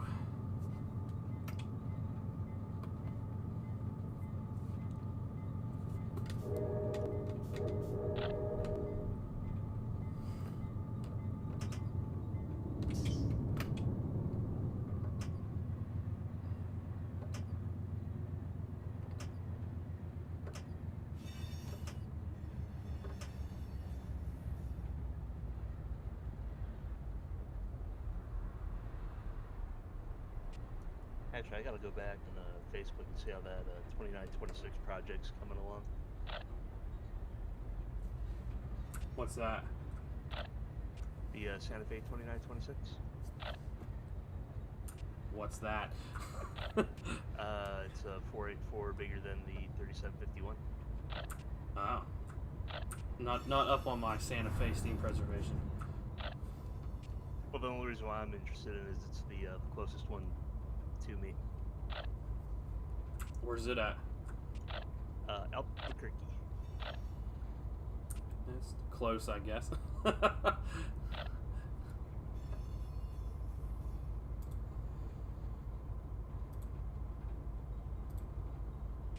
Yeah, from what I understand, I think they just got the actual pistons in there, and I think they're just about to start doing testing of the running gear. I was about to ask mechanical restoration. Yep, full mechanical restoration. I think the hydro is, on the boiler is good for, what was it? I think it's $295. So they're making pretty good progress on it.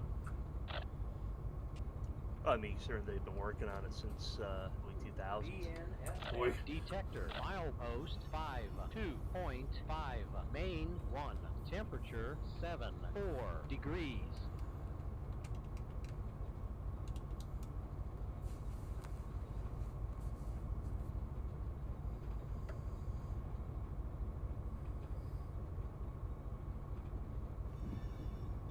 You know, I forgot to check. If those dynamics were cut in. It just occurred to me. I never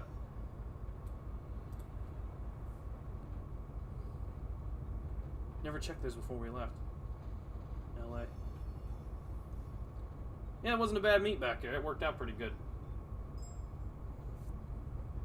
There you go. There's a picture of it.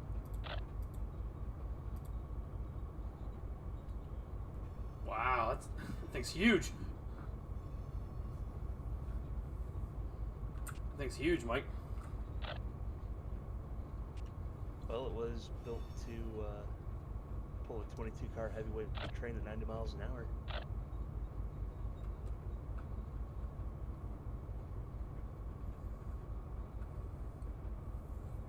Is that smoke coming out of the stack? Yep. Oh, that's a good sign then.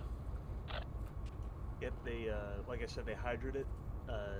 The boiler's good for 295 psi, and they've been putting a few fires in it.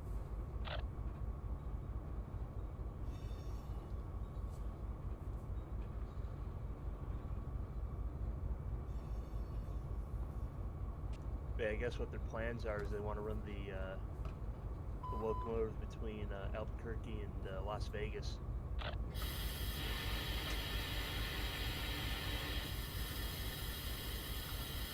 Who does the people who rebuild it? Actually, it's hang on.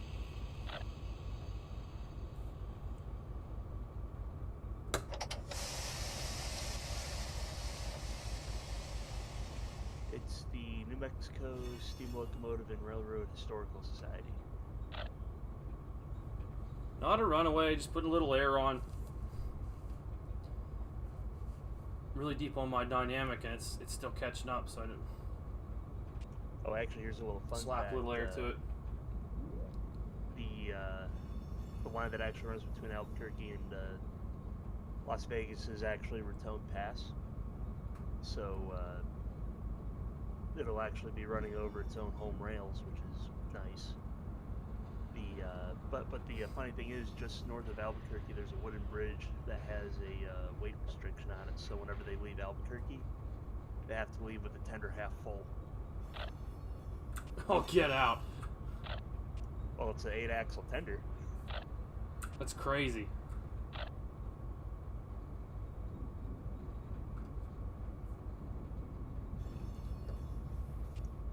So I guess what they'll do is they'll depart with the, like I said, with the tender about half to about 3/4 of the way full. And I guess they'll have a service stop somewhere in between, or I don't know if they'll have enough to make it all the way to Las Vegas. They'll top off there. By the time they get back to Albuquerque, the tender should be empty enough to make it across the bridge. I hope someone's done good math then. If I get out there and the tender's too full, they're gonna be in trouble. Crunch.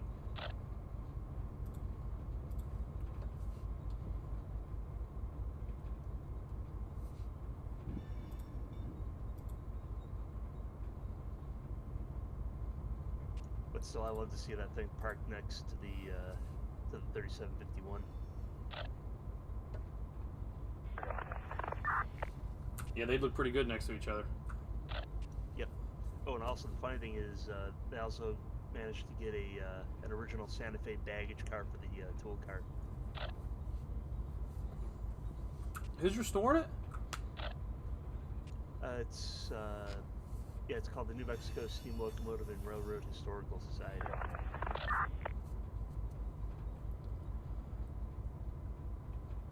Well, props to them. Looks like they're doing a really good job on it.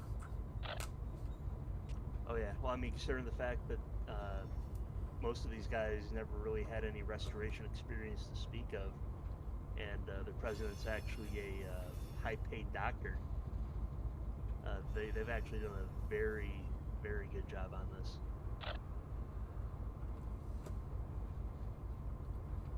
I mean, to put it this way, they even rebuilt the entire braking system. 8.3, main 1, temperature 7.4 degrees.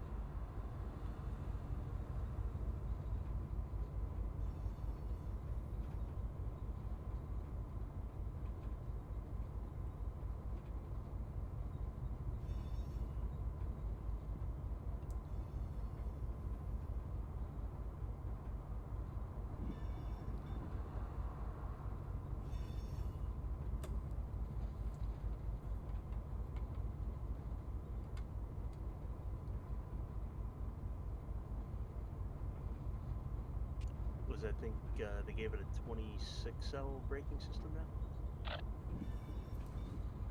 Oh, that'll be nice. If I remember, that's self-lapping, right? User disconnected from your Yeah, channel. 26L should be self-lapping.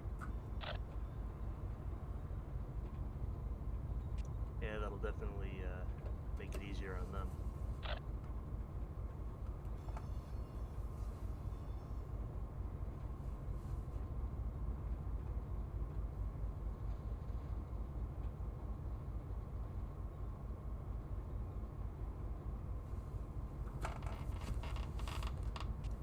And actually, the other restoration that I'm surprised that came through is actually in Blaze's neck of the woods, the 3801.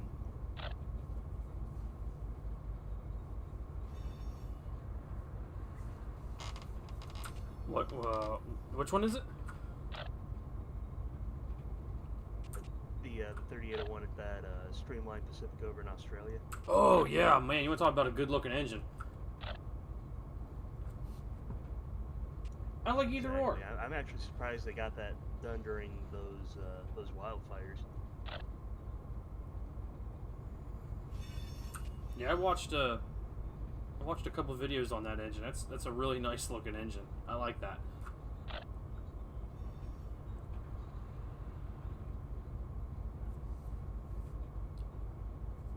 I like both. It doesn't really matter either or. But they both got their good and their bad. The road trains are nice and easy work, but the locals are a lot of fun too. You know, you get to drill cars and, you know, be out and about and everything. I worked my whole week last week. I worked nothing but locals and short turns, so I pretty much did that work for a week.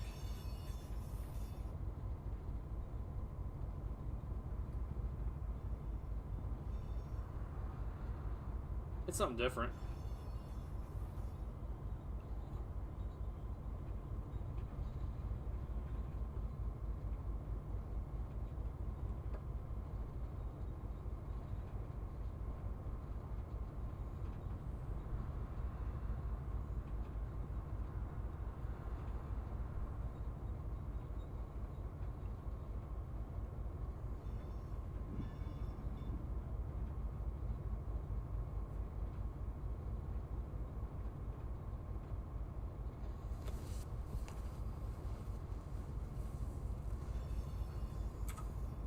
Going on.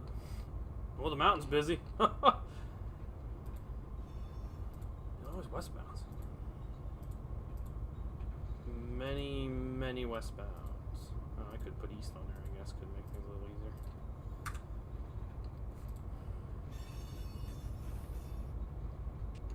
Yeah, I'm just hoping this guy that's taking over Amtrak from Anderson is going to put the insurance umbrella back out. The guy couldn't do any worse. Exactly, and actually, if you think about it, that's actually a moneymaker for him too, especially doing the PV moves. We were talking about Australian units. Yeah, that Anderson, boy, he did a lot of damage, didn't he? You're not lying. Has there ever been a time where Amtrak just isn't in the toilet? Every time I hear about it, it's like they're on the edge of bankruptcy or something's just not working out. They think it's folding up. Well, the thing is, Amtrak's it's a government service essentially. So,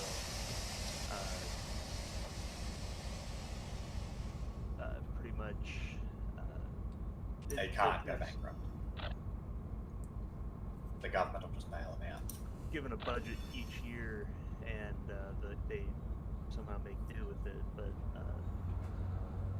Basically, ever since its inception, Amtrak's always operated at a loss. But it's actually in federal law that it's a required service, so that way the U.S. has some form of passenger rail service, to go across country.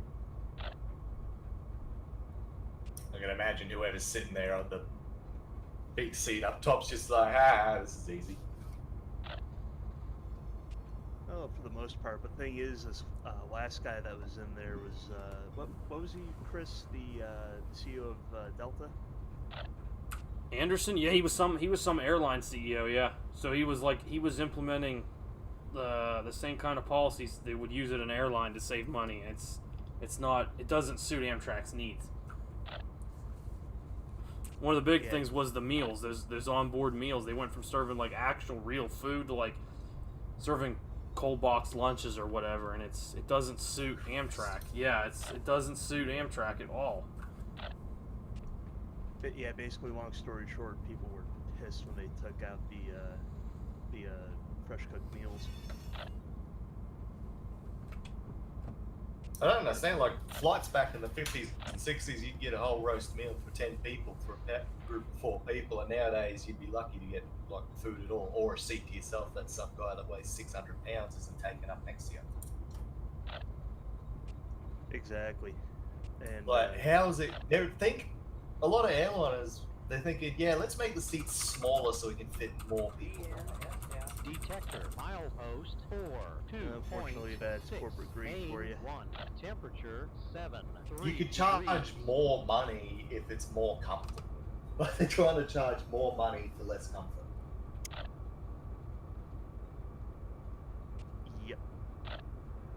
But of course, knowing how people are, they're going to pay for it anyways because they can actually get there fairly quick.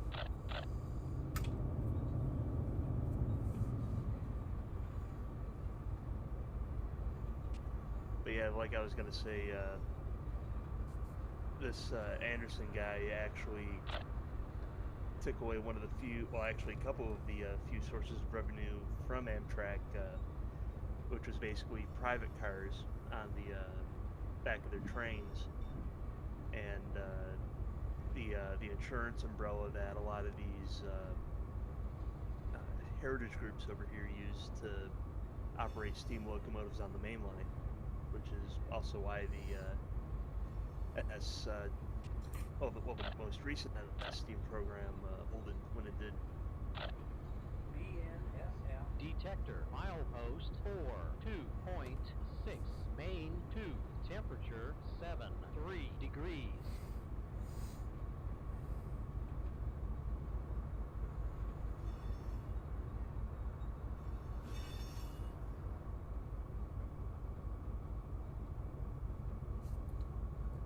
It's like Dave just mentioned, Mike, that there's that rumor going around that they're going to start hauling freight on Amtrak again, like remember with the MHCs and stuff like that.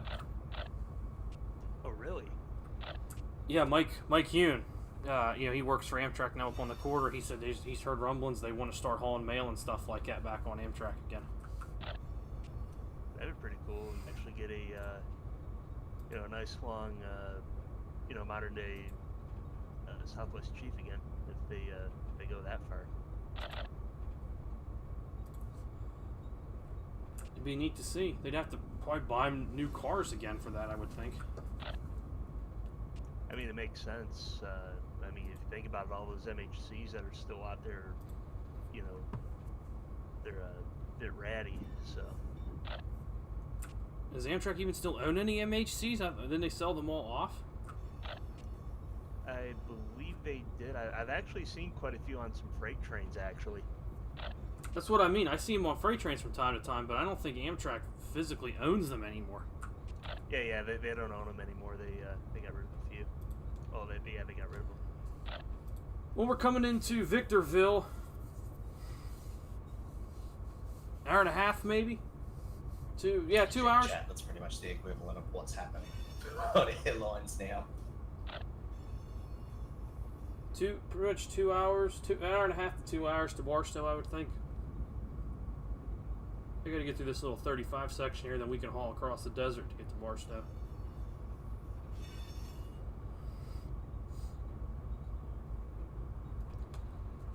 Trying to stay at track speed. Actually, the funny thing is, in that picture that you just sent, that's actually an Amtrak train on the bottom. Is it? Yeah. I got one westbound coming at Troy right now. We're going to have to see where he ends up when we go to make our move, because we're going to have to cross over at Lenwood to go to Jewel. Right here. not Jewel, but go in right here at the West R yard, West Yeah, Receiving 'cause I was Yard. gonna say for one of those windows are way too big. So we'll have to and see two how of it the goes. seats are too far apart. Actually, yeah, now that I look at that, there's no seatbelts at all. Yep. I mean, regardless, it still looks like an airline, and it's pretty much the equivalent of. Yeah, I'm 4 hours old. If I can do this in 6 hours, that'd be great. That's pretty much how Amtrak is run now. Yeah.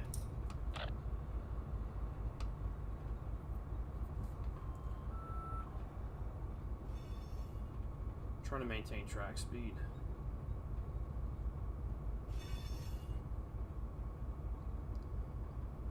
Oh, Chris.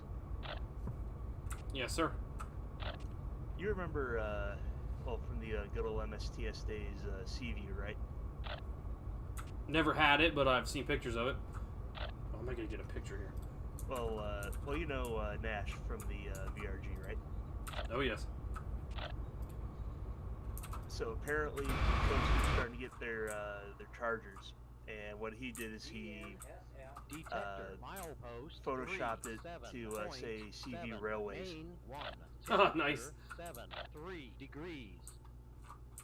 AGS, I'm currently working with a manifest right now.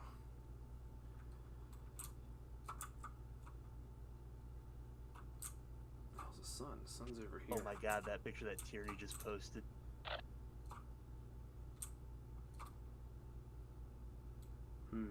Well, not just posted, but like 8 hours ago. Nah, it's not really gonna work out here. Oh well.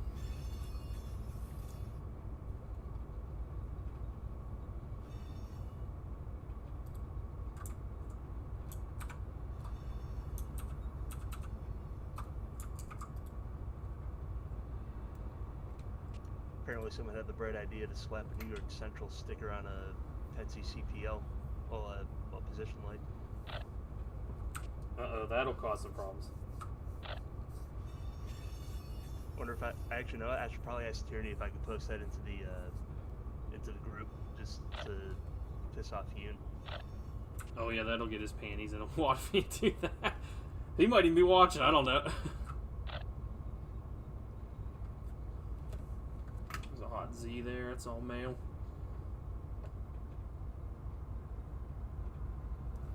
Yep, we're on Cajon. Coming into Victorville.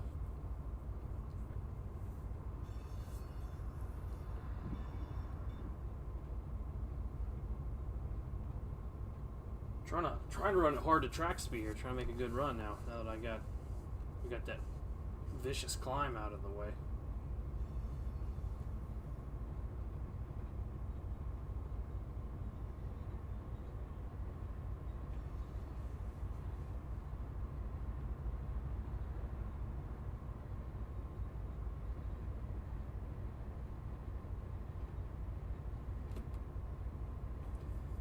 Clear frost.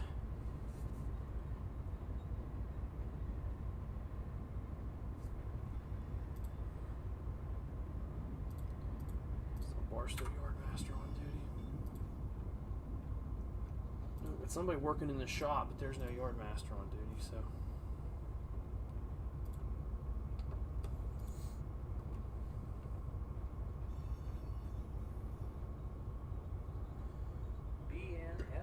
Detector, milepost 37.7, main 2, temperature 3 degrees. Well, this route's been modeled, AGS, this route's been modeled so many times, and probably so many different sims. I believe I had it for MSTS a long time ago. I don't think I still. I might still have the CD it came on, but I don't have it in my current Open Rails install.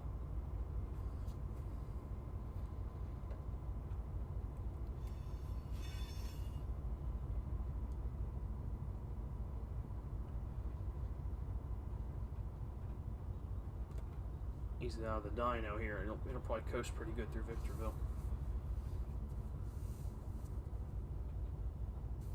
Oh, maybe not. That might be TJ working the shop. Yep, TJ's working Barstow shop.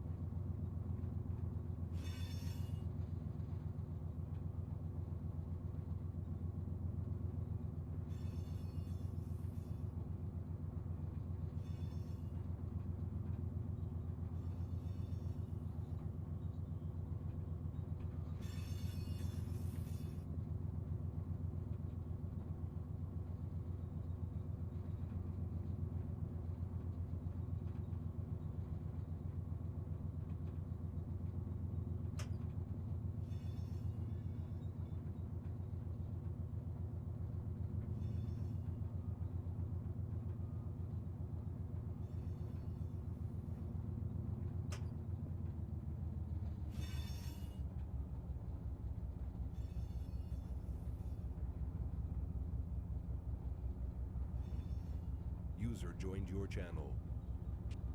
How's it going? Hey, Dave. How's it going, Dave? Not too bad. I just saw Ainsley in here and thought I would pop in real quick and see how it's going for him and if he has any questions. Hello, Dave. It's Ainsley. No questions as of yet. Just started my first plant job at Boron. Very cool. At Boron. Yeah, I think I'm doing it right. Does Clay know?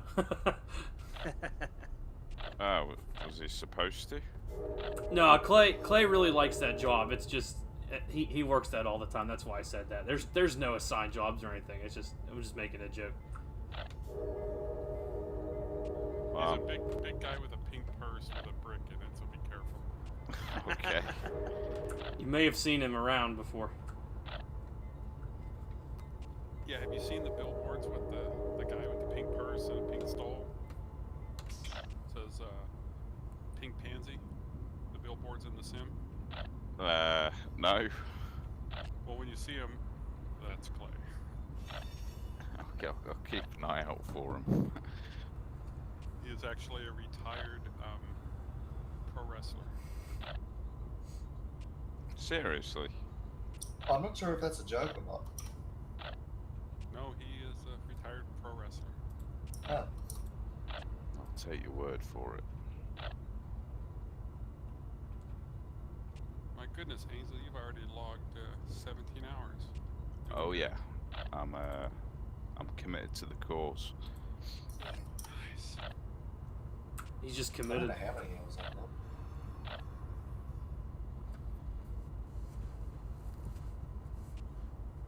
Okay, guys, since his OC training didn't allow him to log on to any trains with orders until he hits 20 hours. When he hits 20 hours, he may have some. Sure, everybody will be happy to help. The silence is deafening.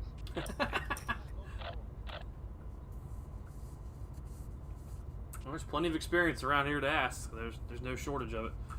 Yeah, I appreciate it, guys. I mean, like with Boron, for example, I'm just following the instructions on the OC. If I don't understand something on it, I'll ask. Perfect. Alright, I'm gonna roll out of here. You guys have a good night. Bye. Thank you, Dave. Good night. Bye bye.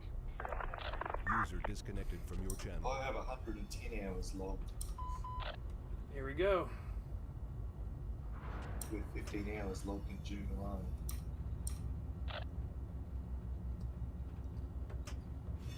Like local status is 0 cars delivered, 0 cars picked up. Try to bomb our way to Barstow now.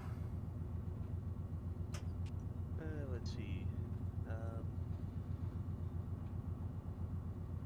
I think my total hours is 211 hours.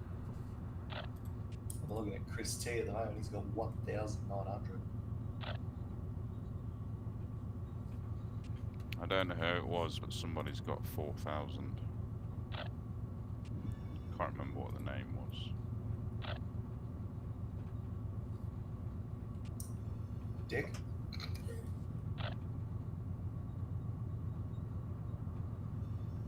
Because he's got 3,400 hours. Wow, that's a lot of time. Who's Dick in game? Dick is Dick, like Dick the CL. Oh, right. Yeah, he's not online at the moment. Wait, no, he is. What? Oh, Dick's on here almost every day.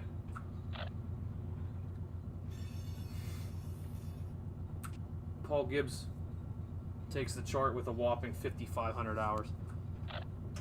Oh boy. Paul Gibbs.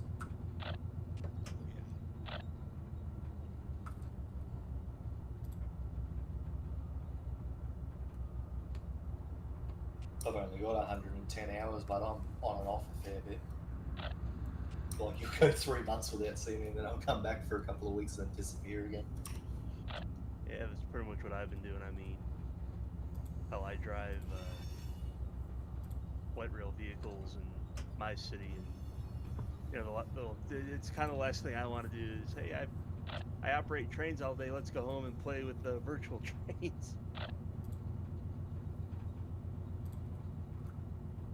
I've done that. I've come home from like trips to Altoona. It got done, came home and played Run 8. Like, what kind of madman does that? Well, apparently you. I'd like to see the Pennsylvania region in Run 8. Oh, I know I would. Considering I run there, I would be completely at home. I don't think I'd ever leave it. My region would be pretty cool as well because of how complex it is. Whereabouts is that? Australia.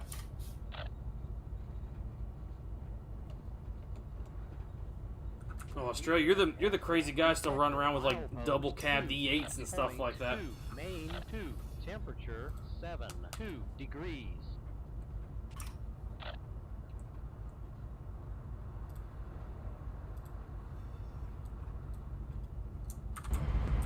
Let's run by us for Dave said. No, we don't have D8s. Yeah, that's the British 44, isn't it? Yep, class 44. No, we don't have any of that here. Oh, we got still got plenty of those diesels running. Didn't they bring them back into service because of short engines? Yeah, something like that. Spike in traffic or something. They are, despite their age, reliable machines. Actually, I think the one that Chris is talking about is the B class, I think. Bulldogs? Yeah. You guys might call them bulldogs. No, oh god, I've forgotten the class. Ooh, I'll have a look in a minute. Yeah, I think one of the I think one of the well-known ones is like, what is that, B86 or something like that? And the class 44s, everyone know, well, I say everyone, class 44's a common one. They're real long, got the full car body, got the rounded noses and stuff on the front. Yeah, and like weird shaped windows. See, in the U.S. they were built in the 50s. They were called E8s. They like literally look identical. But you crazy Australians, you put a cab on both ends of them and stuff like that. I mean, they look like American engines too. It's the crazy thing. We do have double cab engines, like just about everywhere. Yeah, I see them mostly on the North Coastline. I see a lot of double cab engines, mainly QR. Well, no, it's not QR anymore. It's Horizon runs them a lot. But where I am, it's pretty much all electric, and then you get the odd diesel, just because. And for like maintenance away, you got 2100 class or 2400 class engines. Like the electric trains we got pulling through here, there's usually about 6 engines and 150 to 200 loaded coal cars, and that's pretty much every single consist that runs along there. Yeah, Mike, that link you just dropped. Yeah, that's it. Oh, I don't think I've seen one of them before. Not around here, at least. You get something like that down in like New South Wales and Victoria. Yeah. That's from. That's a Victorian Railway, isn't it? Looks like it. So they take an American E8, then they slap an Erie paint job on the nose. I mean, like, you Australians are just, you guys are crazy down there. I thought this is what. Oh no, this is a single cab engine. I mean, I have to admit, it looks good though. Then they had that like Alco. It looked like an FP1, and they put they put a cab back on the flat long hood end of it. I mean, it's crazy what you guys are doing to your engines down there. They look fantastic though.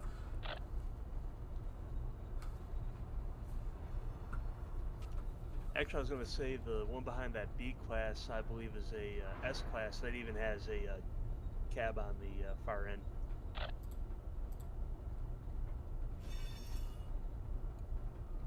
with the engines we run here, you can just look at the running number on it, and that'll tell you what class engine it is, or what model it is, more or less. Like, same in it's the always UK. 41 or 21 or something like that. You can just look at the first two numbers and say, okay, that's a 4100, that's a 2100, that's a 2800, that's a 3500 diesel electric. Alright, we gotta start checking our... I think I've got a video of one coming through. It's trying to get where they got in town here, but it's apparently they're not supposed to recruit there anymore. It closed, and maybe they've changed it. Glenwood is 6 and we're at 24, and there's a westbound already I by got heaps on my Daggett. phone. I should upload it.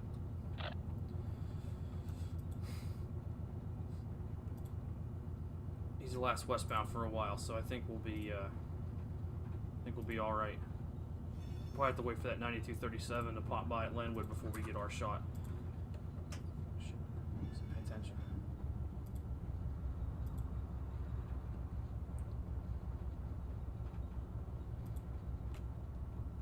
Yeah, I'll upload the one that got me phone. The one I got was from like years ago, and It doesn't look Australian to me. It just looks like a track geometry car. That's pretty much it.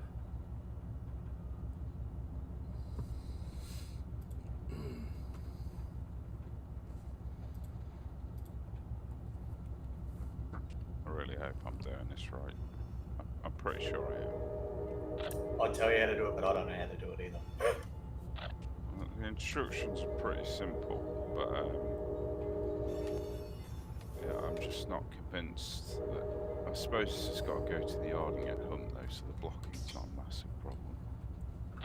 What's your concern?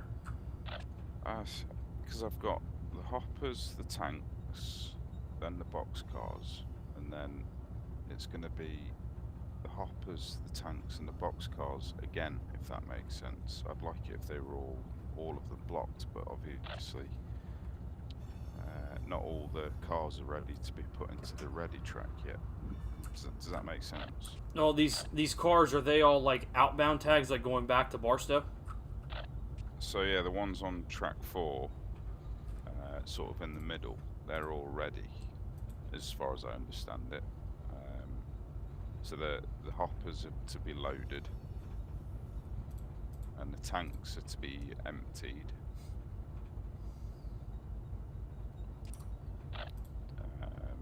And then the boxcars to be loaded.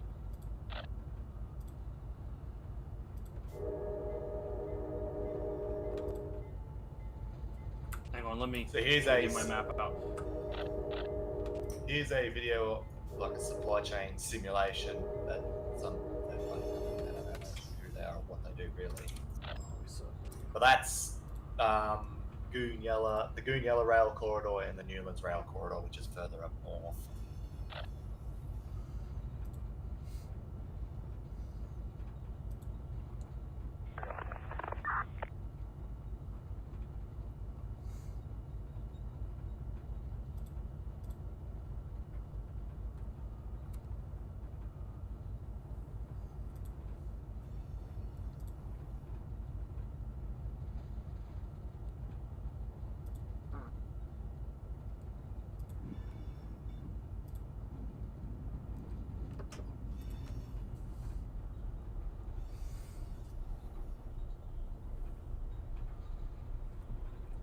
I believe track 4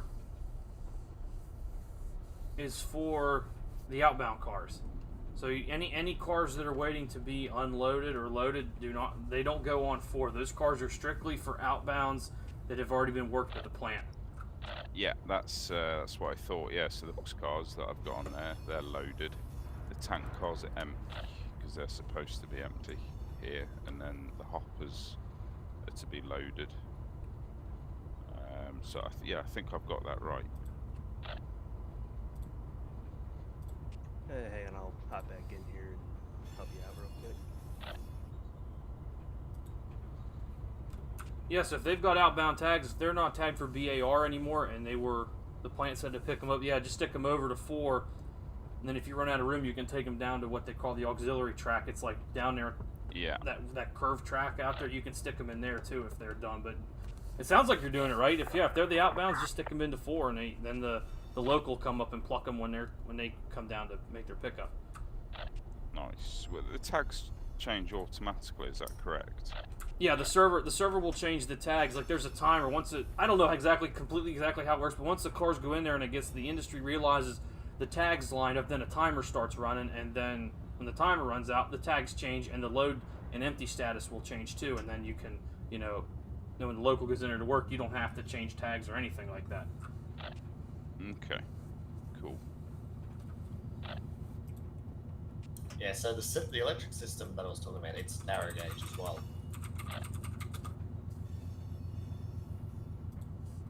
They're 150 to 200 car long coal trains ripping along at 100 k's an hour. On Cape Gauge.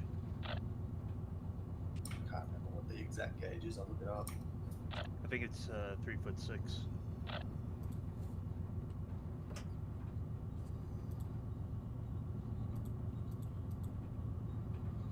Yeah, 3'6". Yep, good old Cape Gauge.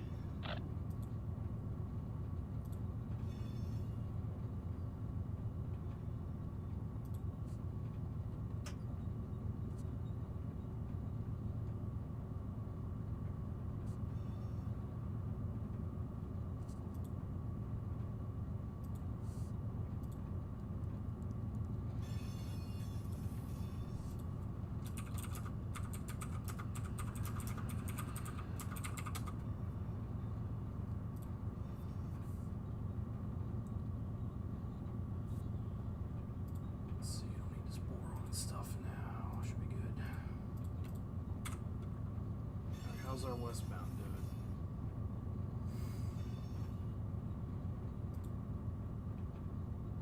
Yeah, see, I made an oopsie up here. I forgot these buttons were here. I actually probably should go back and take these and move them around.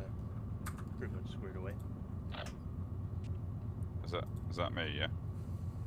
Yep. Nice. Thank you. That's one thing I like about the Boron Local is it's one of the easiest ones out there. It's a good place to start, I'd say.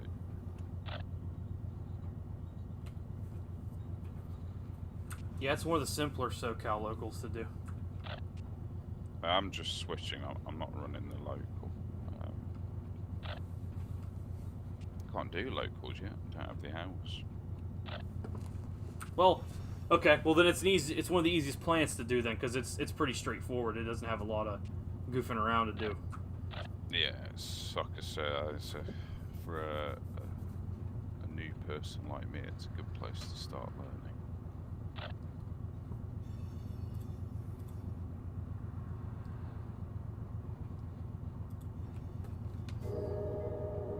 I think the only problem with bringing that system in the Run A to B is that it's pretty much all just mainline running. It's not like local jobs or anything. Unless you go down into the systems, I think Blackwater system and the Morris system, with Morris tiny, it's pretty much nothing.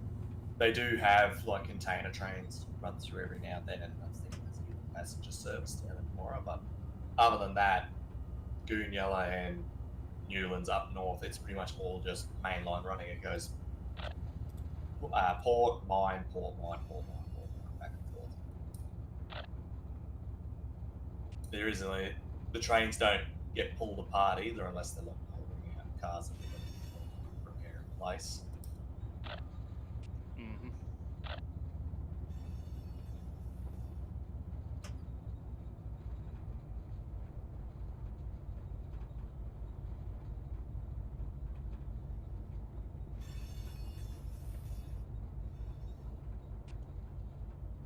And I was gonna say, I'm actually, well, at the same time, even though I am surprised, I'm not surprised that BHP actually installed that auto haul system.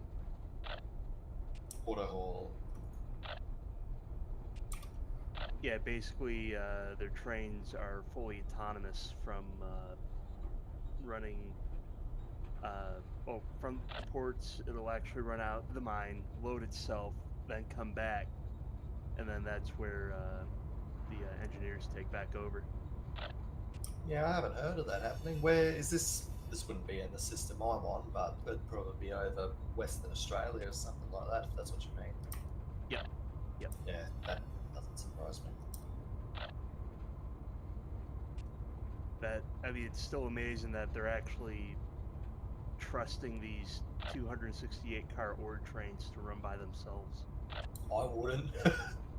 I wouldn't either. I'd rather have someone on That there. even if it is more efficient to run autonomous trains, I'd still have people driving it manually just so I can say, hey, look at all. We can go autonomous if we wanted to, but I want to make jobs for everyone. Exactly. Plus, not to mention, it's better to have people on there because, what if something goes wrong with the train? If you Yeah, have except someone... for that one time when someone wasn't on the train and it took off. Yeah, that was a bit of a... I can only imagine the noise that made when it came off. It's kind of like, oops. You know what we're talking about, right, Chris? Yeah, I think so. The runaway ore train they had a couple years ago? Yeah. Christ, that didn't even look like a train anymore. It just looked like a pile of metal.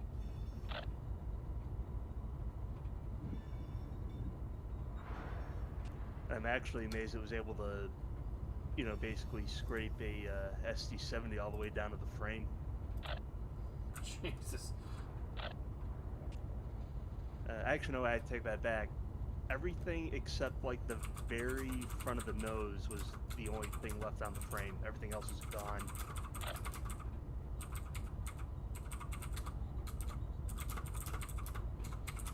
Then I think it hurled a couple of axles across the access road.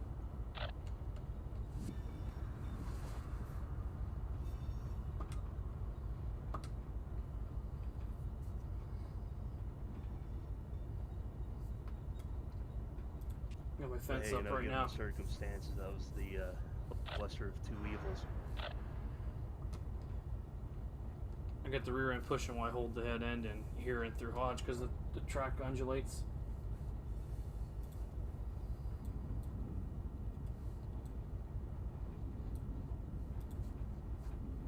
See where that train's at. Oh, this is going to work out nicely. You got, on this system, you just got casual 80km/h speed limits over junctions. I wish we could do that at work. All of our crossovers are limited to 10. I have sat on junctions when they've crossed over. You don't see it happen very often, but I'll rip straight over the top of them at 80, 100 k's an hour. It's like, righto, you're pretty brave doing that on narrow gauge as well.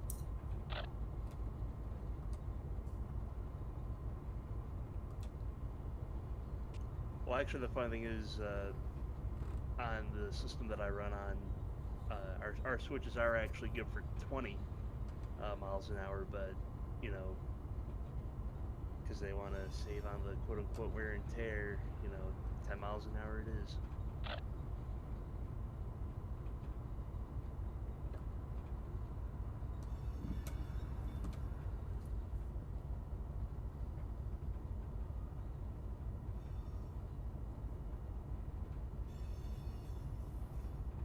That's kind of why I'm waiting on that high-speed rail line down here in Texas.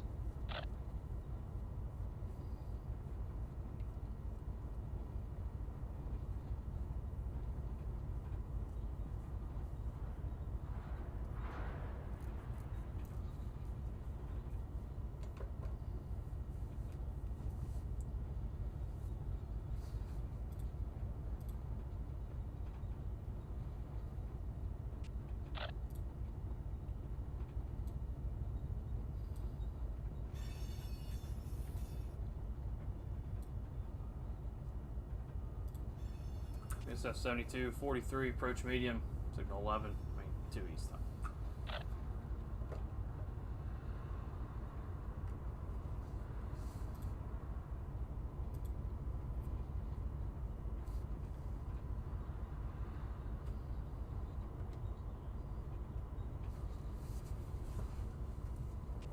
But yeah, that'll be a fun trip. Go from Houston to Dallas in less than 90 minutes.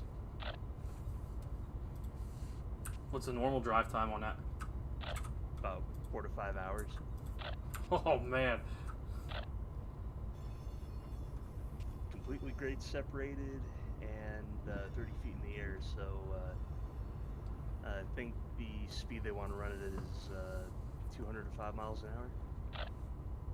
Wow. And the best part, well, as far as I know, no automation. That's even better. At least it'll create some jobs.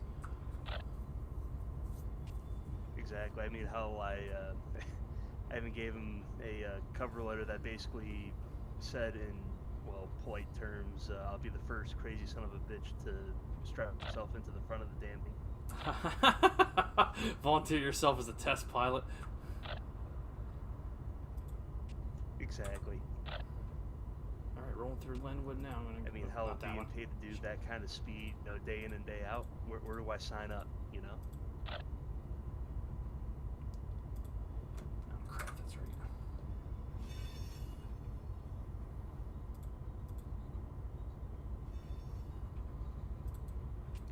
But in all honesty, I just want to get myself out of the environment that I'm currently in right now. Hodge Tower. BSF 7243. Hey, we need to cross over at Lenwood and then go into the yard right at the west R yard switch. Over. Roger, you going into Barstow yard? Yes, sir. Into the receiving yard. Roger that. I'll say.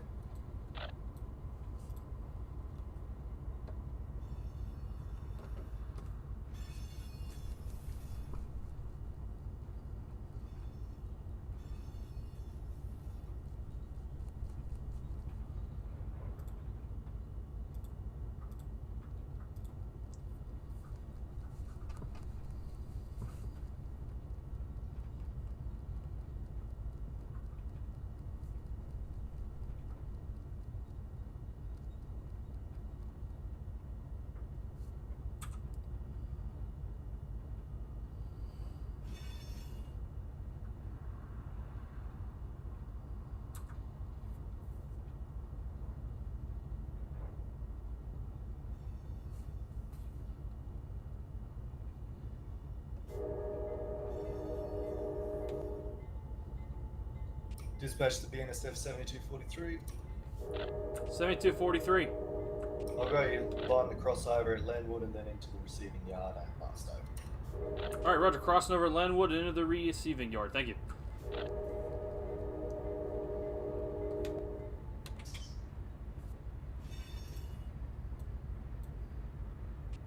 BNSF 9039 in Mojave. Roger. Yes, we're coming out of the north departure yard here at Barstow, looking to go west towards Scone. Roger that. Give me 2 seconds to get you lined out. Alright, signal indication. BNSF 9039 now.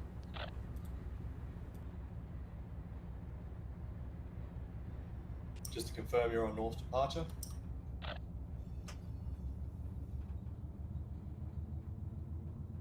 Yep, I see you.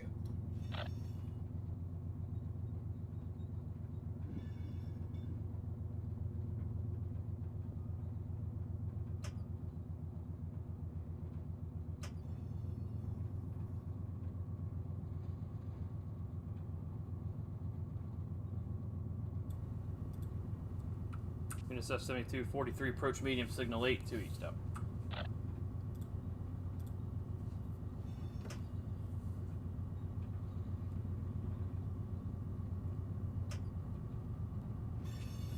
BNSF 9039, diverging approach medium out of the Barstow yard, westbound. Out.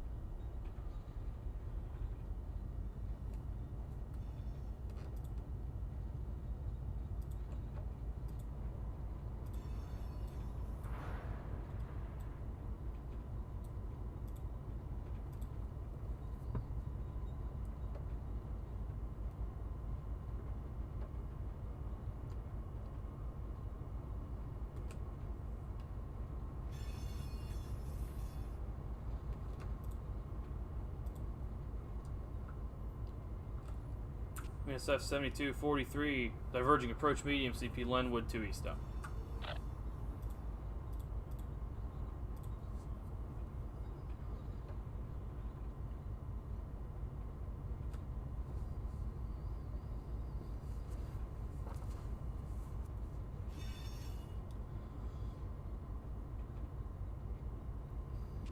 Gotta see you in a second here, Chris. Yeah, I'm trying to get down here, get out of your way. That's alright.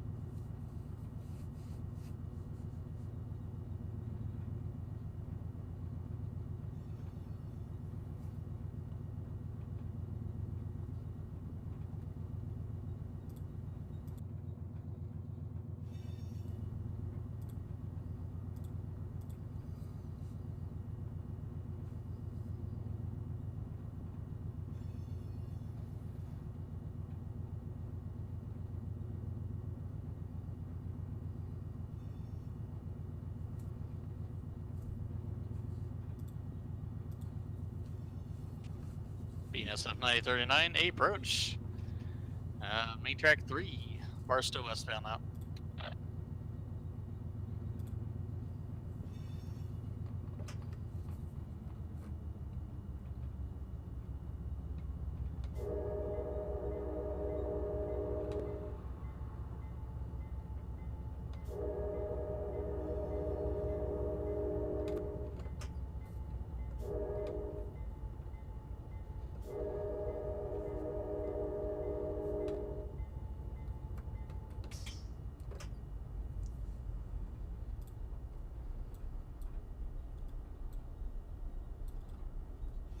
SF 7243, approach restricting, CP Jewel 1 east up.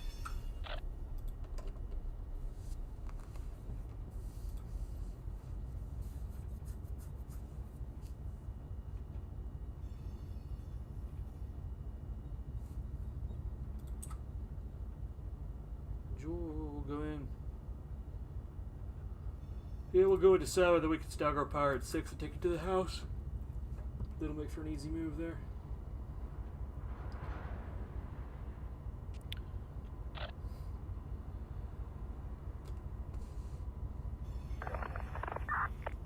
Alright then, guys, that's me for this evening.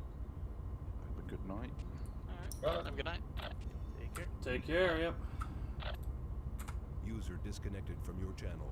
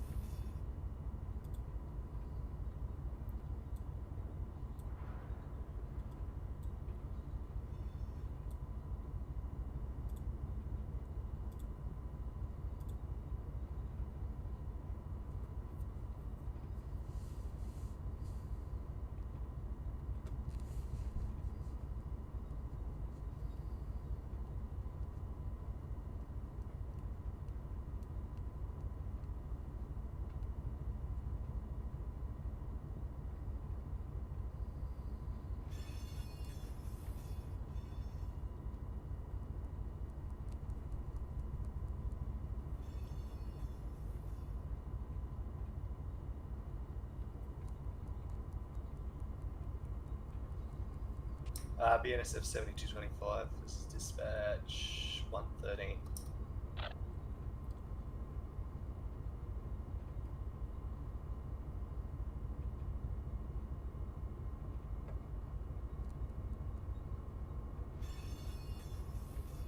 BNSF 7243 restricting West R Yard 1 East up.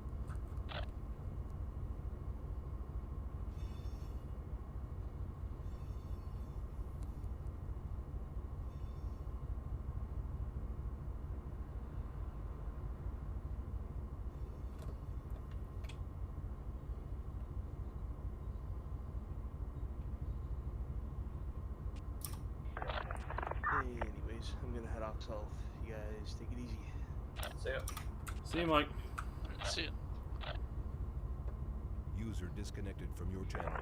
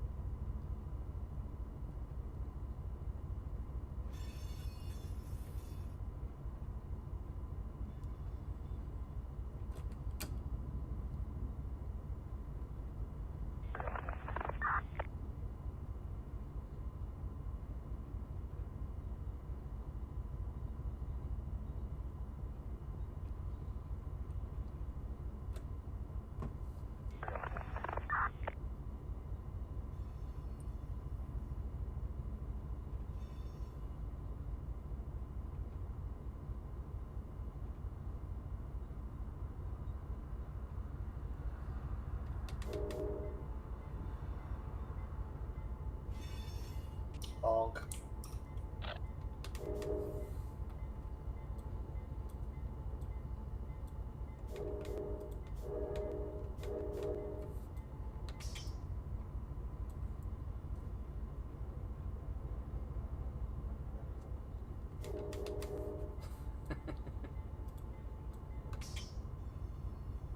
Just about everyone on the servers at this one point.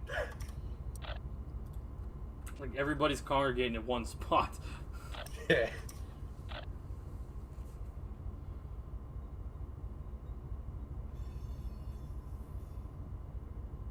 You've got 2 drivers and then 2 people standing around doing nothing.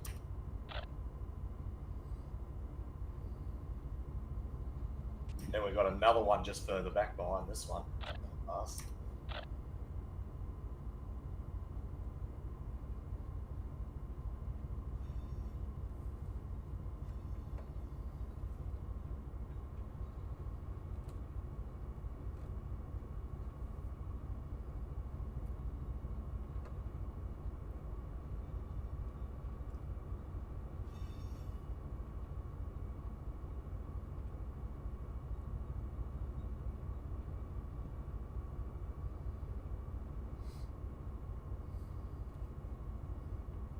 Oh, I forgot to set my counter back there. Ah, well.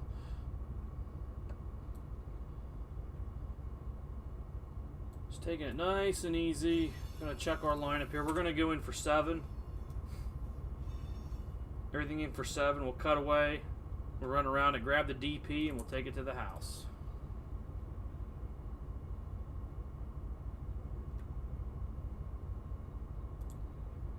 Somebody just threw my switch up there. Don't do that.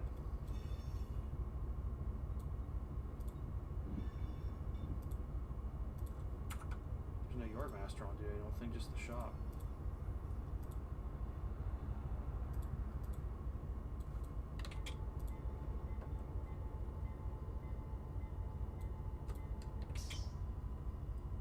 Do we have a yard master online?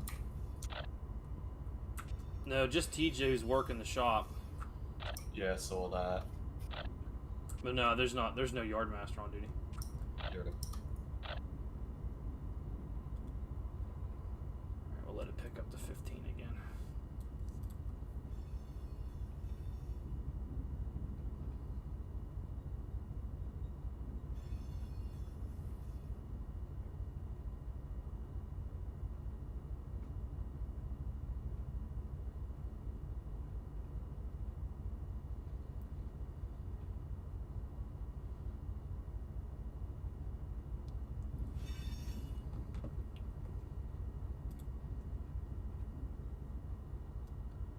Need help cutting away some units or something?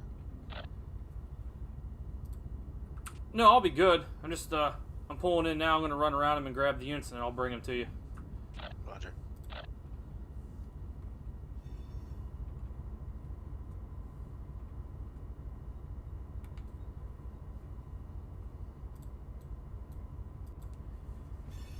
Thanks, Alex. Yeah, I did Barstow. I haven't done Needles, and I didn't do Seligman yet either. I got some other ones to do. I did Mojave, Cajon, and even some of these aren't right. Like these buttons, like I should move this up and then move that down, or come up with something. These are all in the way too, so this is actually the first time I've run with them. I haven't run with them since I did them, so I gotta fix them, but it works for me. For now, anyway.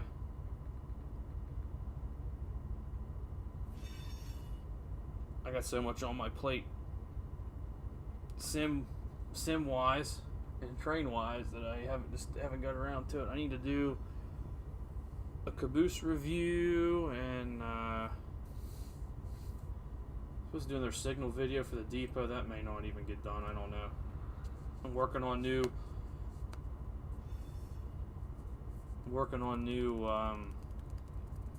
real trains footage from like 8 years ago that I just discovered, so I'm working on that. I don't know if I could probably share them. You're not creating, well,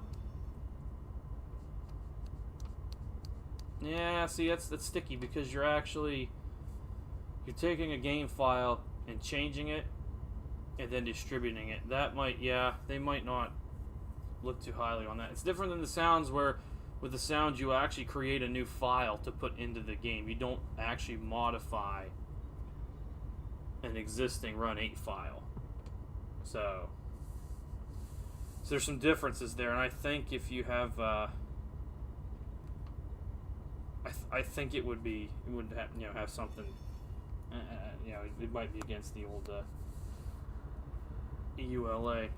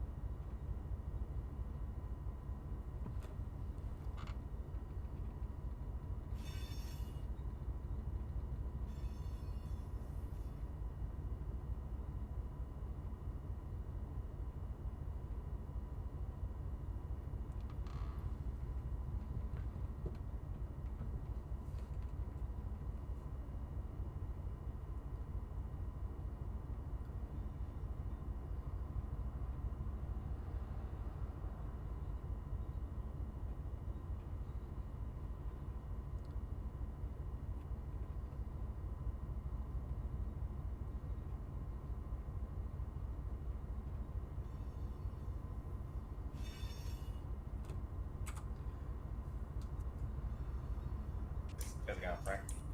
Things ought to be moving up there here shortly.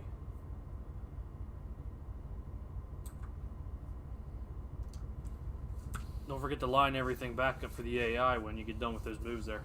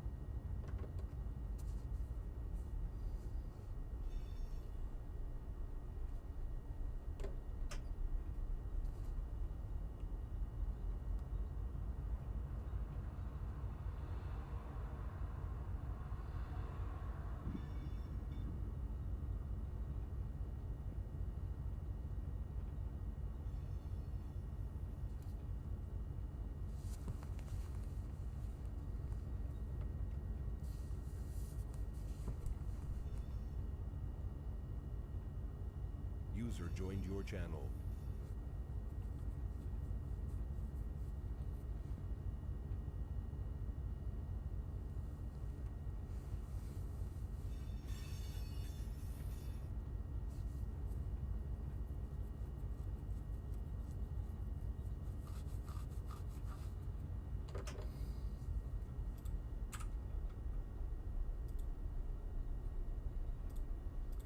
I'll line them two, boys. This is gonna be tight.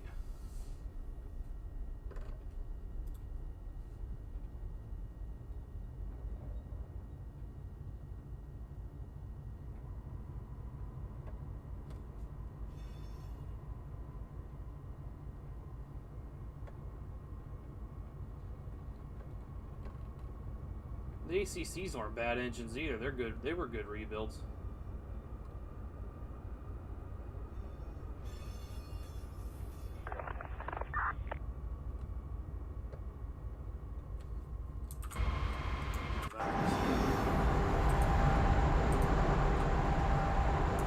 Oh man, we're gonna have to set over.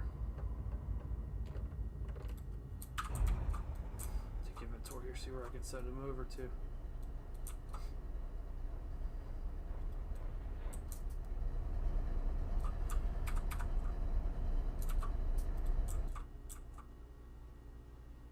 This is all one set of orders. Well, I can still set them.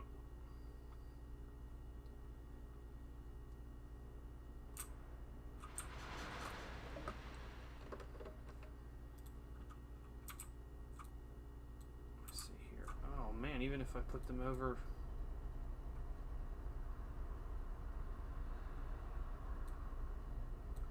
I don't think we're in the clear back here yet. Nope.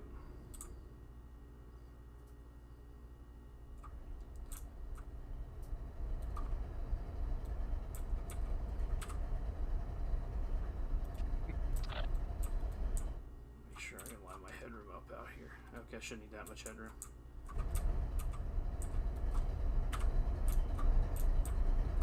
Maybe, okay, alright, we'll just pull down.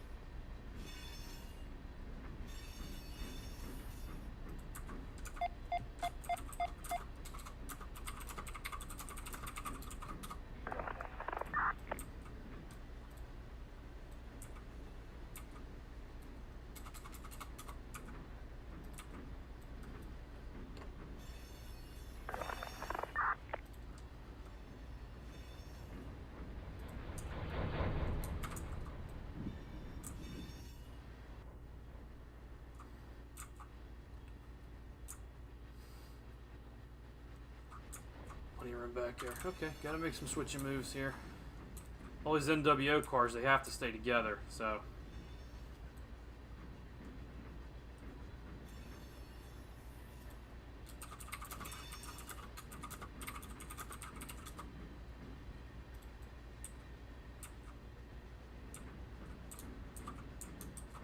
So we'll put these, we'll set these over.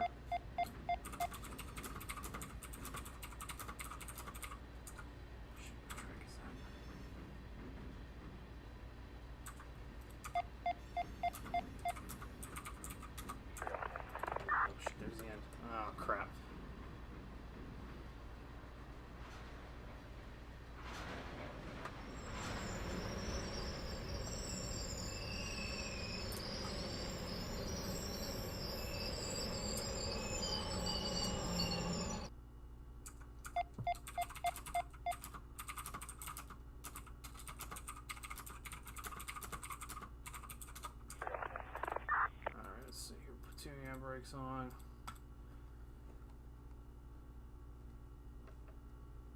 I'll put the DPU fence up so it acts like it's in set out mode. Close this. Gonna release. Bleed this.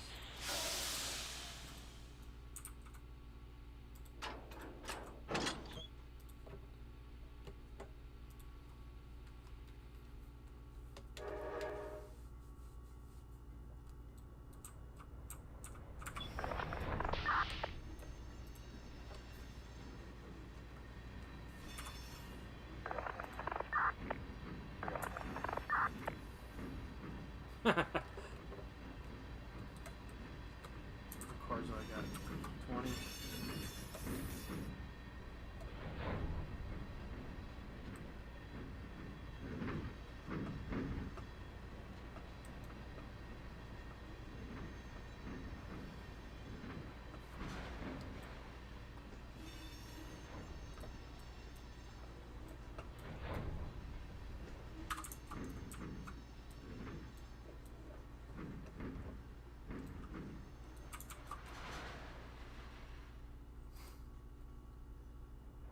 Go ahead and isolate that one. Okay, let's see. We'll line this back for 9.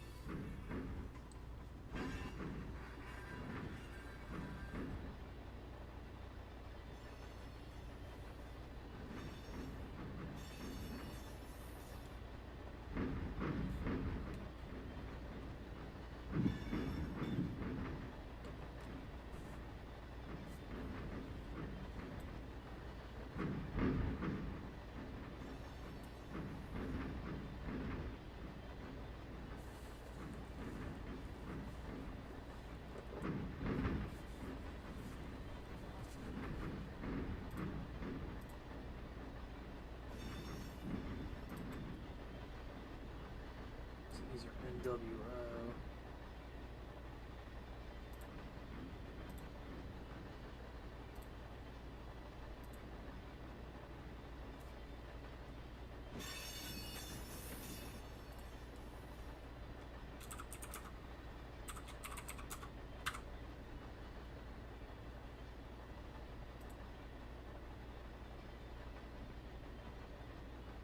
Barstow receiving or no?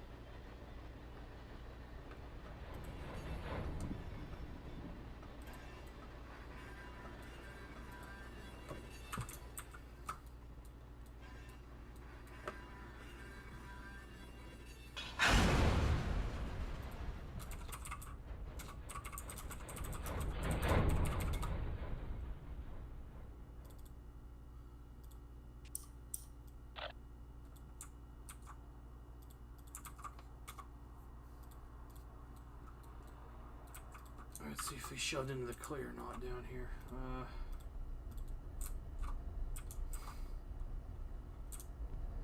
Nope, we're gonna do this. We'll bleed everything and shove it all back.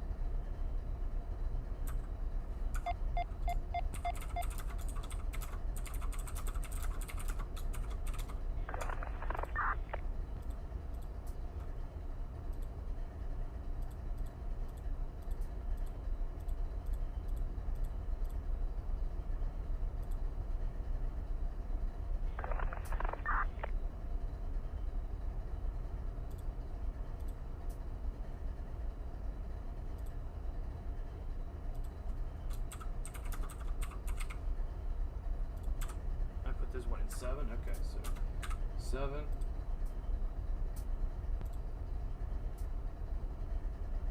those are updated.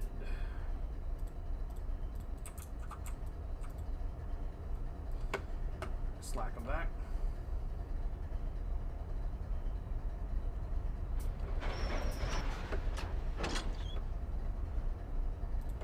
Should push it.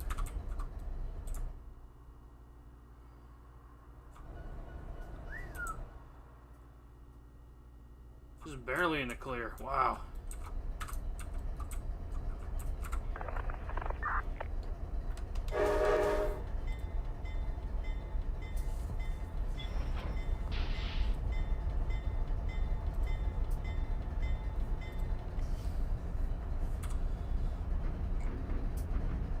He's going in for 5. We'll go back for 6.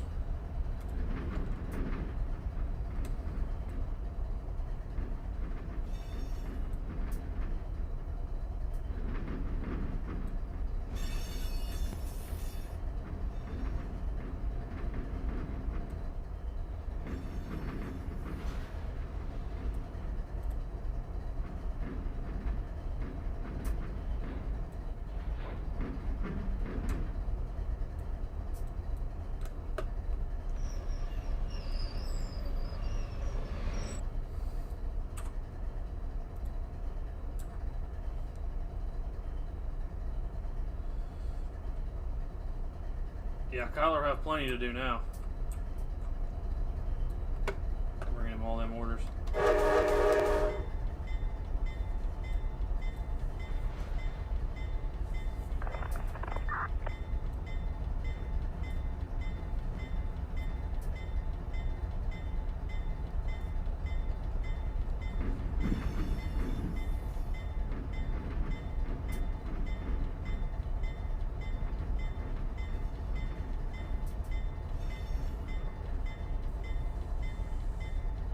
The horn's not trash, it's slightly foul.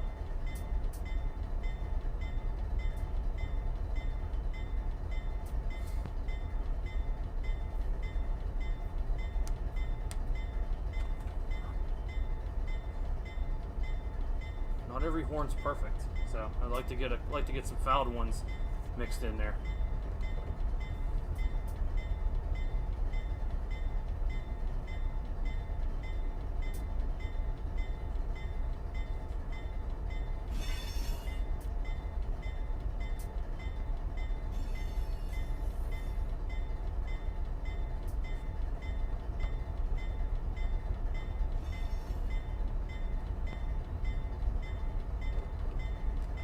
I mean, P5s are good, but they're no RS3L.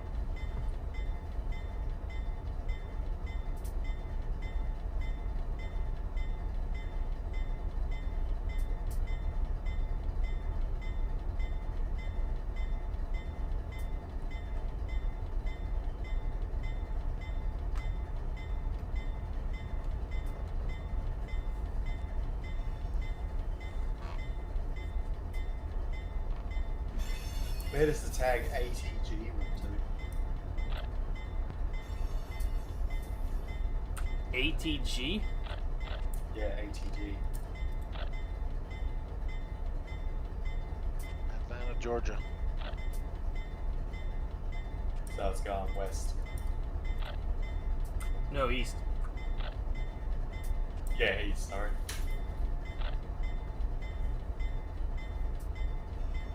Oh, okay. Alright, yeah. It's not trash.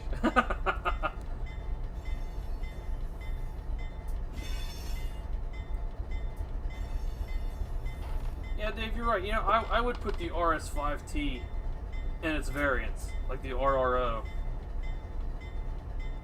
I think I'd put that over the, well, I don't know. I like the P5. Yeah, maybe I'll put them over the P5. Like the S5T and like the S5 like XT and stuff like that. Heard some wicked RS5Ts.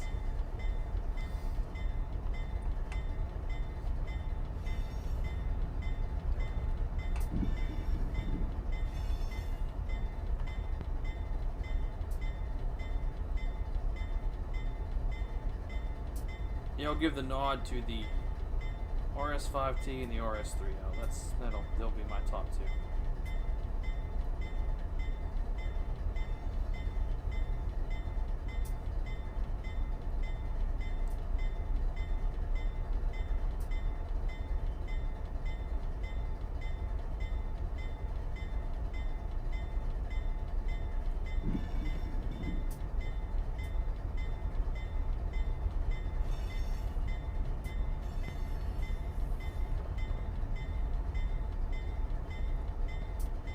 No, I'll give the P3 that's props to. P3s are good. I do enjoy P3. But, I mean, they call the RS5T RRO the king of all train wars, so.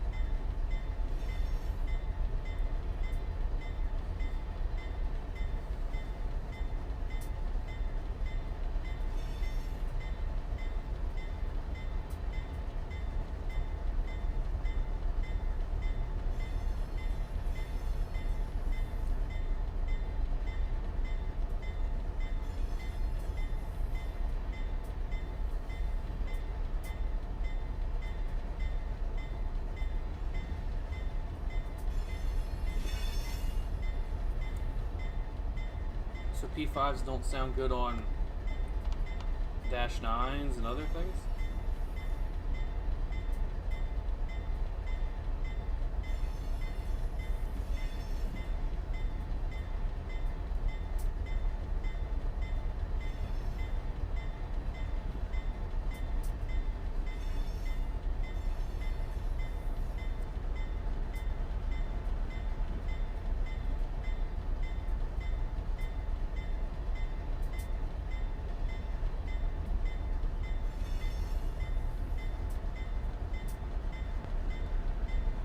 Sadly, we don't have too many use with RS5Ts anymore.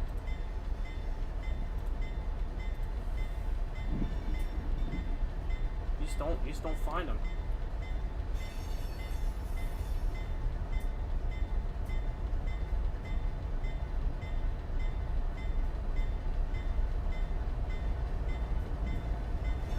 I don't think I've ever had one.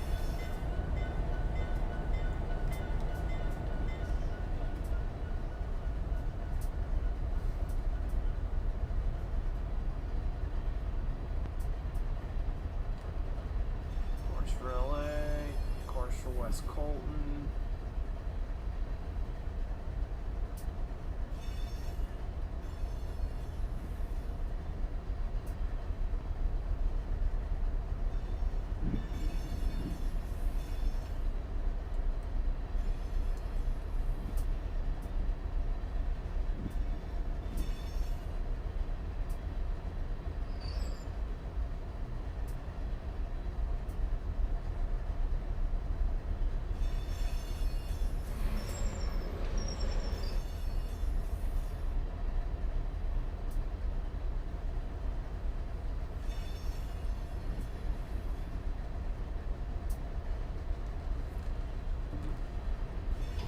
Just wait for this guy to clear, we're gonna pop over here.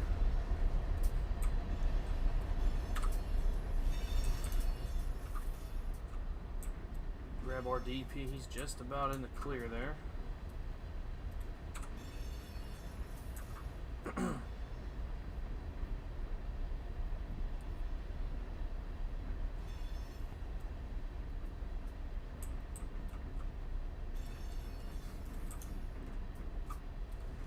You mean the Mon line? The river line's over in eastern PA.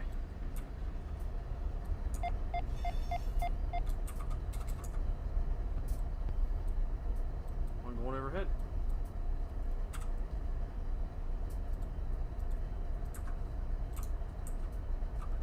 It's a bumpin' night.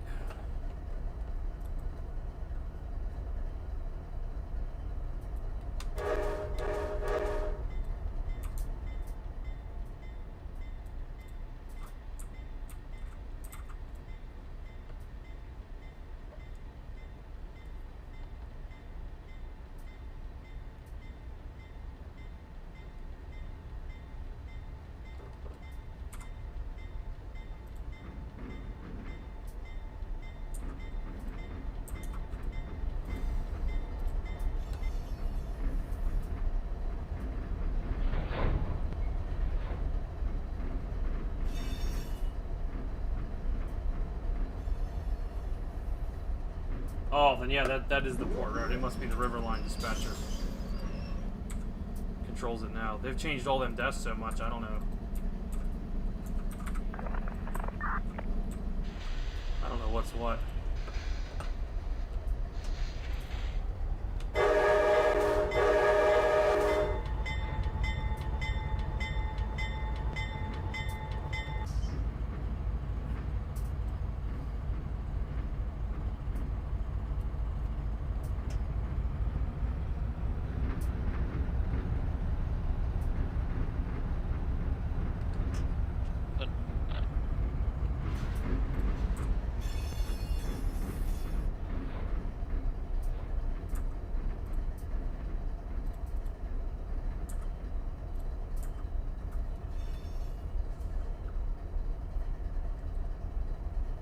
Hey, Glaze, don't forget to fleet that signal with Jewel there before you leave it.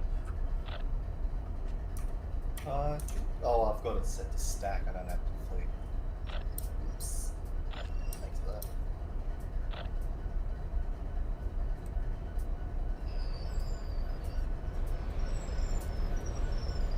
That way the AI doesn't get all messed up.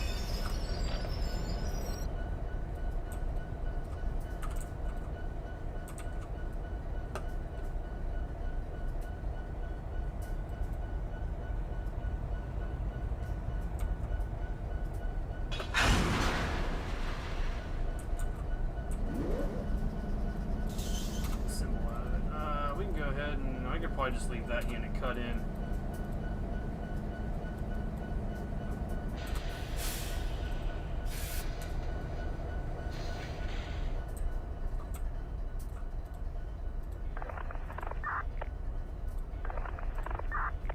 Actually, just leave that one.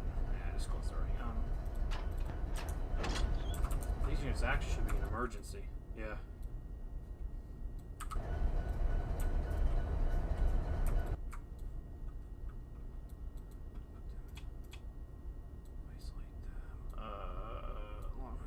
Long way trail. There we go.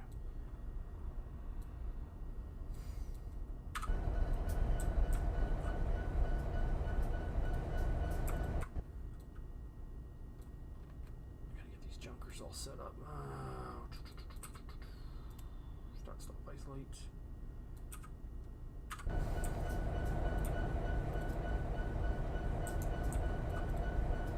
Single middle.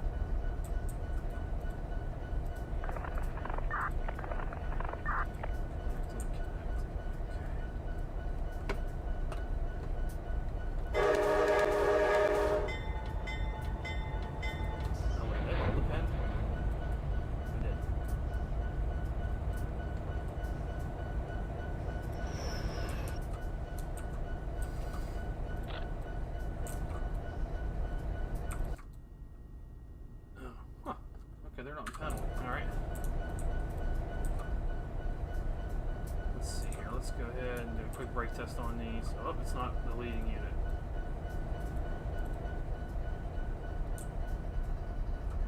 Yeah, well, we're in the yard, so I'm not going to worry about it. Okay. That means I'd have to.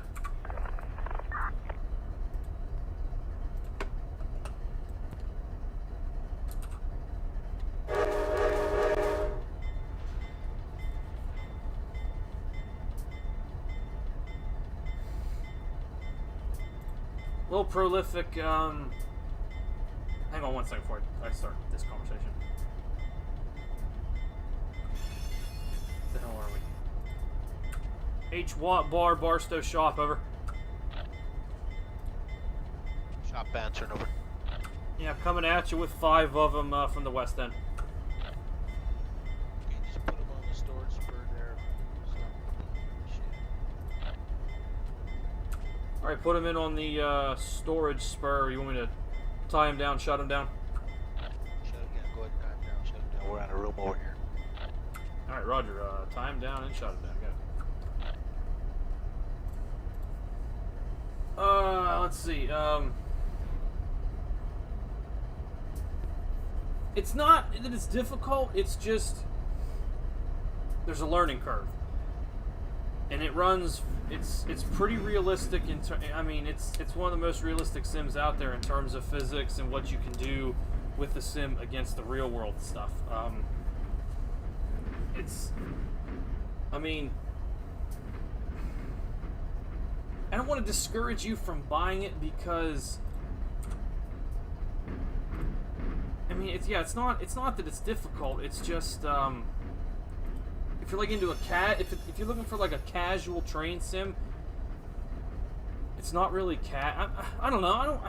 It's tough to describe it. I'm trying not to push you away from it. I mean, yeah, you'll enjoy it when you get the hang of it. It's like running a real train. It's as close as you can get. So, I would straight up. I mean, I'd recommend it to anybody. But I mean, if you're just looking for a casual sim, if you just want to run a train just to run a train, then I mean, it's pretty involved. It's pretty deep. It has realistic realistic air brakes, realistic physics. I mean, like, I'm in this big yard. You can hump with people. I'm playing online. I mean, it's deep. It's a really deep game in terms of like what you get out of it.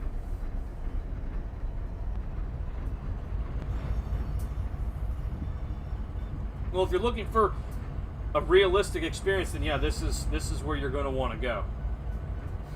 Run 8 is definitely the way to go about it if you're looking for a realistic experience.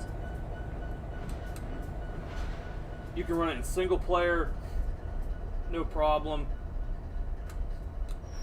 A lot of people do their own single player thing and don't get involved with servers, but then you can get into a server. You can, like I'm in right now.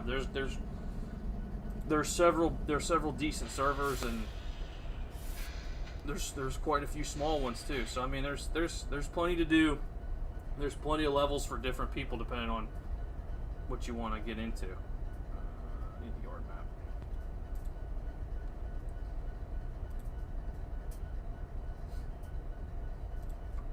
TJ, you said the storage spur, right? That's correct. It looks like you're lined in there good. Okay, I just want to make sure you meant the storage spur, not one of the storage tracks. Okay.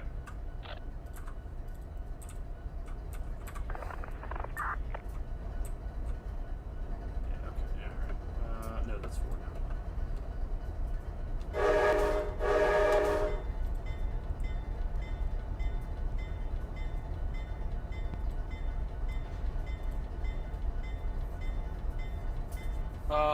Where can you get it? There's a link. I have a link in the description to Run 8's website. It should be run8studios.com. Yeah, run8studios.com.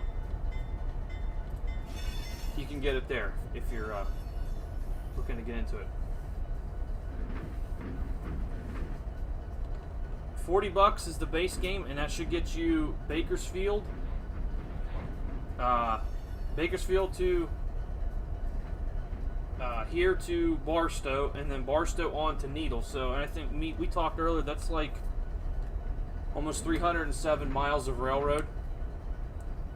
So, and that's just with the plus this whole yard comes with it too. So you're getting all that for the base game, for starters.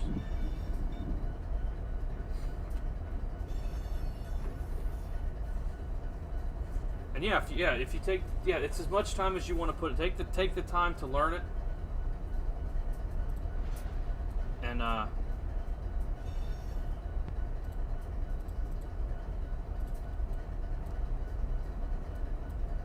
hey TJ. There's already a bunch of units on the storage spur out here.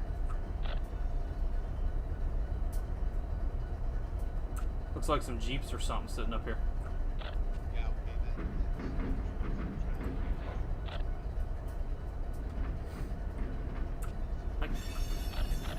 I can't hear you. You're like really quiet. I apologize. Okay, yeah, just bring it up here on this track. This is like a storage track, I guess. It's not a spur. Oh, okay, all right. There is one called the storage spur, and then the one I'm on now is called the shop run through. Yeah, shop run too. We've been parking them here. Okay, just wanted to put them up here next to these units then, or just here on the west end? Put them on the east end up here by the shed. Okay, up to the east end.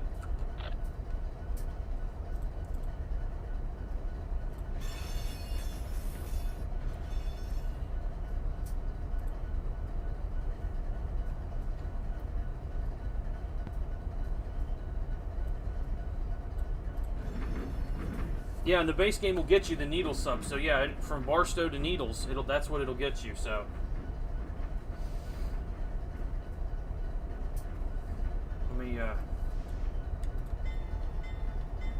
let me shoot a link to you real quick here.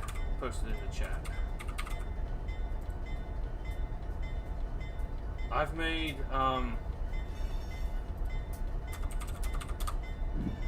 several how-to videos for the Depot. That's the server, the group I'm playing with now is the Depot right here.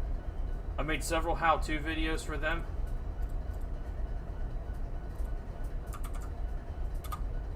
That's a link to their, our YouTube channel. You'll find all the how. I think there's a playlist. Actually, there might be a playlist I did. Yeah, there we go. Yeah, there's a playlist.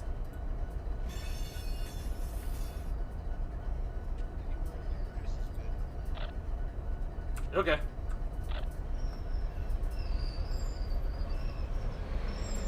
Let me see if I can link you if there's a link to the playlist. Oh, view full playlist. There we go.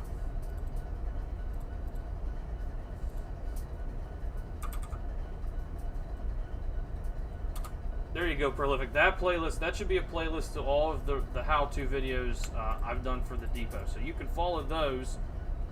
When you get the game, then you can kind of learn, figure out the sim, and, the best thing I explain to people is to play with it. Get in single player. Find out what you can do, what you can't do, how long it takes to break a train in half, you gotta just get your hands dirty. Get in there, because there's no tutorial. You boot it up and you are here. That's it.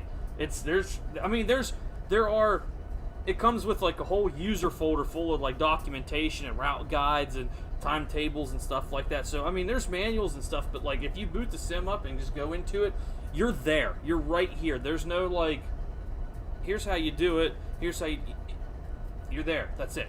So just get in, get your hands dirty, and kind of like figure things out, And join a community. Join the Depot, and you've got Highball, and there's other ones. We have Facebook pages. We have websites. The link to the Depot website's below. You can sign up there, and we have a forum, which is full of the forum is full of tons of people and information who are willing to help out. Start shutting these down. That's the best thing you can do is ask questions. Get involved with the community and ask some questions. Start single middle. No, it probably won't let me. Personal leader. Should be later. Oh, I'm not. Visual control. Battery break. Fail. All those. Start single middle. Oh, I should. Whoops.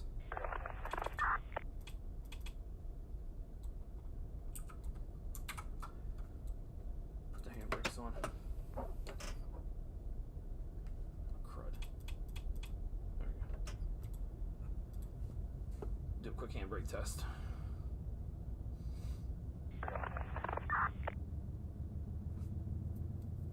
Probably won't even move them.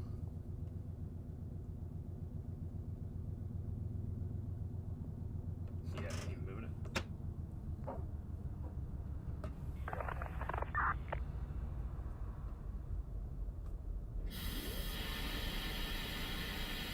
Full service. Okay, now I can shut it on. Football breaker, shut it down.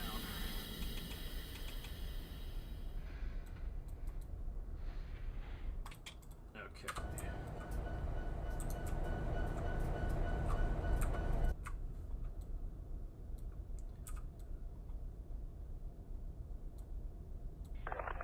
Breakers all down.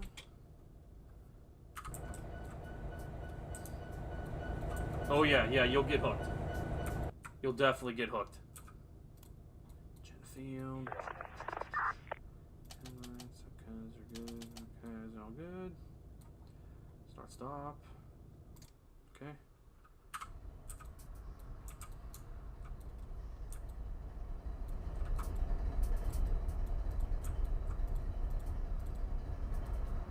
These are all good on fuel, TJ. They got over 3/4 of a tank in all of them.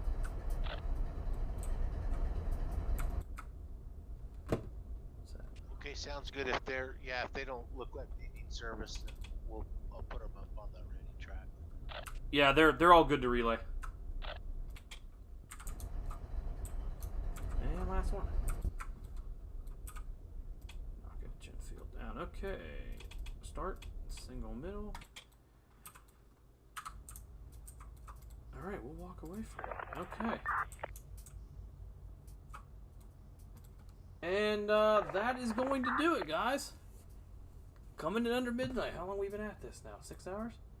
Yeah, 6 hours on the dot. Not too bad. That's it. LA to Barstow. Sorry it took so long to get a new one out. Like I said, had a tough week. I was on locals and stuff last week. Had like no time to myself, and then I worked like 5 days last week. Was always on locals or short turns. Now we get some extra people here.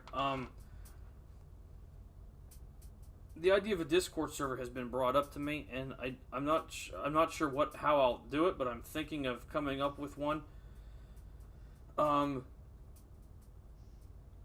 Maybe a place to share Run 8 stuff, share real trains, come up with ideas for streams, and just an easier place for the community. Well, I guess my own community that you guys are a part of, because we're growing. I think I'm up to 1,090 subscribers. I think so. Since I did my 1K special, 2 months ago, I've gained almost 100 new subscribers. So it looks like things are growing, and maybe we'll do a Discord, and this will give you guys a chance to, everybody can come together, and instead of meeting here once a month or every 3 weeks or whatever I do, maybe we'll go about it that way. Still probably use YouTube as my main source of content and posting and stuff like that, and but we'll see if we can get a Discord thing together. I'll look into it and see what it'll take to do. The next stream might be I don't know, they're talking about all these new fancy things Sean did with the passengers, the passenger trains in our operations center that the depot has. I guess he added some new features and some cool stuff to them. So, tag them down. Whoops. So maybe we'll do Amtrak or something next time and test out what these new things will do. I got to see yet, so yeah, we'll see. We'll try to do it. Try to get another one done a little sooner than this last one did. But other than that, I appreciate everybody sticking around. We had a good stream. No internet problems. Yeah, no internet problems, and the server held on fine. YouTube didn't kick the bucket like it did, a month ago. That was a blast. You're welcome. You guys are welcome. I'm glad you guys enjoyed this one. This was a pretty good one. So I appreciate everybody watching and hanging around and talking. Always nice to talk to you guys. I didn't know how many people would show up tonight. It's been so long.